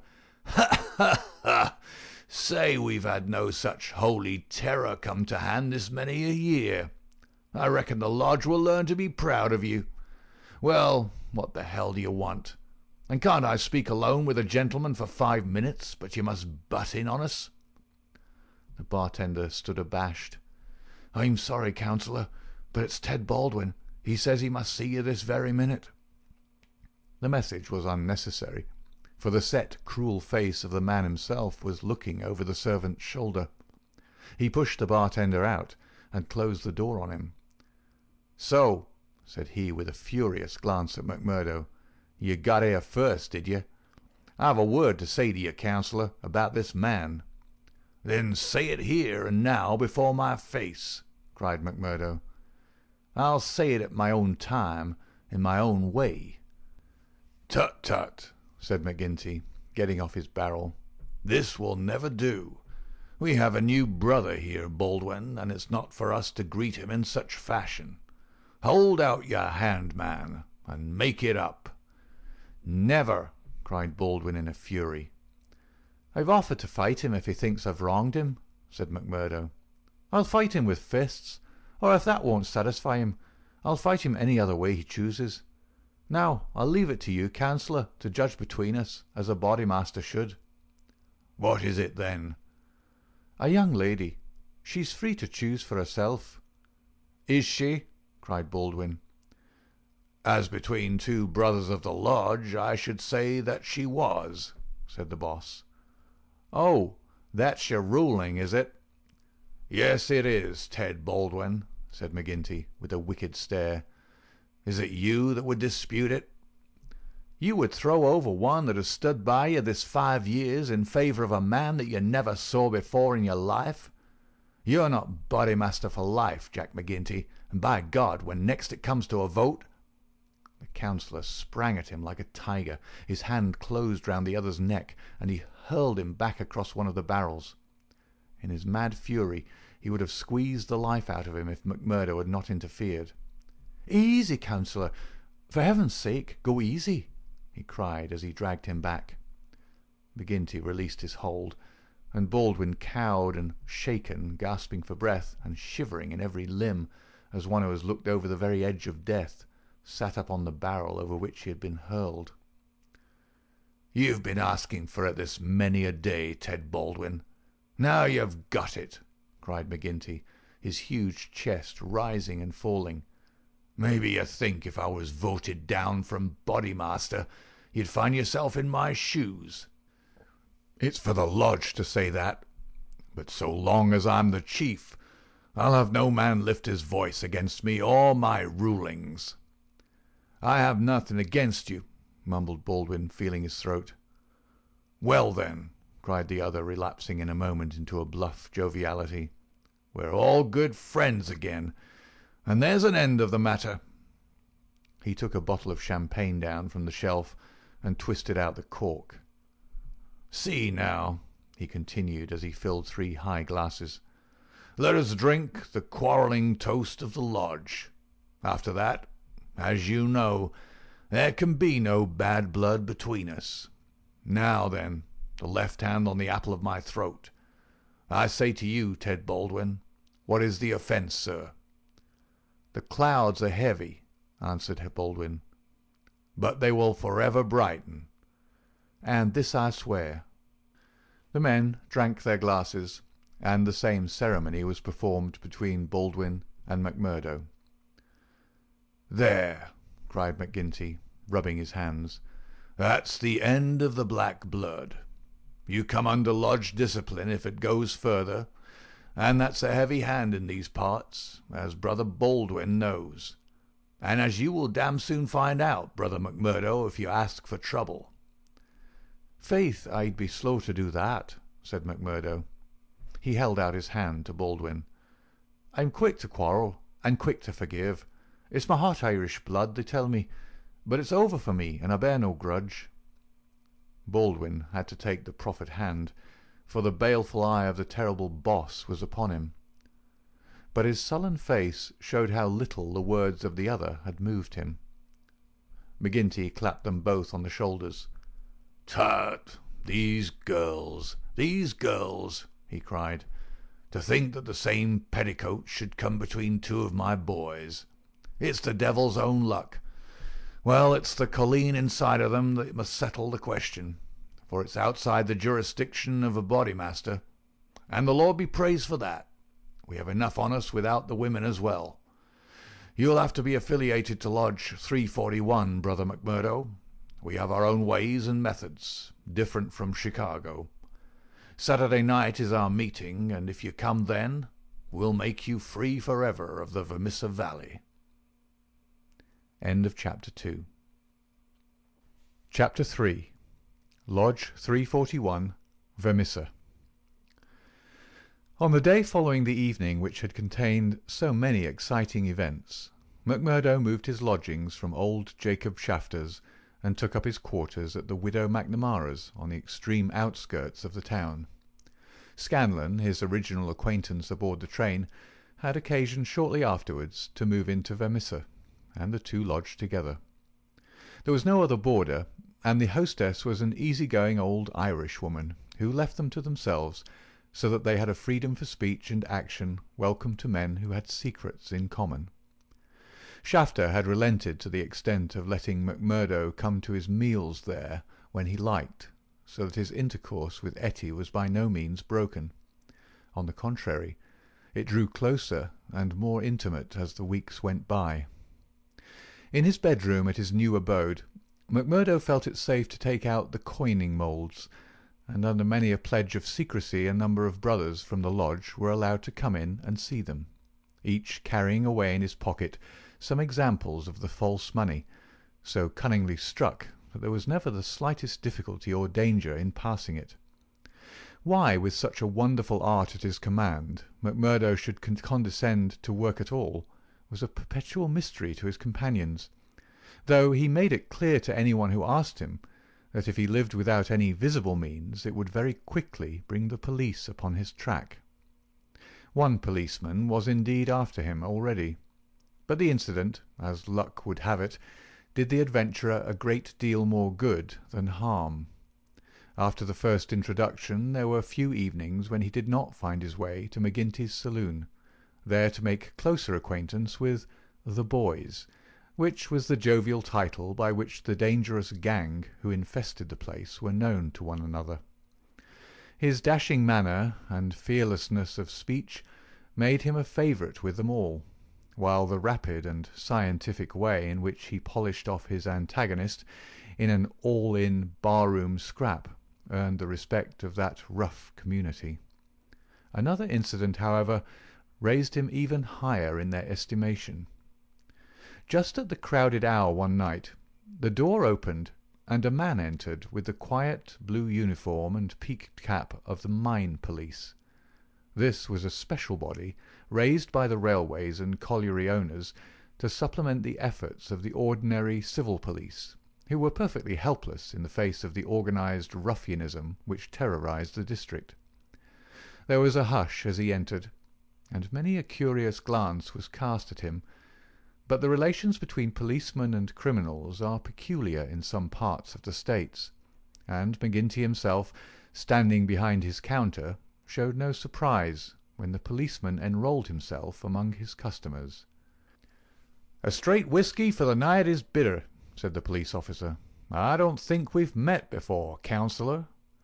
"You'll be the new captain," said McGinty. "That's so. We're looking to you, councillor, and to the other leading citizens, to help us in upholding law and order in this township. Captain Marvin is my name." "We do better without you, Captain Marvin, for we have our own police of the township, and no need for any imported goods. What are you but the paid tool of the capitalists, hired by them to club or shoot your poorer fellow citizen?" "Well, well, we won't argue about that," said the police officer good-humouredly. "I expect we all do our duty same as we see it, but we can't all see it the same." He'd drunk off his glass and had turned to go when his eyes fell upon the face of Jack McMurdo, who was scowling at his elbow. "Hello, hello!" he cried, looking him up and down. "Here's an old acquaintance." McMurdo shrank away from him. "I was never a friend to you, nor any other cursed copper in my life," said he. "An acquaintance isn't always a friend," said the police captain, grinning. "You're Jack McMurdo of Chicago right enough, and don't you deny it." McMurdo shrugged his shoulders. "I'm not denying it," said he. "Do you think I'm ashamed of my own name?" "You've got good cause to be, anyhow." "What the devil do you mean by that?" he roared with his fist clenched. "No, no, Jack, bluster won't do with me. I was an officer in Chicago before ever I came to this darned coal bunker, and I know a Chicago crook when I see one." McMurdo's face fell. "Don't tell me that you're Marvin of the Chicago Central," he cried. "Just the same old Teddy Marvin at your service. We haven't forgotten the shooting of Jonas Pinto up there." "I never shot him." "Did you not? That's good impartial evidence, ain't it? Well, his death came in uncommon handy for you, or they would have had you for shoving the queer. Well, we can let that be bygones, for between you and me, and perhaps I'm going further than my duty in saying it, they could get no clear case against you, and Chicago's open to you tomorrow." "I'm very well where I am." "Well, I've given you the pointer, and you're a sulky dog not to thank me for it." "Well, I suppose you mean well, and I do thank you," said McMurdo in no very gracious manner. "It's mum with me so long as I see you living on the straight," said the captain. "But by the Lord, if you get off after this, it's another story. So good night to you, and good night, councillor." He left the bar-room, but not before he'd created a local hero. McMurdo's deeds in far Chicago had been whispered before. He'd put off all questions with a smile, as one who did not wish to have greatness thrust upon him. But now the thing was officially confirmed. The bar loafers crowded round him and shook him heartily by the hand. He was free of the community from that time on. He could drink hard and show little trace of it. But that evening, had his mate Scanlon not been at hand to lead him home, the fated hero would surely have spent his night under the bar. On a Saturday night McMurdo was introduced to the lodge. He had thought to pass in without ceremony as being an initiate of Chicago, but there were particular rites in Vermissa of which they were proud, and these had to be undergone by every postulant. The assembly met in a large room reserved for such purposes at the Union House. Some 60 members assembled at Vermissa, but that by no means represented the full strength of the organisation, for there were several other lodges in the valley, and others across the mountains on each side, who exchanged members when any serious business was afoot, so that a crime might be done by men who were strangers to the locality. Altogether, there were not less than 500 scattered over the coal district, In the bare assembly room, the men were gathered round a long table. At the side was a second one, laden with bottles and glasses, on which some members of the company were already turning their eyes. McGinty sat at the head, with a flat black velvet cap upon his shock of tangled black hair, and a coloured purple stole round his neck, so that he seemed to be a priest presiding over some diabolical ritual. To right and left of him were the higher lodge officials, the cruel, handsome face of Ted Baldwin among them. Each of these wore some scarf or medallion as emblem of his office. They were, for the most part, men of mature age, but the rest of the company consisted of young fellows from 18 to 25, the ready and capable agents who carried out the commands of their seniors. Among the older men were many whose features showed the tigerish, lawless souls within, but looking at the rank and file, it was difficult to believe that these eager and open-faced young fellows were in very truth a dangerous gang of murderers, whose minds had suffered such complete moral perversion that they took a horrible pride in their proficiency at the business, and looked with deepest respect at the men who had the reputation of making what they called a clean job. To their contorted natures it had become a spirited and chivalrous thing to volunteer for service against some man who had never injured them, and whom in many cases they had never seen in their lives. The crime committed, they quarrelled as to who had actually struck the fatal blow, and amused one another and the company by describing the cries and contortions of the murdered man. At first they had shown some secrecy in their arrangements, but at the time which this narrative describes, their proceedings were extraordinarily open, for the repeated failure of the law had proved to them that on the one hand no one would dare to witness against them, and on the other they had an unlimited number of staunch witnesses upon whom they could call, and a well-filled treasure chest from which they could draw the funds to engage the best legal talent in the state. In 10 long years of outrage there had been no single conviction, and the only danger that ever threatened the scourers lay in the victim himself, who, however outnumbered and taken by surprise, might and occasionally did leave his mark upon his assailants. MacMurdo had been warned that some ordeal lay before him, but no one would tell him in what it consisted. He was led now into an outer room by 2 solemn brothers.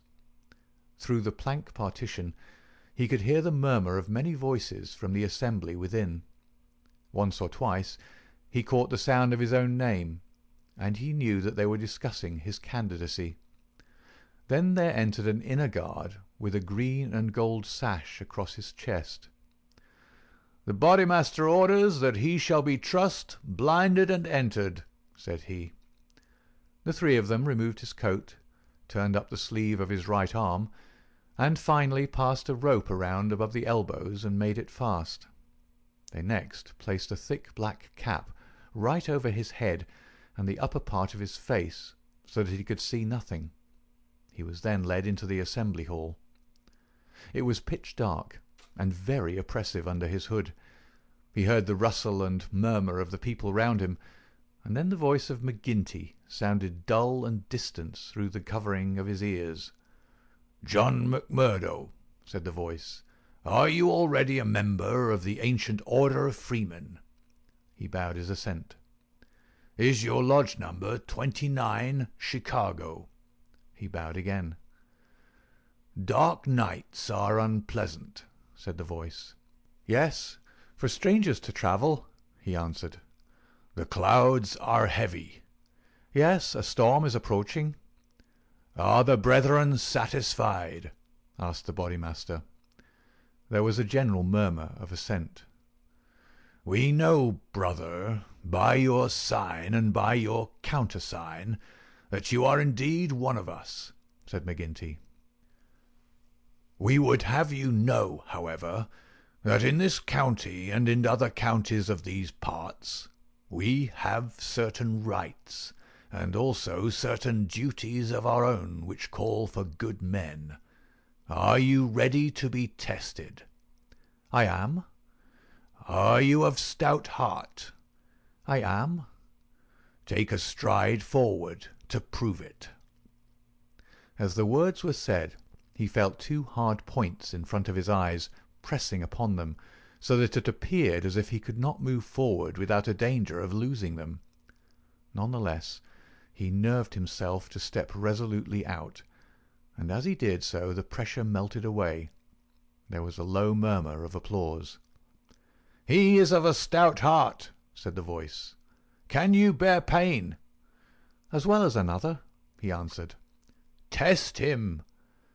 It was all he could do to keep himself from screaming out, for an agonizing pain shot through his forearm. He nearly fainted at the sudden shock of it, but he bit his lip and clenched his hands to hide his agony. "I can take more than that," said he. This time there was loud applause. A finer first appearance had never been made in the lodge. Hands clapped him on the back, and the hood was plucked from his head. He stood blinking and smiling amid the congratulations of the brothers. "One last word, Brother McMurdo," said McGinty. "You have already sworn the oath of secrecy and fidelity, and you are aware that the punishment for any breach of it is instant and inevitable death." "I am," said McMurdo. "And you accept the rule of the Bodymaster, for the time being, under all circumstances?" "I do." "Then, in the name of Lodge 341 Vermissa, I welcome you to its privileges and debates. You will put the liquor on the table, Brother Scanlon, and we will drink to our worthy brother." McMurdo's coat had been brought to him, but before putting it on he examined his right arm, which still smarted heavily. There on the flesh of the forearm was a circle with a triangle within it, deep and red as the branding iron had left it. One of the two of his neighbours pulled up their sleeves and showed their own lodge marks. "We've all had it," said one, "but not all as brave as you over it." "Tut, it was nothing," said he, but it burned and ached all the same. When the drinks which followed the ceremony of initiation had all been disposed of, the business of the lodge proceeded.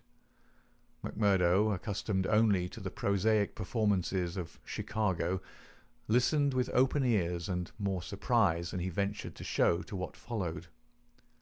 "The first business on the agenda paper," said McGinty, "is to read the following letter from Division Master Windle of Merton County Lodge 249. He says, 'Dear Sir, there is a job to be done on Andrew Ray, of Ray and Sturmish, coal owners near this place. You will remember that your lodge owes us a return, having had the service of two brethren in the matter of the patrolman last fall. You will send 2 good men. They will be taken charge of by Treasurer Higgins of this lodge, whose address you know. He will show them when to act and where. Yours in freedom, J. W. Windle, D.M.A.O.F. Windle has never refused us when we have had occasion to ask for the loan of a man or two, and it's not for us to refuse him." McGinty paused and looked round the room with his dull, malevolent eyes. "Who will volunteer for the job?" Several young fellows held up their hands. The Bodymaster looked at them with an approving smile. "You'll do, Tiger Cormac. If you handle it as well as you did the last, you won't be wrong. And you, Wilson." "I've no pistol," said the volunteer, a mere boy in his teens. "It's your first, is it not? Well, you have to be blooded sometime. It'll be a great start for you. As to the pistol, you'll find it waiting for you, or I'm mistaken. If you report yourselves on Monday, it'll be time enough. You'll get a great welcome when you return." "Any reward this time?" asked Cormac, a thick-set, dark-faced, brutal-looking young man whose ferocity had earned him the nickname of Tiger. Never mind the reward. You just do it for the honor of the thing. Maybe when it's done there'll be a few odd dollars at the bottom of the box." "What has the man done?" asked the young Wilson. "Sure it's not for the likes of you to ask what the man has done. He's been judged over there. That's no business of ours. All we have to do is to carry it out for them, same as they would for us. Speaking of that, 2 brothers from the Merton Lodge are coming over to us next week to do some business in this quarter." "Who are they?" asked someone. "Faith, it is wiser not to ask. If you know nothing, you can testify nothing, and no trouble can come of it. But they are men who will make a clean job when they're about it." "And time, too," cried Ted Baldwin. "Folk are getting out of hand in these parts. It was only last week that 3 of our men were turned off by Foreman Blaker. It's been owing him a long time, and he'll get it full and proper." "Get what?" McMurdo whispered to his neighbour. "The business end of a buckshot cartridge," cried the man with a loud laugh. "What think you of our ways, brother?" McMurdo's criminal soul seemed to have already absorbed the spirit of the vile association of which he was now a member. "I like it well," said he. "'Tis a proper place for a lad of metal." Several of those who sat around heard his words and applauded them. "What's that?" cried the black-maned Bodymaster from the end of the table. "'Tis our new brother, sir, who finds our ways to his taste." McMurdo rose to his feet for an instant. "I would say, eminent Bodymaster, that if a man should be wanted, I should take it as an honour to be chosen to help the lodge." There was great applause at this. It was felt that a new sun was pushing its rim above the horizon. To some of the elders it seemed that the progress was a little too rapid. "I would move," said the Secretary Harraway, a vulture-faced old greybeard who sat near the chairman, "that Brother McMurdo should wait until it is the good pleasure of the lodge to employ him." "Sure, that was what I meant. I'm in your hands," said McMurdo. "Your time will come, brother," said the chairman. "We have marked you down as a willing man, and we believe that you will do good work in these parts. There is a small matter tonight in which you may take a hand, if it so please you." "I'll wait for something that is worth while." "You can come tonight anyhow, and it will help you to know what we stand for in this community. I will make the announcement later. Meanwhile," he glanced at his agenda paper, "I have 1 or 2 more points to bring before the meeting. First of all, I will ask the treasurer as to our bank balance. There is the pension to Jim Carnaway's widow. He was struck down during the work of the lodge, and it is for us to see that she is not the loser." "Jim was shot last month when they tried to kill Chester Wilcox of Marley Creek," McMurdo's neighbour informed him. "The funds are good at the moment," said the treasurer with the bank book in front of him. "The firms have been generous of late. Max Linder and Co. paid $500 to be left alone. Walker Brothers sent in $100, but I took it on myself to return it and ask for $5. If I do not hear by Wednesday, their winding gear may get out of order. We had to burn their breaker last year before they became reasonable. Then the West Section Coaling Company has paid its annual contribution. We have enough on hand to meet any obligations." "What about Archie Swindon?" asked a brother. "He has sold out and left the district. The old devil left a note for us to say that he'd had rather be a free crossing sweeper in a New York than a large mine owner under the power of a ring of blackmailers. By gar, it was as well that he made a break for it before the note reached us. I guess he won't show his face in this valley again." An elderly, clean-shaved man with a kindly face and a good brow rose from the end of the table which faced the chairman. "Mr. Treasurer," he asked, "may I ask who has bought the property of this man that we have driven out of the district?" "Yes, Brother Morris. It has been bought by the State and Merton County Railroad Company." "And who bought the mines of Todman and of Lee that came into the market in the same way last year?" "The same company, Brother Morris." "And who bought the ironworks of Manson, and of Schumann, and of Van Deer, and of Atwood, which have all been given up of late?" "They were all bought by the West Gilmerton General Mining Company." "I don't see, Brother Morris," said the chairman, "that it matters to us who buys them, since they can't carry them out of the district." "With all respect to you, eminent Bodymaster, I think it may matter very much to us. This process has been going on now for 10 long years. We are gradually driving all the small men out of trade. What is the result? We find in their places great companies like the Railroad or the General Iron, who have their directors in New York or Philadelphia, and care nothing for our threats. We can take it out of their local bosses, but it only means that others will be sent in their stead, and we are making it dangerous for ourselves. The small men could not harm us. They had not the money nor the power. So long as we did not squeeze them too dry, they would stay on under our power. But if these big companies find that we stand between them and their profits, they will spare no pains and no expense to hunt us down and bring us to court." There was a hush at these ominous words, and every face darkened as gloomy looks were exchanged.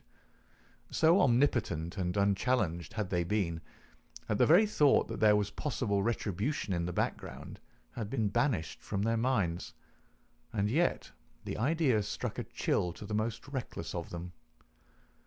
"It is my advice," the speaker continued, "that we go easier upon the small men. On the day that they have all been driven out, the power of this society will have been broken." Unwelcome truths are not popular. There were angry cries as the speaker resumed his seat. McGinty rose with gloom upon his brow.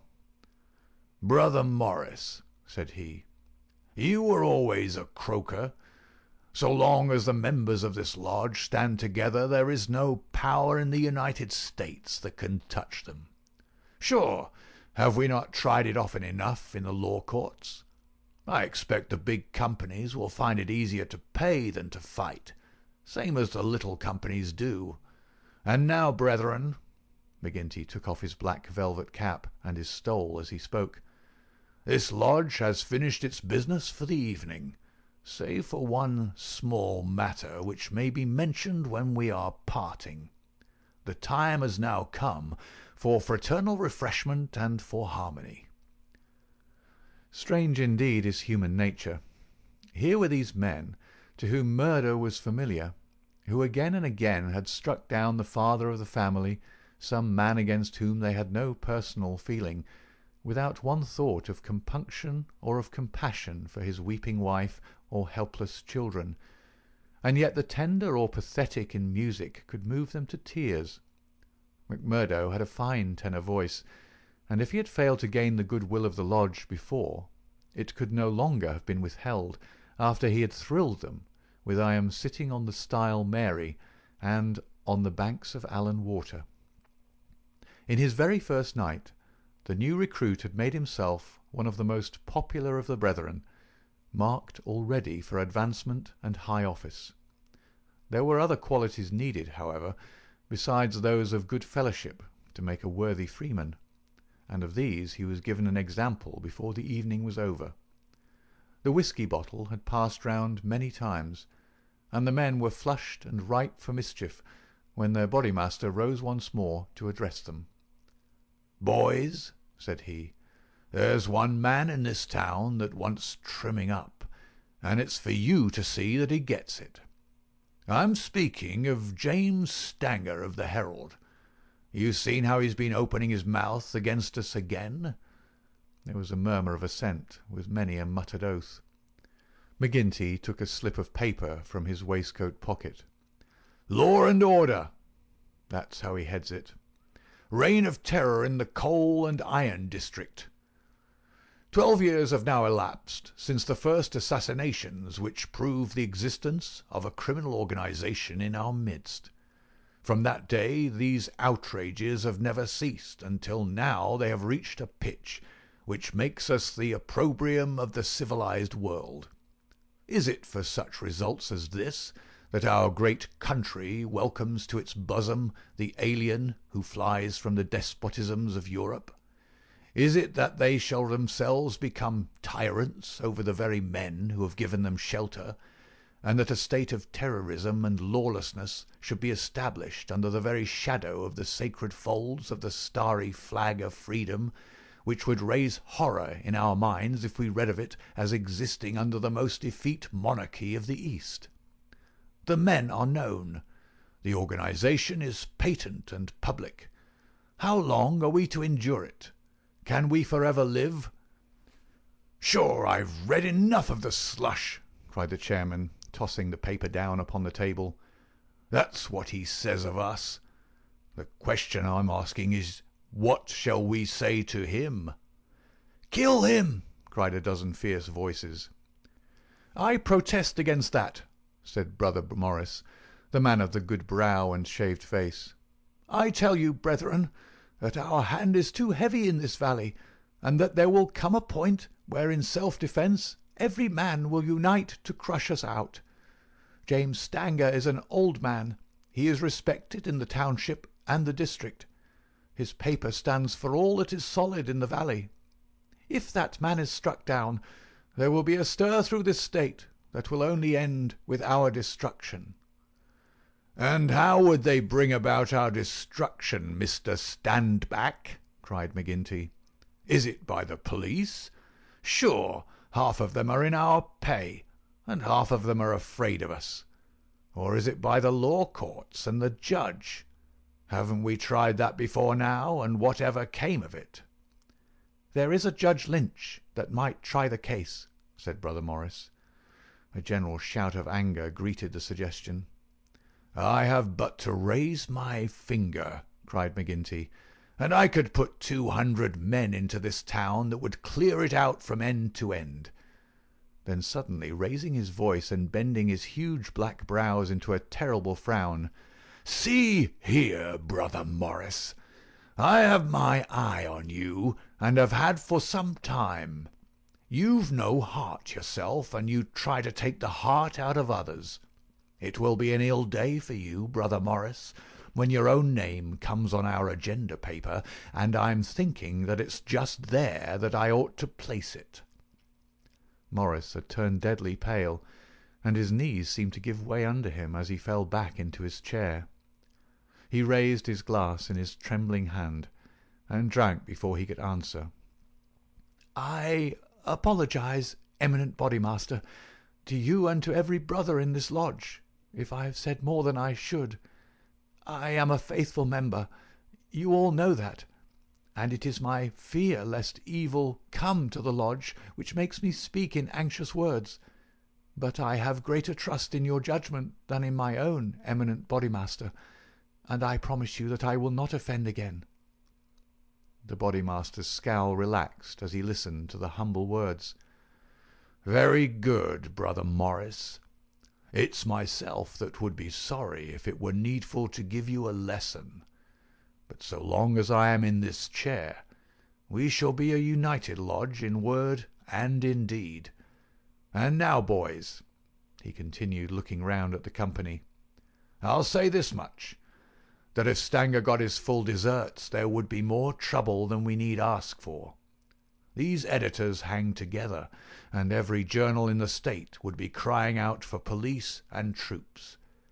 But I guess you can give him a pretty severe warning. Will you fix it, Brother Baldwin?" "Sure," said the young man eagerly. "How many will you take?" "Half a dozen, and 2 to guard the door.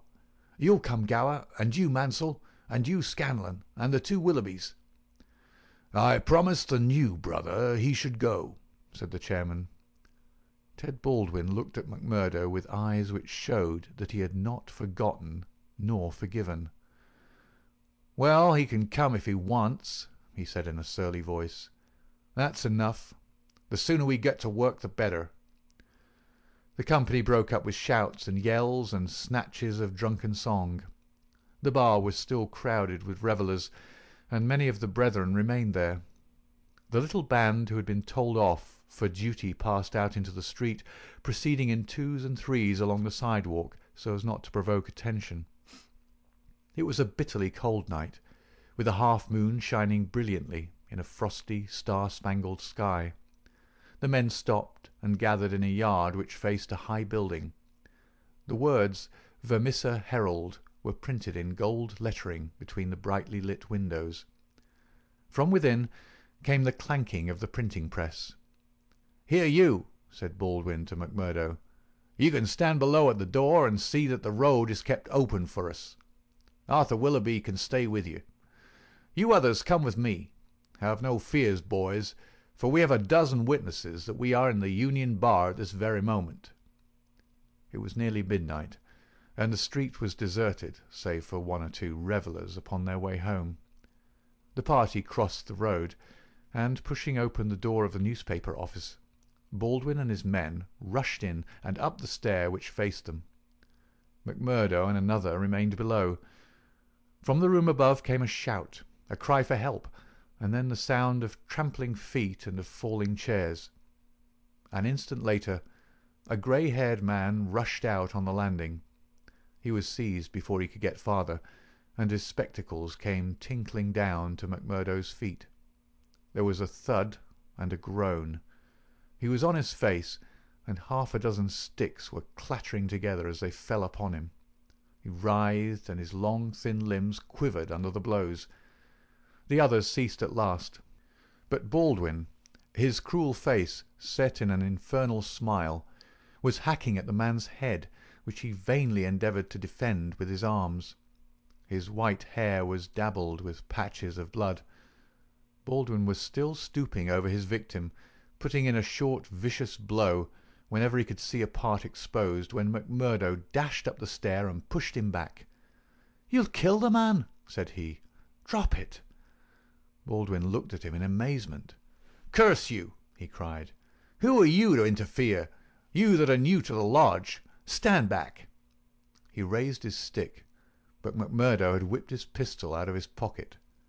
"Stand back yourself," he cried. "I'll blow your face in if you lay a hand on me. As to the lodge, wasn't it the order of the Bodymaster that the man was not to be killed? And what are you doing but killing him?" "It's truth he says," remarked one of the men. "By gar, you'd best hurry yourselves," cried the man below. "The windows are all lighting up, and you'll have the whole town here inside of 5 minutes." There was indeed the sound of shouting in the street, and a little group of compositors and pressmen was forming in the hall below, and nerving itself to action. Leaving the limp and motionless body of the editor at the head of the stair, the criminals rushed down and made their way swiftly along the street.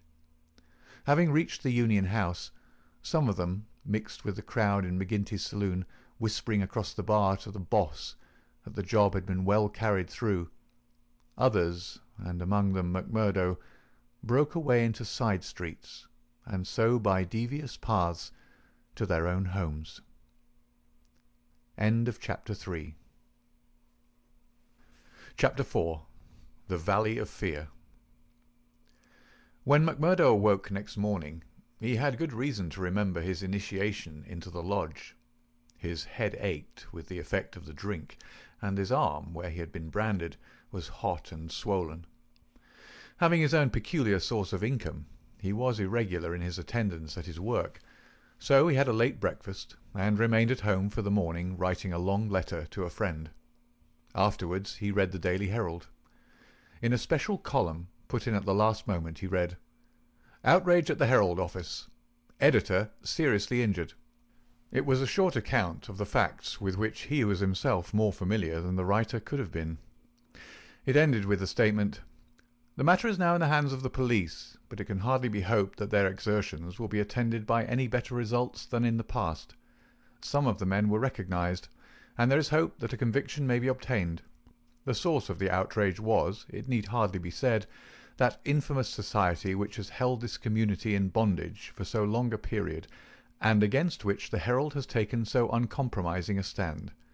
Mr. Stanger's many friends will rejoice to hear that, though he has been cruelly and brutally beaten, and though he has sustained severe injuries about the head, there is no immediate danger to his life. Below it stated that a guard of police armed with Winchester rifles had been requisitioned for the defence of the office. McMurdo had laid down the paper and was lighting his pipe with a hand which was shaky from the excesses of the previous evening, when there was a knock outside, and his landlady brought to him a note which had just been handed in by a lad. It was unsigned, and ran thus: "I should wish to speak to you, but would rather not do so in your house. You will find me beside the flagstaff upon Miller Hill. If you will come there now, I have something which is important for you to hear and for me to say." McMurdo read the note twice with the utmost surprise, for he could not imagine what it meant, or who was the author of it. Had it been in a feminine hand, he might have imagined that it was the beginning of one of those adventures which had been familiar enough in his past life, but it was the writing of a man, and of a well-educated one too. Finally, after some hesitation, he determined to see the matter through.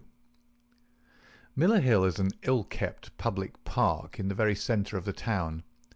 In summer it is a favourite resort of the people, but in the winter it is desolate enough.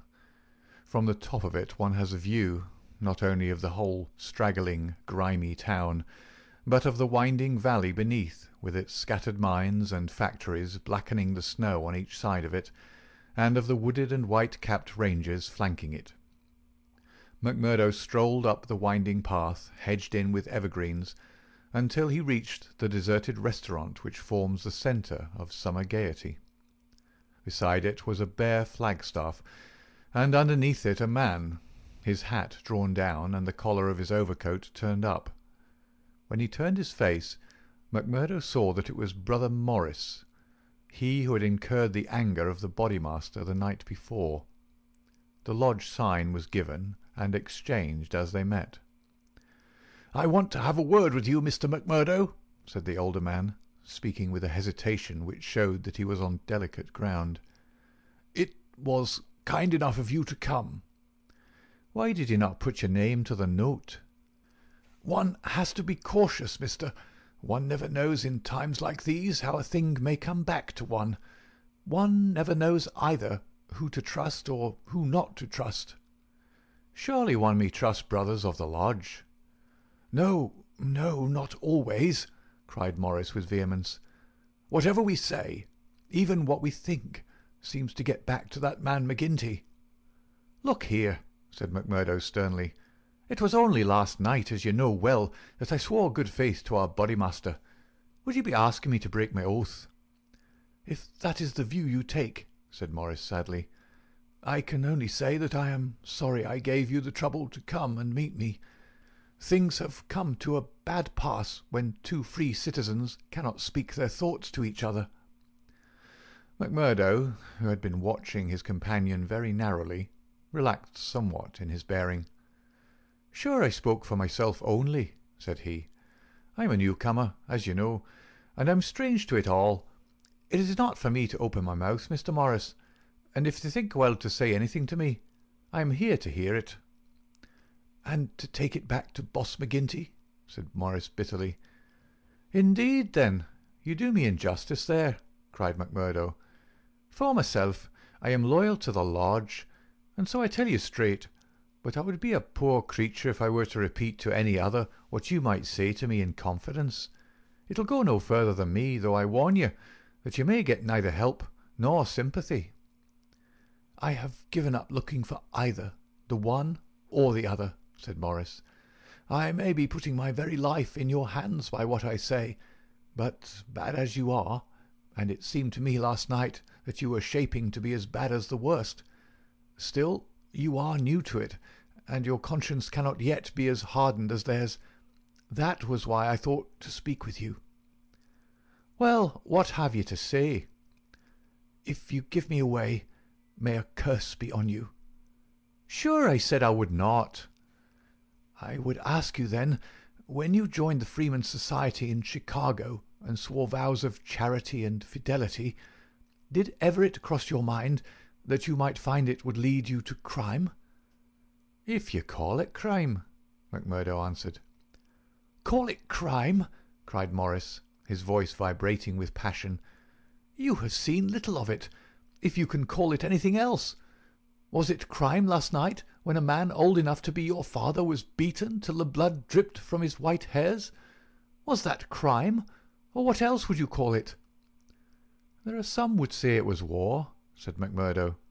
"A war of two classes, with all in, so that each struck as best it could." "Well, did you think of such a thing when you joined the Freemen's Society at Chicago?" "No, I'm bound to say I did not." "Nor did I, when I joined it at Philadelphia. It was just a benefit club and a meeting place for one's fellows. Then I heard of this place. Curse the hour that the name first fell upon my ears. And I came to better myself. My God, to better myself. My wife and 3 children came with me. I started a dry goods store on Market Square, and I prospered well. The word had gone round that I was a freeman, and I was forced to join the local lodge, same as you did last night. I've the badge of shame on my forearm, and something worse branded on my heart. I found that I was under the orders of a black villain, and caught in a meshwork of crime. What could I do? Every word I said to make things better was taken as treason, same as it was last night. I can't get away, for all I have in the world is in my store. If I leave the society, I know well that it means murder to me, and God knows what to my wife and children. Oh, man, it is awful, awful." He put his hands to his face, and his body shook with convulsive sobs. MacMurdo shrugged his shoulders. "You are too soft for the job," said he. "You're the wrong sort for such work." "I had a conscience and a religion, but they made me a criminal among them. I was chosen for a job. If I backed down, I knew well what would come to me. Maybe I'm a coward. Maybe it's the thought of my poor little woman and the children that makes me one. Anyway, I went. I guess it will haunt me forever. It was a lonely house, 20 miles from here, over the range yonder. I was told off for the door, same as you were last night. They could not trust me with the job. The others went in. When they came out, their hands were crimson to the wrists. As we turned away, a child was screaming out of the house behind us. It was a boy of 5 who had seen his father murdered. I nearly fainted with the horror of it, and yet I had to keep a bold and smiling face, for well I knew that if I did not, it would be out of my house that they would come next with their bloody hands, and it would be my little Fred that would be screaming for his father. But I was a criminal then, part sharer in a murder, lost forever in this world, and lost also in the next. I am a good Catholic, but the priest would have no word with me when he heard I was a scourer, and I am excommunicated from my faith. That's how it stands with me, and I see you going down the same road, and I ask you what the end is to be. Are you ready to be a cold-blooded murderer also, or can we do anything to stop it?" "What would you do?" asked MacMurdo abruptly. "You'd not inform?" "God forbid!" cried Morris. "Sure, the very thought would cost me my life." "That's well," said MacMurdo. "I'm thinking that you're a weak man, and that you make too much of the matter." "Too much? Wait till you have lived here longer. Look down the valley. See the cloud of 100 chimneys that overshadows it. I tell you that the cloud of murder hangs thicker and lower than that over the heads of the people. It is the valley of fear, the valley of death. The terror is in the hearts of the people from the dusk to the dawn. Wait, young man, and you will learn for yourself." "Well, I'll let you know what I think when I have seen more," said MacMurdo carelessly. "What is very clear is that you are not the man for the place, and that the sooner you sell out, if you only get a dime a dollar for what the business is worth, the better it'll be for you. What you've said is safe with me, but by gar, if I thought you were an informer—" "No, no!" cried Morris piteously. "Well, let it rest at that. I'll bear what you've said in mind, and maybe some day I'll come back to it. I expect you meant kindly by speaking to me like this. Now I'll be getting home." "One word before you go," said Morris. "We may have been seen together. They may want to know what we have spoken about." "Ah, that's well thought of." "I offer you a clerkship in my store." "And I refuse it. That's our business. Well, so long, Brother Morris, and may you find things go better with you in the future." That same afternoon, as MacMurdo sat smoking, lost in thought beside the stove of his sitting-room, the door swung open and its framework was filled with the huge figure of Boss McGinty. He passed the sign, and then, seating himself opposite to the young man, he looked at him steadily for some time, a look which was as steadily returned. "I'm not much of a visitor, Brother MacMurdo," he said at last. "I guess I'm too busy over the folk that visit me. But I thought I'd stretch a point and drop down to see you in your own house." "I'm proud to see you here, Councillor," MacMurdo answered heartily, bringing his whisky bottle out of the cupboard. "It's an honour that I had not expected." "How's the arm?" asked the boss. MacMurdo made a wry face. "Well, I'm not forgetting it," he said, "but it's worth it." "Yes, it's worth it," the other answered. "To those that are loyal and go through with it and are a help to the lodge. What were you speaking to Brother Morris about on the Miller Hill this morning?" The question came so suddenly that it was well that he had his answer prepared. He burst into a hearty laugh. "Morris didn't know I could earn a living here at home.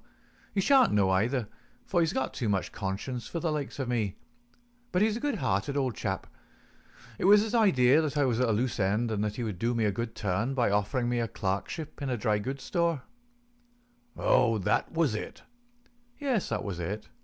"And you refused it?" "Sure. Couldn't I earn 10 times as much in my own bedroom with 4 hours' work?" "That's so. But I wouldn't get about too much with Morris." "Why not?" "Well, I guess because I tell you not.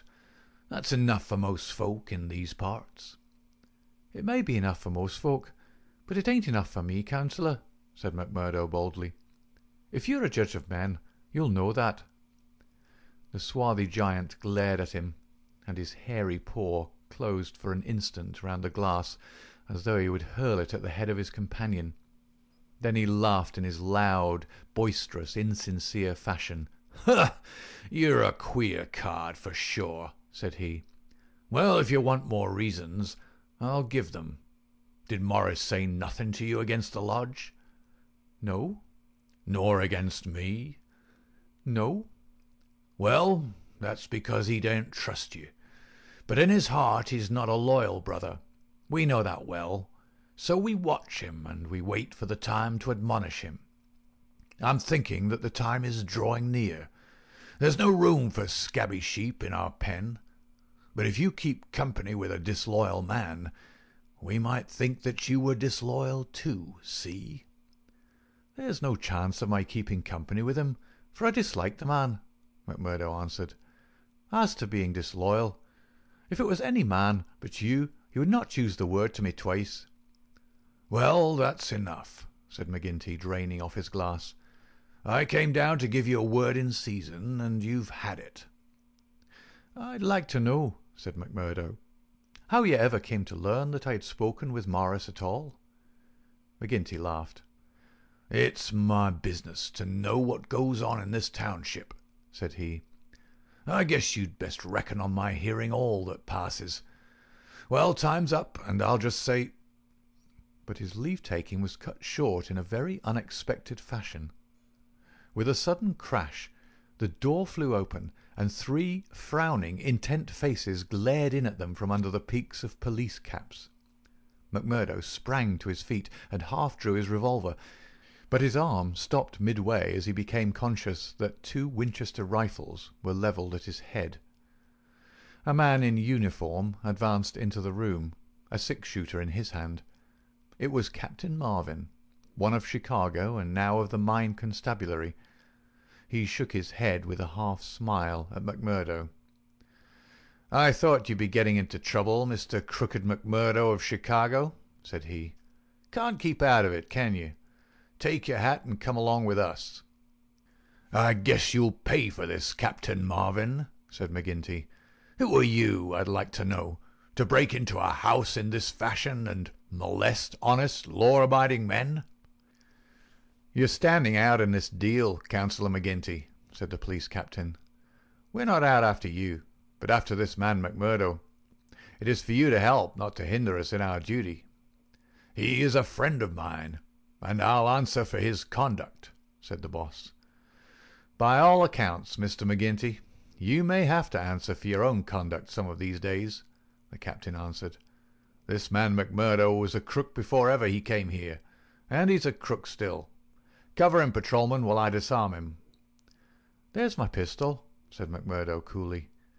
"Maybe, Captain Marvin, if you and I were alone and face to face, you would not take me so easily." "Where's your warrant?" asked McGinty.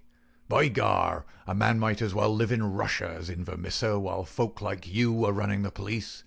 It's a capitalist outrage, and you'll hear more of it, I reckon." "You do what you think is your duty the best way you can, Councillor. We'll look after ours." "What am I accused of?" asked McMurdo. "Of being concerned in the beating of old Editor Stanger at the Herald office. It wasn't your fault that it isn't a murder charge." "Well, if that's all you have against him," cried McGinty with a laugh, "you can save yourself a deal of trouble by dropping it right now. This man was with me in my saloon playing poker up to midnight, and I can bring a dozen to prove it." "That's your affair, and I guess you can settle it in court tomorrow. Meanwhile, come on, McMurdo, and come quietly if you don't want a gun across your head. You stand wide, Mr. McGinty, for I warn you, I'll stand no resistance when I'm on duty." So determined was the appearance of the captain that both McMurdo and his boss were forced to accept the situation. The latter managed to have a few whispered words with the prisoner before they parted. "What about—" He jerked his thumb upward to signify the coining plant. "All right," whispered McMurdo, who had devised a safe hiding-place under the floor. "I'll bid you good-bye," said the boss, shaking hands. "I'll see Riley, the lawyer, and take the defence upon myself. Take my word for it that they won't be able to hold you." "I wouldn't bet on that. Guard the prisoner, you two, and shoot him if he tries any games. I'll search the house before I leave." He did so, but apparently found no trace of the concealed plant. When he descended, he and his men escorted McMurdo to headquarters. Darkness had fallen, and a keen blizzard was blowing so that the streets were nearly deserted, but a few loiterers followed the group, and, emboldened by invisibility, shouted imprecations at the prisoner. "Lynch the cursed scourer!" they cried. "Lynch him!" They laughed and jeered as he was pushed into the police station. After a short formal examination from the inspector in charge, he was put into the common cell. Here he found Baldwin and 3 other criminals of the night before, all arrested that afternoon and waiting their trial next morning. But even within this inner fortress of the law, the long arm of the freemen was able to extend. Late at night there came a jailer with a straw bundle for their bedding, out of which he extracted 2 bottles of whisky, some glasses, and a pack of cards. They spent a hilarious night without an anxious thought as to the ordeal of the morning. Nor had they cause, as the result was to show. The magistrate could not possibly on the evidence have held them for a higher court. On the one hand, the compositors and pressmen were forced to admit that the light was uncertain, that they were themselves much perturbed, and that it was difficult for them to swear to the identity of the assailants, although they believed that the accused were among them.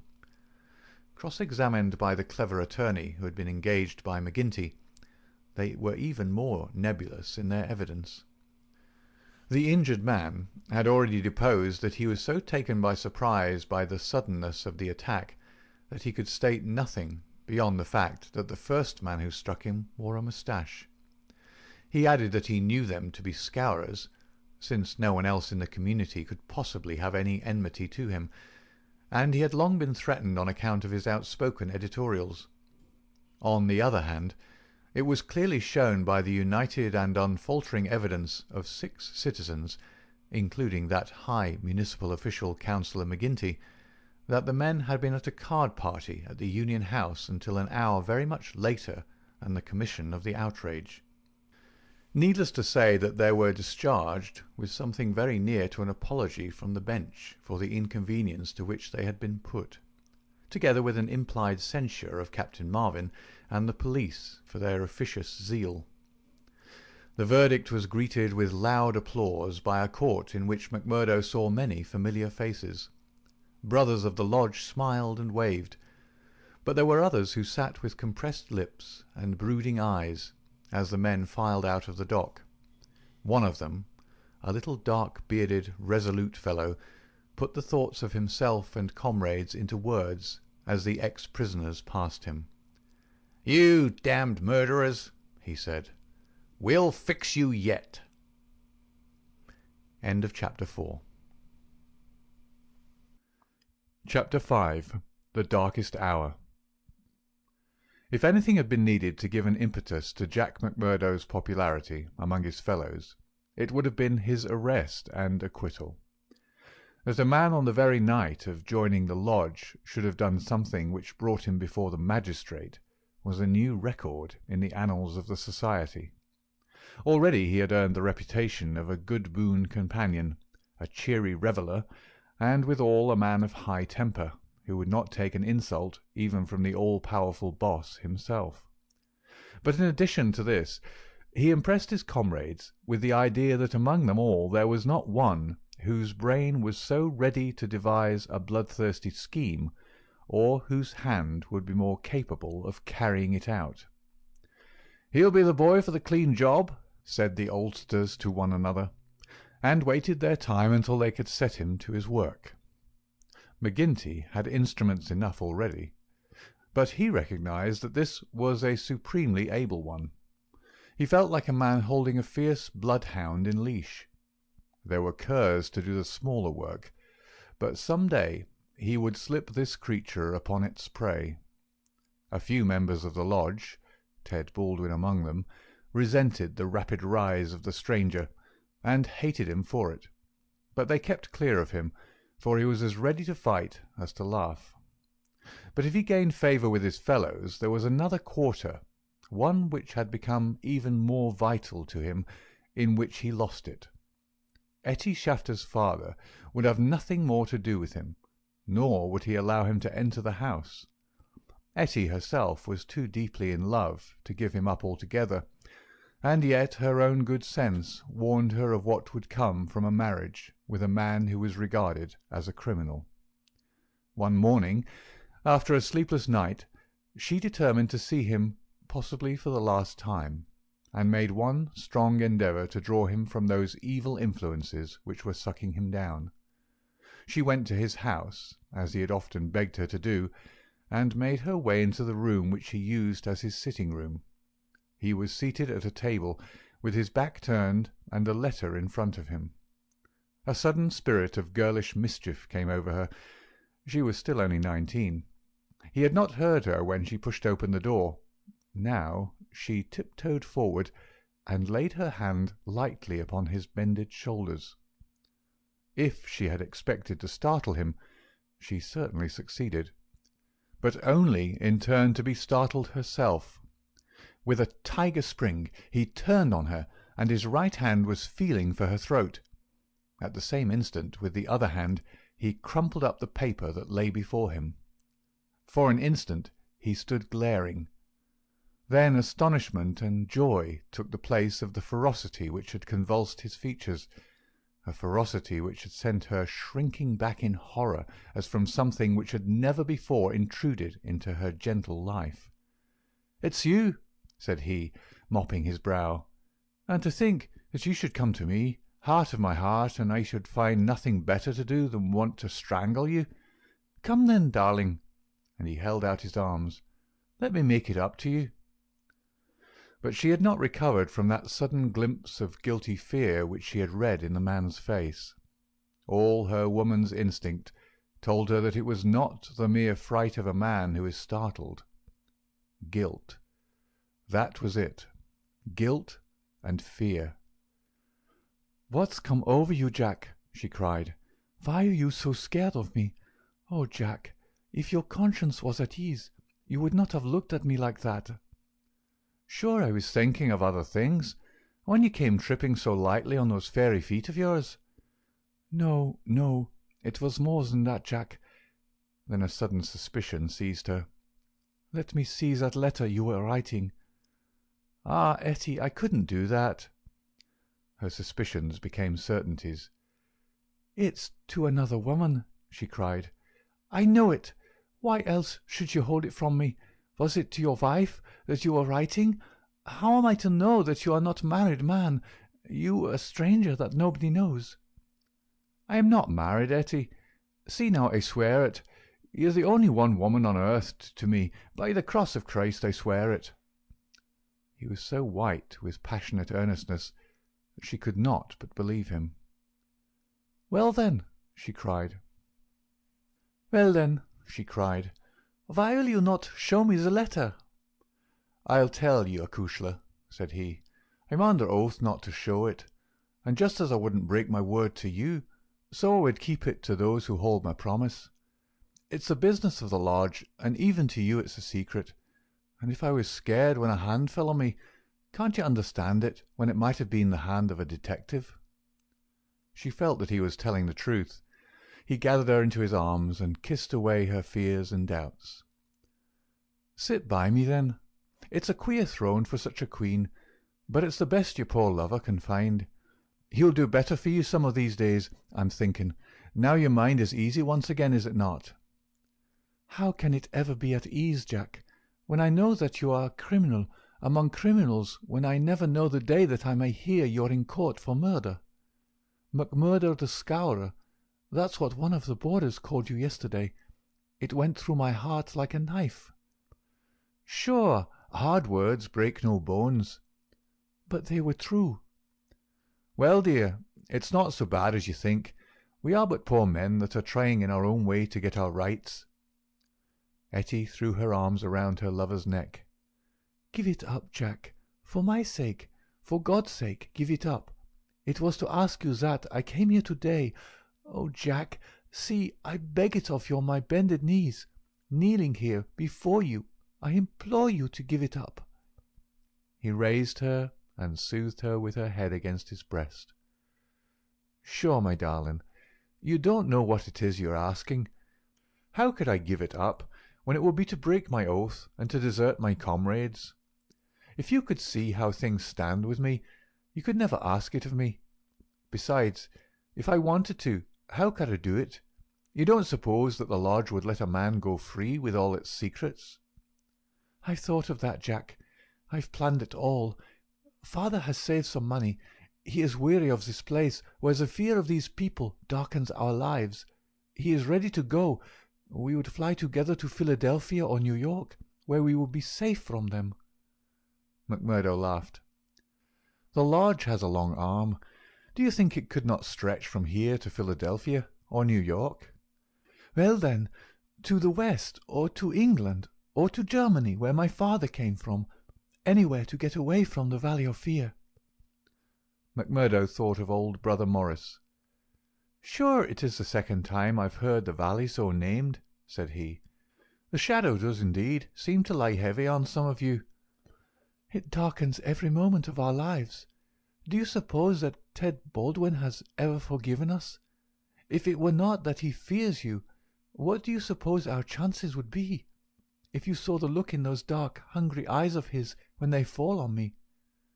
"By gar, I'd teach him better manners if I caught him at it. But see here, little girl, I can't leave here, I can't. Take that from me once and for all. But if you'll leave me to find my own way, I will try to prepare a way of getting honourably out of it." "There is no honour in such a matter."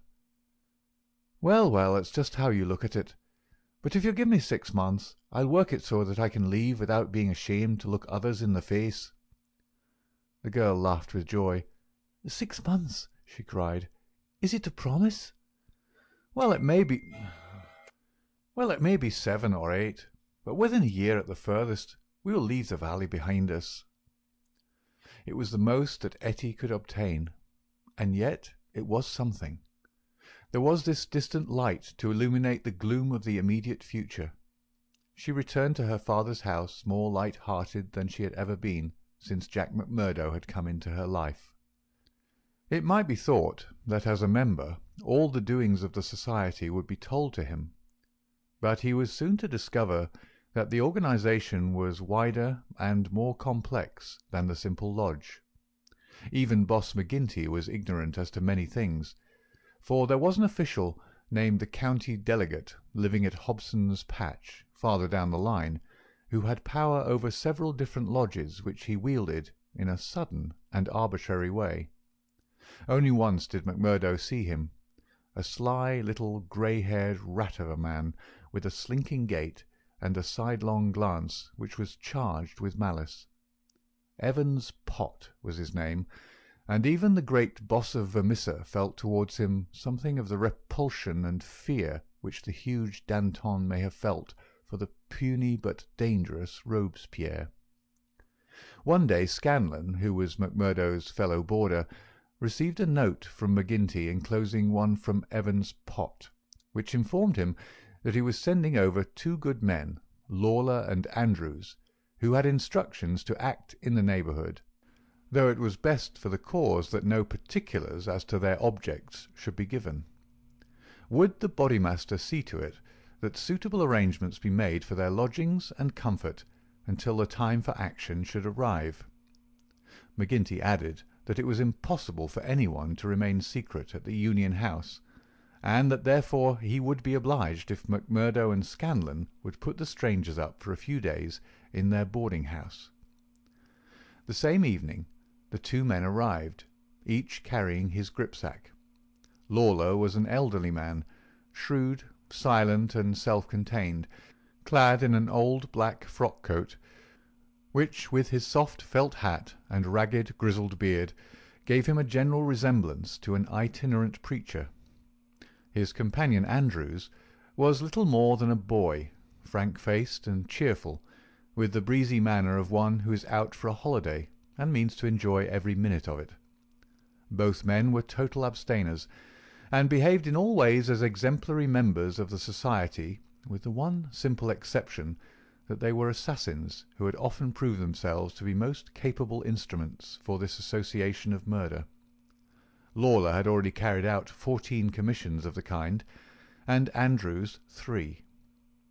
They were, as McMurdo found, quite ready to converse about their deeds in the past, which they recounted with half-bashful pride of men who had done good and unselfish service for the community. They were reticent, however, as to the immediate job in hand. "They chose us because neither I nor the boy here drink," Lawler explained. "They can count on us saying no more than we should. You must not take it amiss, but it is the orders of the county delegate that we obey." "Sure, we are all in it together," said Scanlon, McMurdo's mate, as the 4 sat together at supper. "That's true enough, and we'll talk till the cows come home of the killing of Charlie Williams or of Simon Bird or any other job in the past, but till the work is done we say nothing." "There are half dozen about here that I have a word to say to," said McMurdo with an oath. "I suppose it isn't Jack Knox of Ironhill that you're after? I'd go some way to see him get his deserts." "No, it's not him yet." "Or Herman Strauss?" "No, nor him either." "Well, if you won't tell us, we can't make you, but I'd be glad to know." Lawler smiled and shook his head. He was not to be drawn. In spite of the reticence of their guests, Scanlon and McMurdo were quite determined to be present at what they called the fun. When, therefore, at an early hour one morning, McMurdo heard them creeping down the stairs, he awakened Scanlon, and the 2 hurried on their clothes. When they were dressed, they found that the others had stolen out, leaving the door open behind them. It was not yet dawn, and by the light of the lamps they could see the 2 men some distance down the street. They followed them warily, treading noiselessly in the deep snow. The boarding-house was near the edge of the town, and soon they were at the crossroads which is beyond its boundary, here 3 men were waiting, with whom Lawler and Andrews held a short, eager conversation. Then they all moved on together. It was clearly some notable job which needed numbers. At this point there are several trails which lead to various mines. The strangers took that which led to the Crow Hill, a huge business which was in strong hands, which had been able, thanks to their energetic and fearless New England manager, Josiah H. Dunn, to keep some order and discipline during the long reign of terror. Day was breaking now, and a line of workmen were slowly making their way singly and in groups along the blackened path. McMurdo and Scanlon strolled on with the others, keeping in sight of the men whom they followed.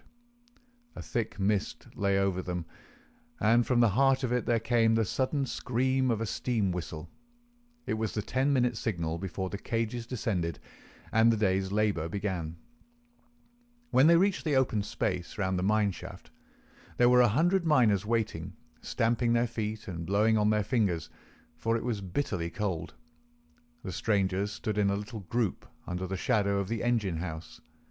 Scanlon and McMurdo climbed a heap of slag from which the whole scene lay before them.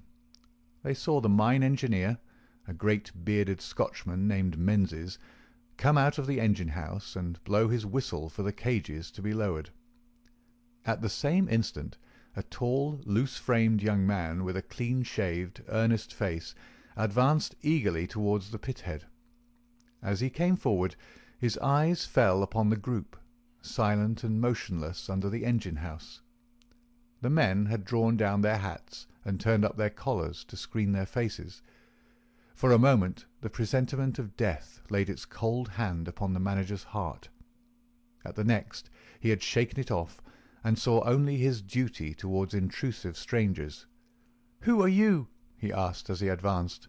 "What are you loitering there for?" There was no answer, but the lad Andrews stepped forward and shot him in the stomach. The 100 waiting miners stood as motionless and helpless as if they were paralysed. The manager clapped his 2 hands to the wound and doubled himself up. Then he staggered away, but another of the assassins fired, and he went down sideways, kicking and clawing among a heap of clinkers.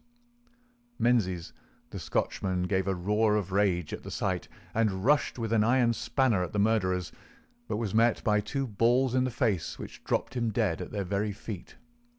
There was a surge forward of some of the miners, and an inarticulate cry of pity and of anger, but a couple of the strangers emptied their 6-shooters over the heads of the crowd, and they broke and scattered, some of them rushing wildly back to their homes in Vermissa.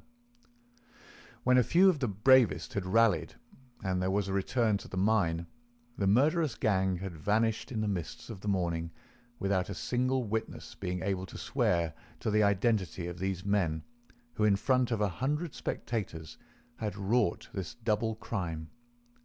Scanlon and McMurdo made their way back, Scanlon somewhat subdued, for it was the first murder job that he had seen with his own eyes, and it appeared less funny than he had been led to believe. The horrible screams of the dead manager's wife pursued them as they hurried to the town. McMurdo was absorbed and silent, but he showed no sympathy for the weakening of his companion. "Sure it is like a war," he repeated. "What is it but a war between us and them, and we hit back where we best can." There was high revel in the lodge-room at the Union House that night, not only over the killing of the manager and engineer of the Crow Hill mine, which would bring this organisation into line with the other blackmailed and terror-stricken companies of the district, but also over a distant triumph which had been wrought by the hands of the lodge itself. It would appear that when the county delegate had sent over 5 good men to strike a blow in Vermissa, he had demanded that in return 3 Vermissa men should be secretly selected and sent across to kill William Hales of Stake Royal, one of the best known and most popular mine owners in the Gilmerton district, a man who was believed not to have an enemy in the world, for he was in all ways a model employer. He had insisted, however, upon efficiency in the work, and had therefore, paid off certain drunken and idle employees who were members of the all-powerful society. Coffin notices hung outside his door had not weakened his resolution, and so in a free, civilized country he found himself condemned to death. The execution had now been duly carried out. Ted Baldwin, who sprawled now in the seat of honour beside the Bodymaster, had been chief of the party. His flushed face and glazed, bloodshot eyes told of the sleeplessness and drink. He and his two comrades had spent the night before among the mountains. They were unkempt and weather-stained. But no heroes, returning from a forlorn hope, could have had a warmer welcome from their comrades. The story was told and retold amid cries of delight and shouts of laughter. They had waited for their man as he drove home at nightfall, taking their station at the top of a steep hill, where his horse must be at a walk. He was so furred to keep out the cold that he could not lay his hand on his pistol. They had pulled him out and shot him again and again. He had screamed for mercy. The screams were repeated for the amusement of the lodge. "Let's hear again how he squealed!" they cried. None of them knew the man, but there is eternal drama in a killing, and they had shown the Scourers of Gilmerton that the Vermissa men were to be relied upon. There had been one contretemps, for a man and his wife had driven up while they were still emptying their revolvers into the silent body. It had been suggested that they should shoot them both, but they were harmless folk who were not connected with the mines, so they were sternly bidden to drive on and keep silent, lest a worse thing befall them. And so the blood-mottled figure had been left as a warning to all such hard-hearted employers, and the three noble avengers had hurried off into the mountains, where unbroken nature comes down to the very edge of the furnaces and the slag-heaps. Here they were safe and sound, their work well done, and the plaudits of their companions in their ears. It had been a great day for the Scourers. The shadow had fallen even darker over the valley. But as the wise general chooses the moment of victory in which to redouble his efforts, so that his foes may have no time to steady themselves after disaster, so Boss McGinty, looking out upon the scene of his operations with his brooding and malicious eyes, had devised a new attack upon those who opposed him. That very night, as the half-drunken company broke up, he touched McMurdo on the arm and led him aside into that inner room where they had their first interview.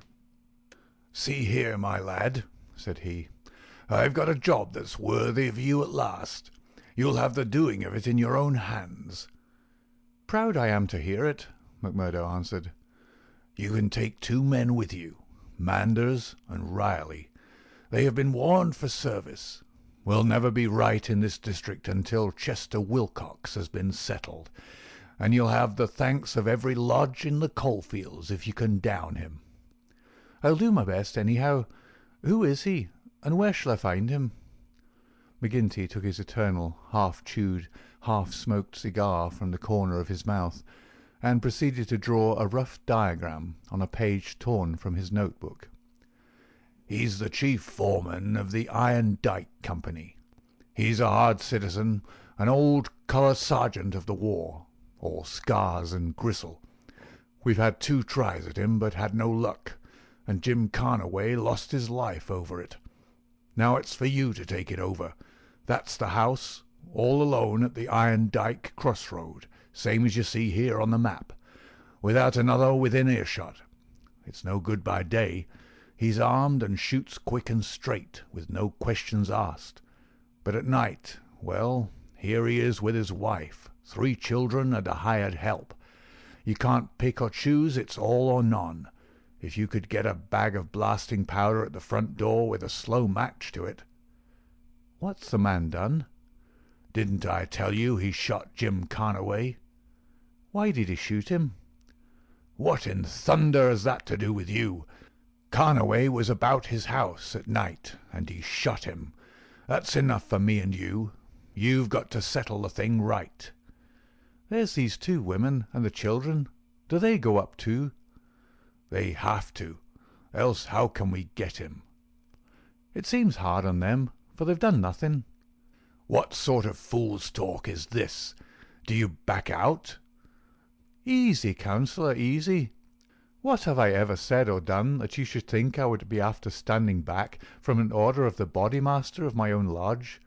If it's right or if it's wrong, it's for you to decide."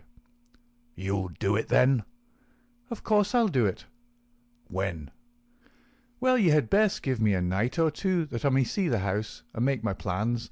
Then—" "Very good," said McGinty, shaking him by the hand. "I leave it with you. It'll be a great day when you bring us the news.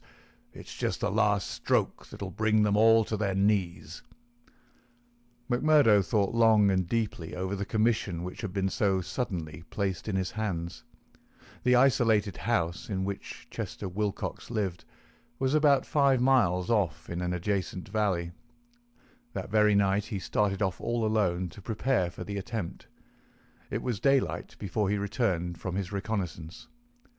Next day he interviewed his 2 subordinates, Manders and Riley, reckless youngsters who were as elated as if it were a deer hunt. 2 nights later they met outside the town, all 3 armed, and one of them carrying a sack stuffed with the powder which was used in the quarries. It was 2 in the morning before they came to the lonely house. The night was a windy one, with broken clouds drifting swiftly across the face of a 3/4 moon. They had been warned to be on their guard against bloodhounds, so they moved forward cautiously with their pistols cocked in their hands. But there was no sound save the howling of the wind, and no movement but the swaying branches above them. McMurdo listened at the door of the lonely house, but all was still within. Then he leaned the powder bag against it, ripped a hole in it with his knife, and attached the fuse. When it was well alight, he and his 2 companions took to their heels and were some distance off, safe and snug in a sheltering ditch, before the shattering roar of the explosion, with the low, deep rumble of the collapsing building, told them that their work was done. No cleaner job had ever been carried out in the blood-stained annals of the Society. But alas, that work so well organized and boldly carried out should all have gone for nothing. Warned by the fate of the various victims, and knowing that he was marked down for destruction, Chester Wilcox had moved himself and his family only the day before to some safer and less known quarters, where a guard of police should watch over them. It was an empty house which had been torn down by the gunpowder, and the grim old colour sergeant of the war was still teaching discipline to the miners of Iron Dyke. "Leave him to me," said McMurdo. "He's my man, and I'll get him, sure, if I have to wait a year for him." A vote of thanks and confidence was passed in full lodge, and so for the time the matter ended. When a few weeks later it was reported in the papers that Wilcox had been shot at from an ambuscade, it was an open secret that McMurdo was still at work upon his unfinished job. Such were the methods of the Society of Freemen, and such were the deeds of the Scourers by which they spread their rule of fear over the great and rich district which was for so long a period haunted by their terrible presence. Why should these pages be stained by further crimes? Have I not said enough to show the men and their methods? These deeds are written in history, and their records wherein one may read the details of them. There one may learn of the shooting of policemen Hunt and Evans because they had ventured to arrest 2 members of the Society, a double outrage planned at the Vermissa lodge and carried out in cold blood upon 2 helpless and disarmed men. There also one may read of the shooting of Mrs. Larby when she was nursing her husband, who had been beaten almost to death by orders of Boss McGinty, the killing of the elder Jenkins, shortly followed by that of his brother, the mutilation of James Murdoch, the blowing up of the Staphouse family, and the murder of the Stendals, all followed hard upon one another in the same terrible winter. Darkly the shadow lay upon the valley of fear. The spring had come with running brooks and blossoming trees. There was hope for all nature bound so long in an iron grip. But nowhere was there any hope for the men and women who lived under the yoke of the Terror. Never had the cloud above them been so dark and hopeless as in the early summer of the year 1875. End of Chapter 5. Chapter 6. Danger. It was the height of the Reign of Terror. MacMurdo, who had already been appointed inner deacon with every prospect of some day succeeding McGinty as Bodymaster, was now so necessary to the counsels of his comrades that nothing was done without his help and advice. The more popular he became, however, with the freemen, the blacker were the scowls which greeted him as he passed along the streets of Vermissa. In spite of their terror, the citizens were taking heart to band themselves together against their oppressors. Rumours had reached the lodge of secret gatherings in the Herald office and of distribution of firearms among the law-abiding people. But McGinty and his men were undisturbed by such reports. They were numerous, resolute, and well armed. Their opponents were scattered and powerless. It would all end, as it had done in the past, in aimless talk and possibly in impotent arrests. So said McGinty, MacMurdo, and all the bolder spirits. It was a Saturday evening in May. Saturday was always the lodge night, and MacMurdo was leaving his house to attend it when Morris, the weaker brother of the order, came to see him.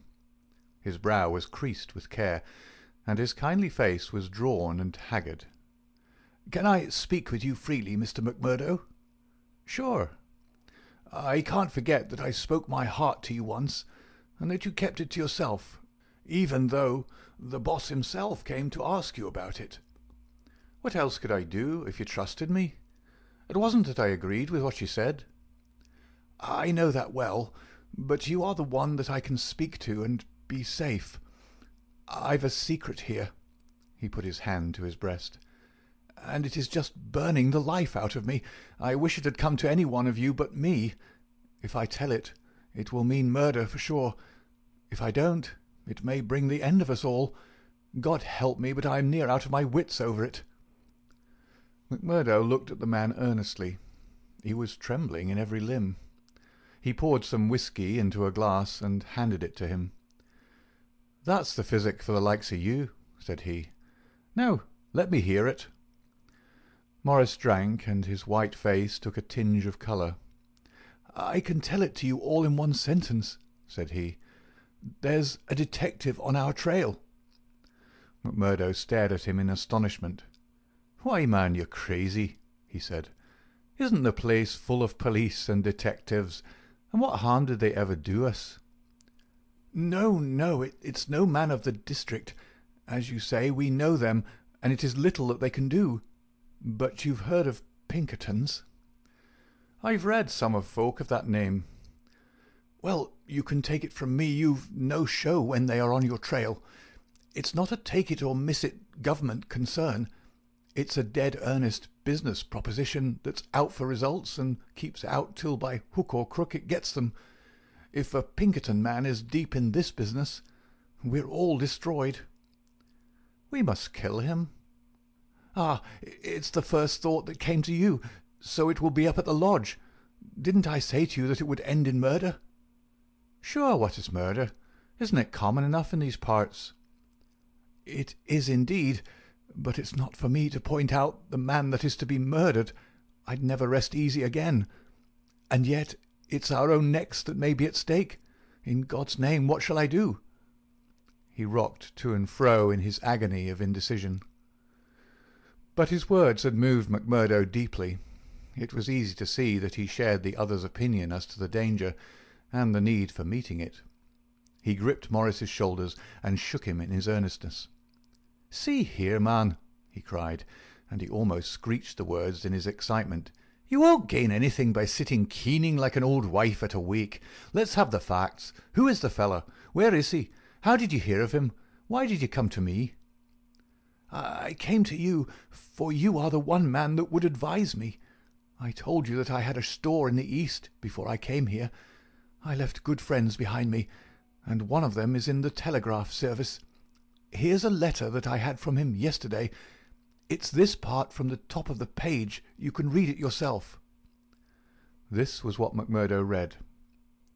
How are the Scourers getting on in your parts? We read plenty of them in the papers. Between you and me, I expect to hear news from you before long. 5 big corporations and the 2 railroads have taken the thing up in dead earnest. They mean it, and you can bet they'll get there. They are right deep down into it. Pinkerton has taken hold under their orders, and his best man, Birdy Edwards, is operating. The thing has got to be stopped right now. Now, read the proscript.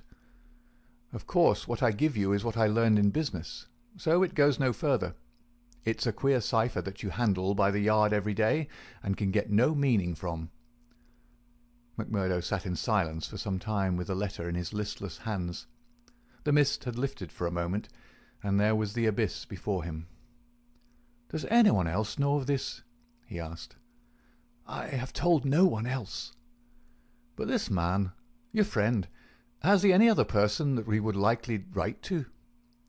"Well, I dare say he knows 1 or 2 more." "Of the lodge?" "It's likely enough." "I was asking because it is likely that he may have given some description of this fellow Birdy Edwards. Then we could get on his trail." "Well, it's possible, but I shouldn't think he knew him. He's just telling me the news that came to him by way of business. How would he know this Pinkerton man?" McMurdo gave a violent start. "By gar!" he cried. "I've got him! What a fool I was not to know it! Lord, but we're in luck! We'll fix him before he can do any harm. See here, Morris, will you leave this thing in my hands?" "Sure, if you will only take it off mine." "I'll do that. You can stand right back and let me run it. Even your name need not be mentioned. I'll take it all on myself, as if it were to me that this letter has come. Will that content you?" "It's just what I would ask." "Then leave it at that, and keep your head shut. Now I'll get down to the lodge, and we'll soon make old man Pinkerton sorry for himself." "You wouldn't kill this man?" "The less you know, friend Morris, the easier your conscience, and the better you'll sleep. Ask no questions, and let these things settle themselves. I have hold of it now." Morris shook his head sadly as he left. "I feel that his blood is on my hands," he groaned. "Self-protection is no murder, anyhow," said McMurdo, smiling grimly. "It's him or us.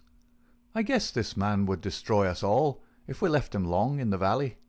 Why, Brother Morris, we'll have to elect you Bodymaster yet, for you've surely saved the lodge."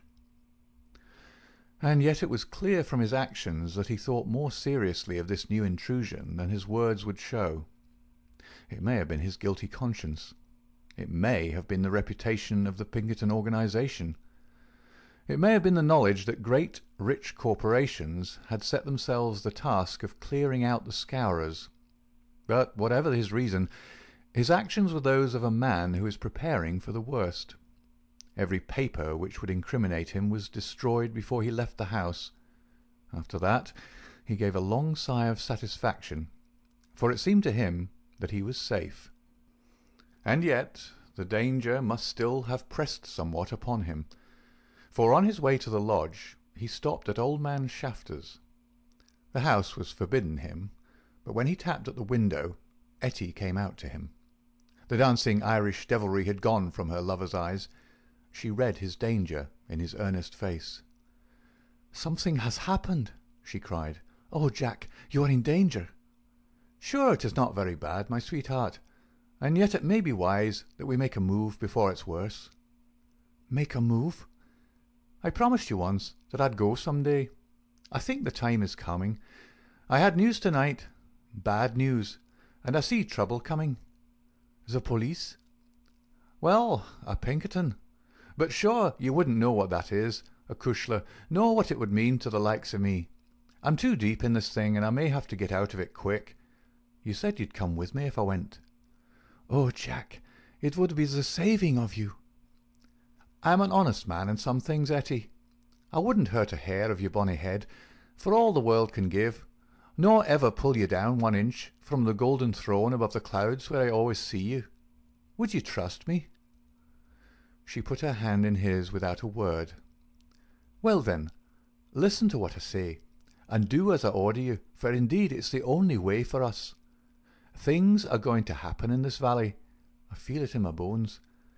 There may be many of us that will have to look out for ourselves. I'm one anyhow.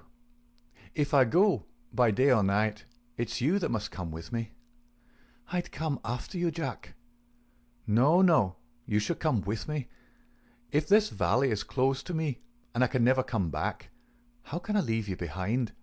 And me perhaps in hiding from the police, with never a chance of a message. It's with me you must come. I know a good woman in the place I come from, and it's there I'd leave you till when we get married. Will you come? Yes, Jack, I will come. God bless you for your trust in me.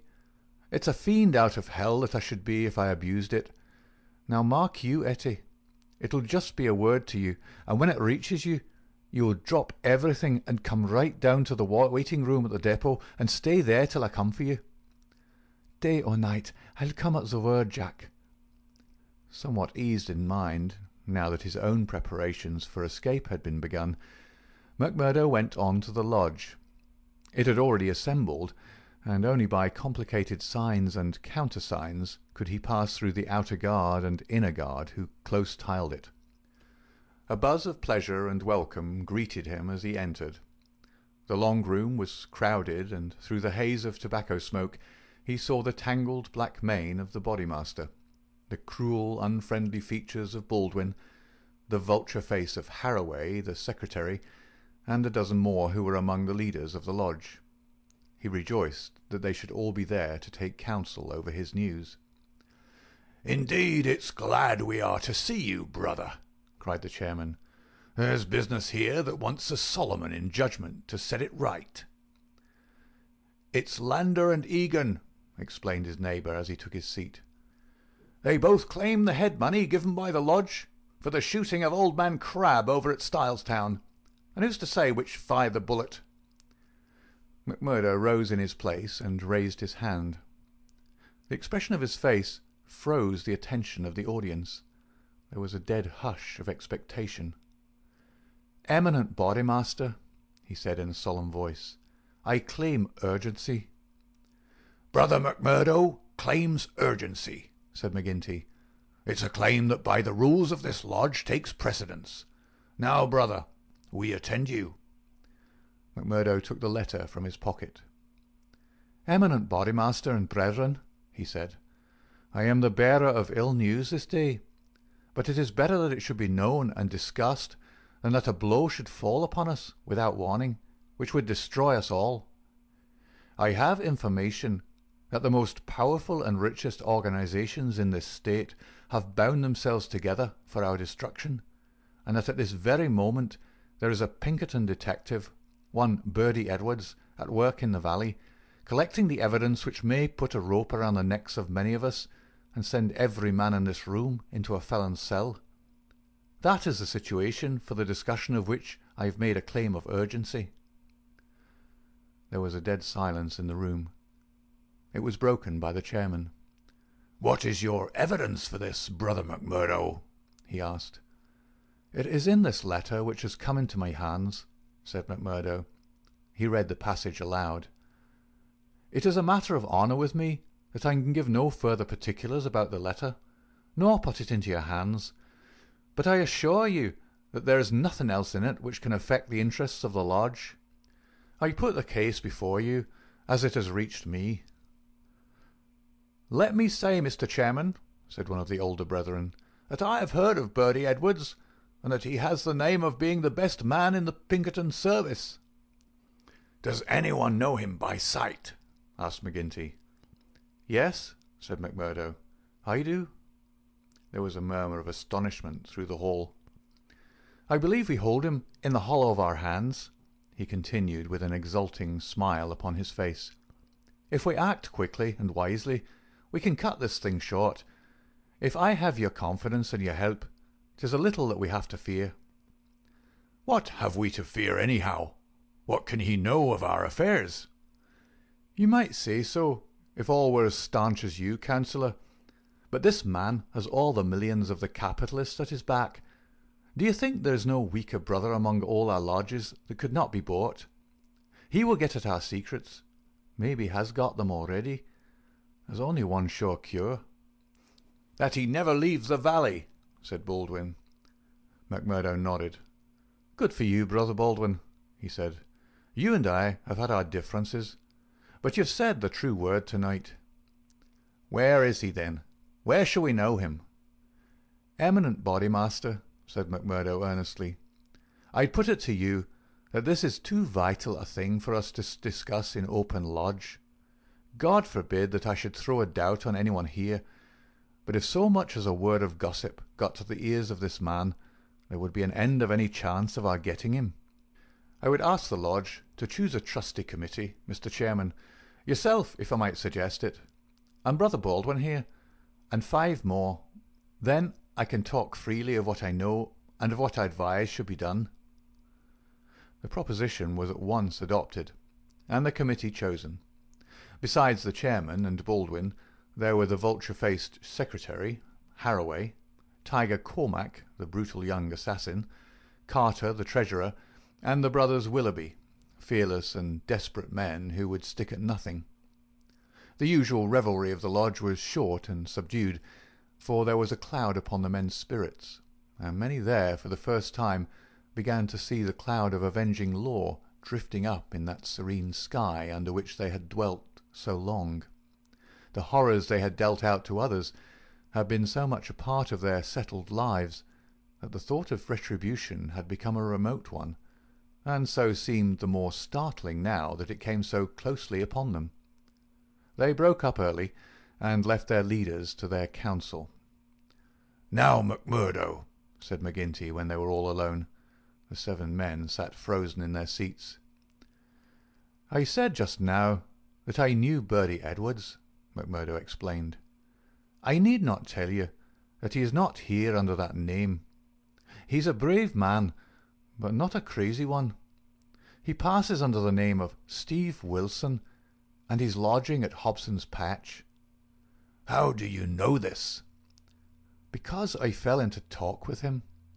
I thought little of it at the time, nor would have given it a second thought but for this letter. But now I'm sure it's the man. I met him on the cars when I went down the line on Wednesday. A hard case if ever there was one. He said he was a reporter. I believed it for the moment. Wanted to know all he could about the Scourers and what he called the outrages for a New York paper. Asked me every kind of question so as to get something. You bet I was giving nothing away. I'd pay for it and pay well, said he, if I could get some stuff that would suit my editor. I said what I thought would please him best, and he handed me a $20 bill for my information. "There's 10 times that for you," said he, "if you can find me all that I want." "What did you tell him then?" "Any stuff I could make up." "How do you know he wasn't a newspaper man?" "I'll tell you. He got out at Hobson's Patch, and so did I. I chanced into the Telegraph Bureau, and he was leaving it. "See here," said the operator after he'd gone out, "I guess we could charge double rates for this." "I guess you should," said I. "He'd filled the form with stuff that might have been Chinese for all we could make of it." "He fires a sheet of this off every day," said the clerk. "Yes," said I, "it's special news for his paper, and he's scared that others should tap it." That was what the operator thought, and what I thought at the time, but I think differently now. "By gar, I believe you're right," said McGinty. "But what do you allow that we should do about it?" "Why not go right down now and fix him?" someone suggested. "Aye, the sooner the better." "I'd start this next minute if I knew where I could find him," said MacMurdo. "He's in Hobson's Patch, but I don't know the house. I've got a plan, though, if you'll only take my advice." "Well, what is it?" "I'll go to the patch tomorrow morning. I'll find him through the operator. He can locate him, I guess. Well, then I'll tell him that I'm a free man myself. I'll offer him all the secrets of the lodge for a price. You bet he'll tumble to it. I'll tell him the papers are at my house, and that it's as much as my life would be worth to let him come while my folk were about. He'll see that that's horse sense. Let him come at 10 o'clock at night, and he shall see everything. That will fetch him, for sure. Well, you can plan the rest for yourselves. Widow MacManara is a lonely house.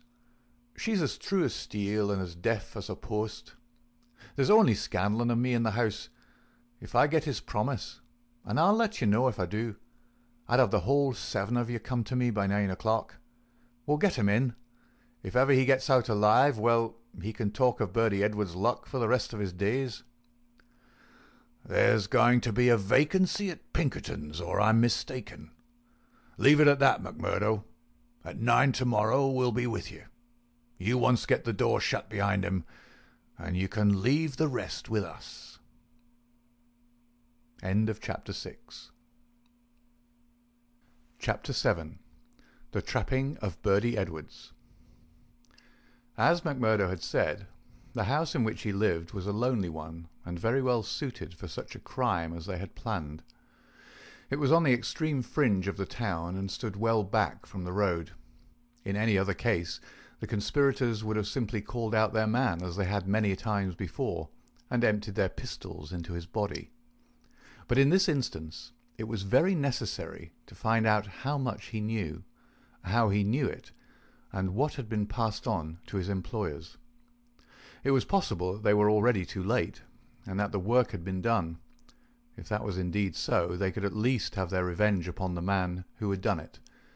But they were hopeful that nothing of great importance had yet come to the detective's knowledge, as otherwise, they argued, he would not have troubled to write down and forward such trivial information as MacMurdo claimed to have given him. However, all this they would learn from his own lips. Once in their power, they would find a way to make him speak. It was not the first time that they had handled an unwilling witness. MacMurdo went to Hobson's Patch as agreed. The police seemed to take particular interest in him that morning, and Captain Marvin, he who had claimed the old acquaintance with him at Chicago, actually addressed him as he waited at the station. MacMurdo turned away and refused to speak with him. He was back from his mission in the afternoon, and saw McGinty at the Union House. "He is coming," he said. "Good," said McGinty. The giant was in his shirt-sleeves, with chains and seals gleaming athwart his ample waistcoat, and a diamond twinkling through the fringe of his bristling beard. Drink and politics had made the boss a very rich as well as powerful man. The more terrible, therefore, seemed that glimpse of the prison or the gallows which had risen before him the night before. "Do you reckon he knows much?" he asked anxiously. MacMurdo shook his head gloomily. "He's been here some time, 6 weeks at least. I guess he didn't come into these parts to look at the prospect. If he's been working among us all that time with the railroad money at his back, I should expect that he's got results, and that he's passed them on." "There's not a weak man in the lodge," cried McGinty. "True as steel, every man of them. And yet, by the Lord, there is that skunk Morris. What about him? If any man gives us away, it would be he. I've a mind to send a couple of the boys round before evening to give him a beating up and see what they can get from him." "Well, there would be no harm in that," MacMurdo answered. "I won't deny that I have a liking for Morris, and would be sorry to see him come to harm. He has spoken to me once or twice over lodge matters. I know he may not see them the same as you or I. He never seemed the sort that squeals. But still, 'tis not for me to stand between him and you." "I'll fix the old devil," said McGinty with an oath. "I've had my eye on him this year past." "Well, you know best about that," MacMurdo answered. "But whatever you do must be tomorrow. For we must lie low until the Pinkerton affair is settled up. We can't afford to set the police buzzing today of all days." "True for you," said McGinty. "And we'll learn from Birdy Edwards himself where he got his news if we have to cut his heart out first. Did he seem to scent a trap?" MacMurdo laughed. "I guess I took him on his weak point," he said. "If he could get on a good trail of the scourers, he's ready to follow it into hell. I took his money." McMurdo grinned as he produced a wad of dollar notes. "And there's much more when he's seen all my papers." "What papers?" "Well, there are no papers, but I filled him up about constitutions and books of rules and forms of membership. He expects to get right down to the end of everything before he leaves." "Faith, he's right there," said McGinty grimly. "Didn't he ask you why you didn't bring him the papers?" "As if I would carry such things, and me a suspected man, and Captain Marvin after speaking to me this very day at the depot." "Aye, I heard of that," said McGinty. "I guess the heavy end of this business is coming on to you. We could put him down an old shaft when we've done with him, but however we work it, we can't get past the man living at Hobston's Patch, and you being there today." McMurdo shrugged his shoulders. "If we handle it right, they can never prove the killing," said he. "No one can see him come to the house after dark, and I'll lay to it that no one will see him go. Now see here, counsellor, I'll show you my plan, and I'll ask you to fit the others into it. You'll all come in good time. Very well. He comes at 10. He's to tap 3 times, and me to open the door for him. Then I'll get behind him and shut it. He's our man then." "That's all easy and plain." "Yes, but the next step wants considering. He's a hard proposition. He's heavily armed. I filmed him proper, and yet he's likely to be on his guard. Suppose I show him right into a room with 7 men in it where he expected to find me alone. There's going to be shooting, and somebody's going to be hurt." "That's so." "And the noise is going to bring every damned copper in the township on top of it." "I guess you're right." "This is how I should work it. You'll all be in the big room, same as you saw when you had a chat with me.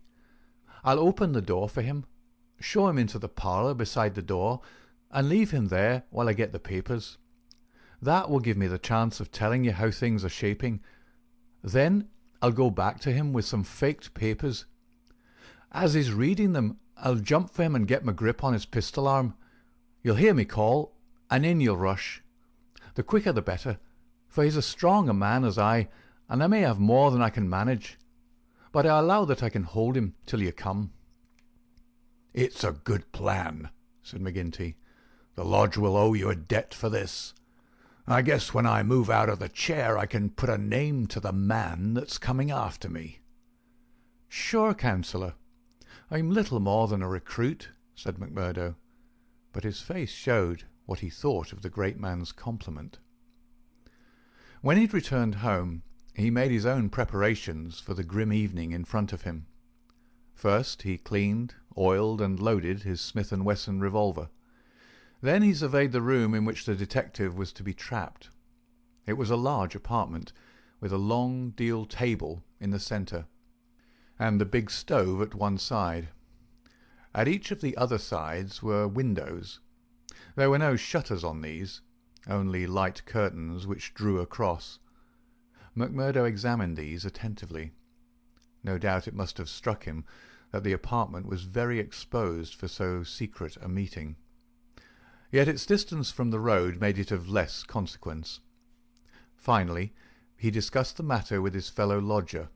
Scanlon, though a scourer, was an inoffensive little man who was too weak to stand against the opinion of his comrades, but was secretly horrified by the deeds of blood at which he had sometimes been forced to assist. McMurdo told him shortly what was intended. "And if I were you, Mike Scanlon, I would take a night off and keep clear of it. There'll be bloody work here before morning." "Well, indeed then, Mac," Scanlon answered. "It's not the will, but the nerve that is wanting in me. When I saw Manager Dunn go down at the colliery yonder, it was just more than I could stand. I'm not made for it, same as you or McGinty. If the lodge will think none the worse of me, I'll just do as you advise, and leave you to yourselves for the evening." The men came in good time, as arranged. They were outwardly respectable citizens, well clad and cleanly, but a judge of faces would have read little hope for Birdy Edwards in those hard mouths and remorseless eyes.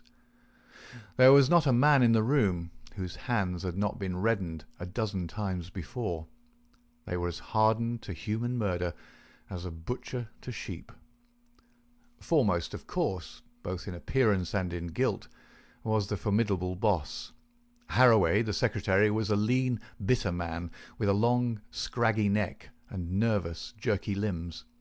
A man of incorruptible fidelity where the finances of the order were concerned, and with no notion of justice or honesty to anyone beyond. The treasurer, Carter, was a middle-aged man with an impassive, rather sulky expression and a yellow parchment skin. He was a capable organizer, and the actual details of nearly every outrage had sprung from his plotting brain. The two Willoughbys were men of action, tall, lithe young fellows with determined faces, while their companion, Tiger Cormac, a heavy, dark youth, was feared even by his own comrades for the ferocity of his disposition. These were the men who assembled that night under the roof of McMurdo for the killing of the Pinkerton detective. Their host had placed whisky upon the table, and they had hastened to prime themselves for the work before them. Baldwin and Cormac were already half drunk, and the liquor had brought out all their ferocity. Cormac placed his hands on the stove for an instant. It had been lighted, for the nights were still cold.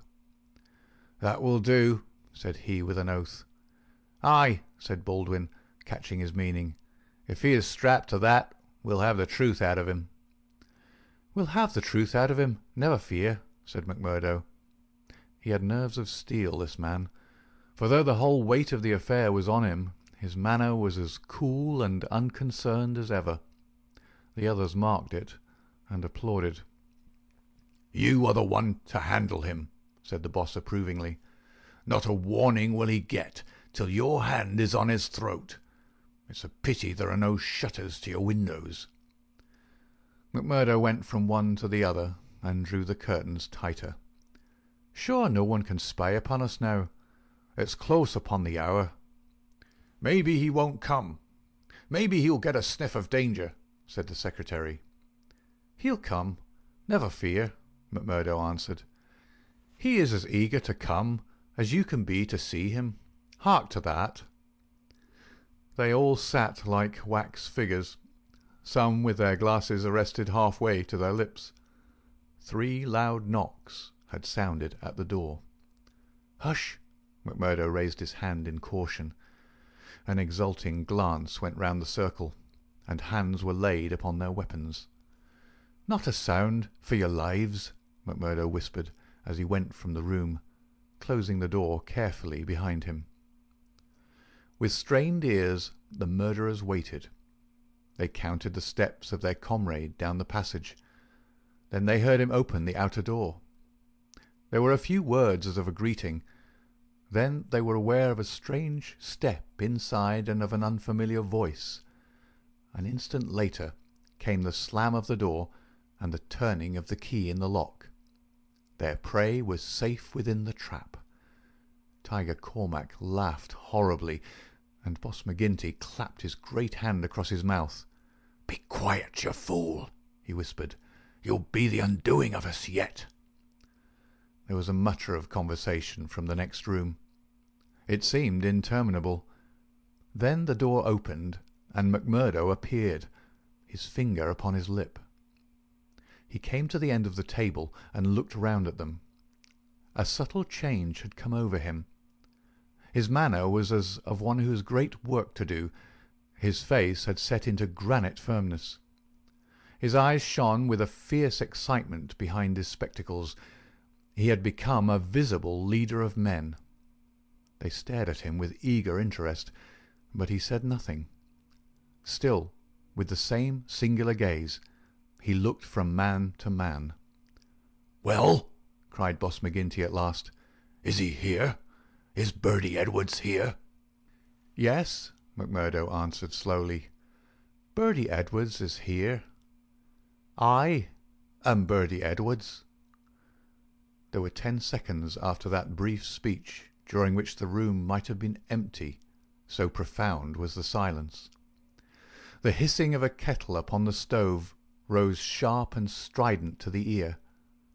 7 white faces, all turned upward to this man who dominated them, were set motionless with utter terror. Then, with a sudden shivering of glass, a bristle of glistening rifle barrels broke through each window, while the curtains were torn from their hangings. At the sight, Boss McGinty gave the roar of a wounded bear and plunged for the half-open door. A levelled revolver met him there, with the stern blue eyes of Captain Marvin of the Mine Police gleaming behind the sights. The boss recoiled and fell back into his chair. "You're safer there, councillor," said the man whom they had known as McMurdo. "And you, Baldwin, if you don't take your hand off your pistol, you'll cheat the hangman yet. Pull it out, or by the Lord that made me— There, that will do. There are 40 armed men round this house, and you can figure it out for yourself what chance you have. Take their pistols, Marvin." There was no possible resistance under the menace of those rifles. The men were disarmed. Sulky, sheepish, and amazed, they still sat round the table. "I'd like to say a word to you before we separate," said the man who had trapped them. "I guess we may not meet again until you see me on the stand in the courthouse. I'll give you something to think over between now and then. You know me now for what I am. At last I can put my cards on the table. I am Birdy Edwards of Pinkerton's. I was chosen to break up your gang. I had a hard and dangerous game to play. Not a soul, not one soul, not my nearest and dearest, knew that I was playing it. Only Captain Marvin here and my employers knew that. But it's over tonight, thank God, and I am the winner." The 7 pale, rigid faces looked up at him. There was unappeasable hatred in their eyes. He read the relentless threat. "Maybe you think that the game is not over yet. Well, I take my chance of that. Anyhow, some of you will take no further hand, and there are 60 more besides yourselves that will see a jail this night. I'll tell you this, that when I was put upon this job I never believed there was such a society as yours. I thought it was paper talk, and that I would prove it so. They told me it was to do with the freemen, so I went to Chicago and was made one. Then I was surer than ever that it was just paper talk, for I found no harm in the society, but a deal of good. Still, I had to carry out my job, and I came to the coal valleys. When I reached this place I learned that I was wrong and that it wasn't a dime novel after all. So I stayed to look after it. I never killed a man in Chicago. I never minted $1 in my life. Those I gave you were as good as any others, but I never spent money better. But I knew the way into your good wishes, and so I pretended to you that the law was after me. It all worked just as I thought. So I joined your infernal lodge, and I took my share in your councils. Maybe they will say that I was as bad as you. They can say what they like, so long as I get you. But what is the truth? The night I joined, you beat up old man Stanger. I could not warn him, for there was no time, but I held your hand, Baldwin, when you would have killed him. If ever I have suggested things, so as to keep my place among you, they were things which I knew I could prevent.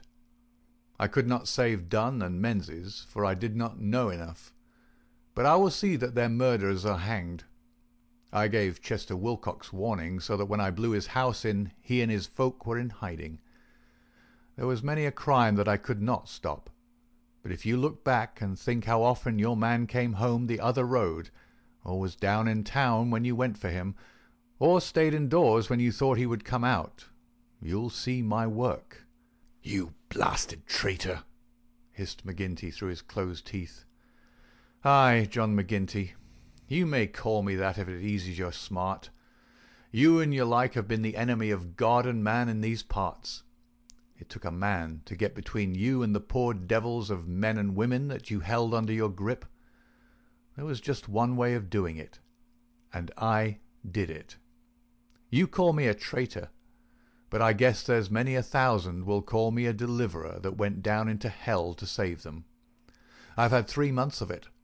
I wouldn't have 3 such months again if they let me loose in the treasury of Washington for it.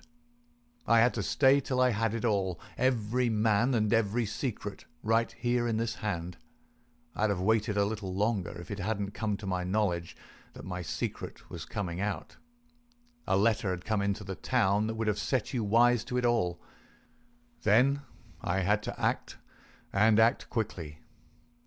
I've nothing more to say to you, except that when my time comes I'll die the easier when I think of the work I've done in this valley. Now, Marvin, I'll keep you no more. Take them in and get it over. There is little more to tell. Scanlon had been given a sealed note to be left at the address of Miss Etty Shafter, a mission which she had accepted with a wink and a knowing smile.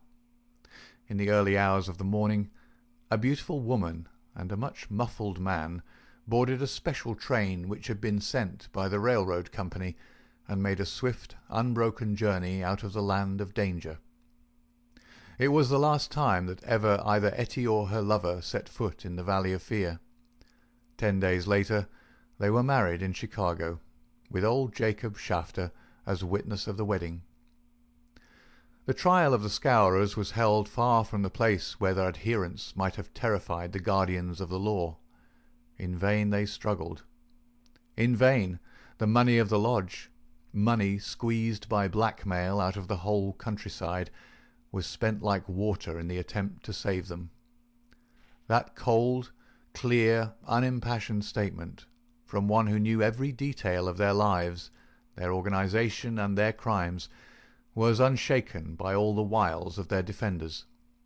At last, after so many years, they were broken and scattered. The cloud was lifted forever from the valley. McGinty met his fate upon the scaffold, cringing and whining when the last hour came. 8 of his chief followers shared his fate. 50-odd had various degrees of imprisonment. The work of Birdy Edwards was complete. And yet, as he had guessed, the game was not over yet. There was another hand to be played, and yet another and another. Ted Baldwin, for one, had escaped the scaffold. So had the Willoughbys. So had several others of the fiercest spirits of the gang. For 10 years they were out of the world, and then came a day when they were free once more. A day which Edwards, who knew his men, was very sure would be an end of his life of peace. They had sworn an oath on all that they thought holy, to have his blood as a vengeance for their comrades, and well they strove to keep their vow. From Chicago he was chased, after 2 attempts so near success that it was sure that the third would get him. From Chicago he went under a changed name to California, and it was there that the light went for a time out of his life when Etty Edwards died. Once again he was nearly killed, and once again, under the name of Douglas, he worked in a lonely canyon, where with an English partner named Barker he amassed a fortune. At last there came a warning to him that the bloodhounds were on his track once more, and he cleared, only just in time, for England. And thence came the John Douglas, who for a second time married a worthy mate, and lived for 5 years as a Sussex county gentleman, a life which ended with the strange happenings of which we have heard. End of Chapter 7. Epilogue. The police trial had passed, in which the case of John Douglas was referred to a higher court. So had the quarter sessions, at which he was acquitted as having acted in self-defence. "Get him out of England at any cost," wrote Holmes to the wife. "There are forces here which may be more dangerous than those he has escaped. There is no safety for your husband in England." 2 months had gone by, and the case had to some extent passed from our minds. Then one morning there came an enigmatic note slipped into our letter-box. "Dear me, Mr. Holmes, dear me," said this singular epistle. There was neither superscription nor signature. I laughed at the quaint message, but Holmes showed unwonted seriousness. "Devilry, Watson," he remarked, and sat long with a clouded brow. Late last night Mrs. Hudson, our landlady, brought up a message that a gentleman wished to see Mr. Holmes, and that the matter was of the utmost importance. Close at the heels of his messenger came Cecil Barker, our friend of the moated manor house. His face was drawn and haggard. "I've had bad news, terrible news, Mr. Holmes," said he. "I feared as much," said Holmes. "You have not had a cable, have you?" "I have had a note from someone who has." "It's poor Douglas. They tell me his name is Edwards, but he will always be Jack Douglas of Bonito Canyon to me. I told you that they started together for South Africa in the Palmyra 3 weeks ago." "Exactly." "The ship reached Cape Town last night. I received this cable from Mrs. Douglas this morning." "Jack has been lost overboard in gale off St. Helena. No one knows how accident occurred. Ivy Douglas." "Ah, it came like that, did it?" said Holmes thoughtfully. "Well, I've no doubt it was well stage managed." "You mean that you think there was no accident?" "None in the world." "He was murdered?" "Surely." "So I think also. These infernal scourers, this cursed vindictive nest of criminals." "No, no, my good sir," said Holmes. "There is a master hand here. It is no case of sawed-off shotguns and clumsy six-shooters. You can tell an old master by the sweep of his brush. I can tell a Moriarty when I see one. This crime is from London, not from America." "But for what motive?" "Because it is done by a man who cannot afford to fail, one whose whole unique position depends upon the fact that all he does must succeed. A great brain and a huge organization have been turned to the extinction of one man. It is crushing the nut with the trip-hammer, an absurd extravagance of energy, but the nut is very effectually crushed all the same." "How came this man to have anything to do with it?" "I can only say that the first word that ever came to us of the business was from one of his lieutenants. These Americans were well advised. Having an English job to do, they took into partnership as any foreign criminal could do, this great consultant in crime. From that moment their man was doomed. At first he would content himself by using his machinery in order to find their victim. Then he would indicate how the matter might be treated. Finally, when he read in the reports of the failure of this agent, he would step in himself with a master touch. You heard me warn this man at Birlstone Manor House that the coming danger was greater than the past. Was I right?" Barker beat his head with his clenched fist in his impotent anger. "Do not tell me that we have to sit down under this. Do you say that no one can ever get level with this king devil?" "No, I don't say that," said Holmes, and his eyes seemed to be looking far into the future. "I don't say that he can't be beat. But you must give me time. You must give me time." We all sat in silence for some minutes, while those fateful eyes still strained to pierce the veil. End of the Epilogue, and end of The Last Valley by Sir Arthur Conan Doyle.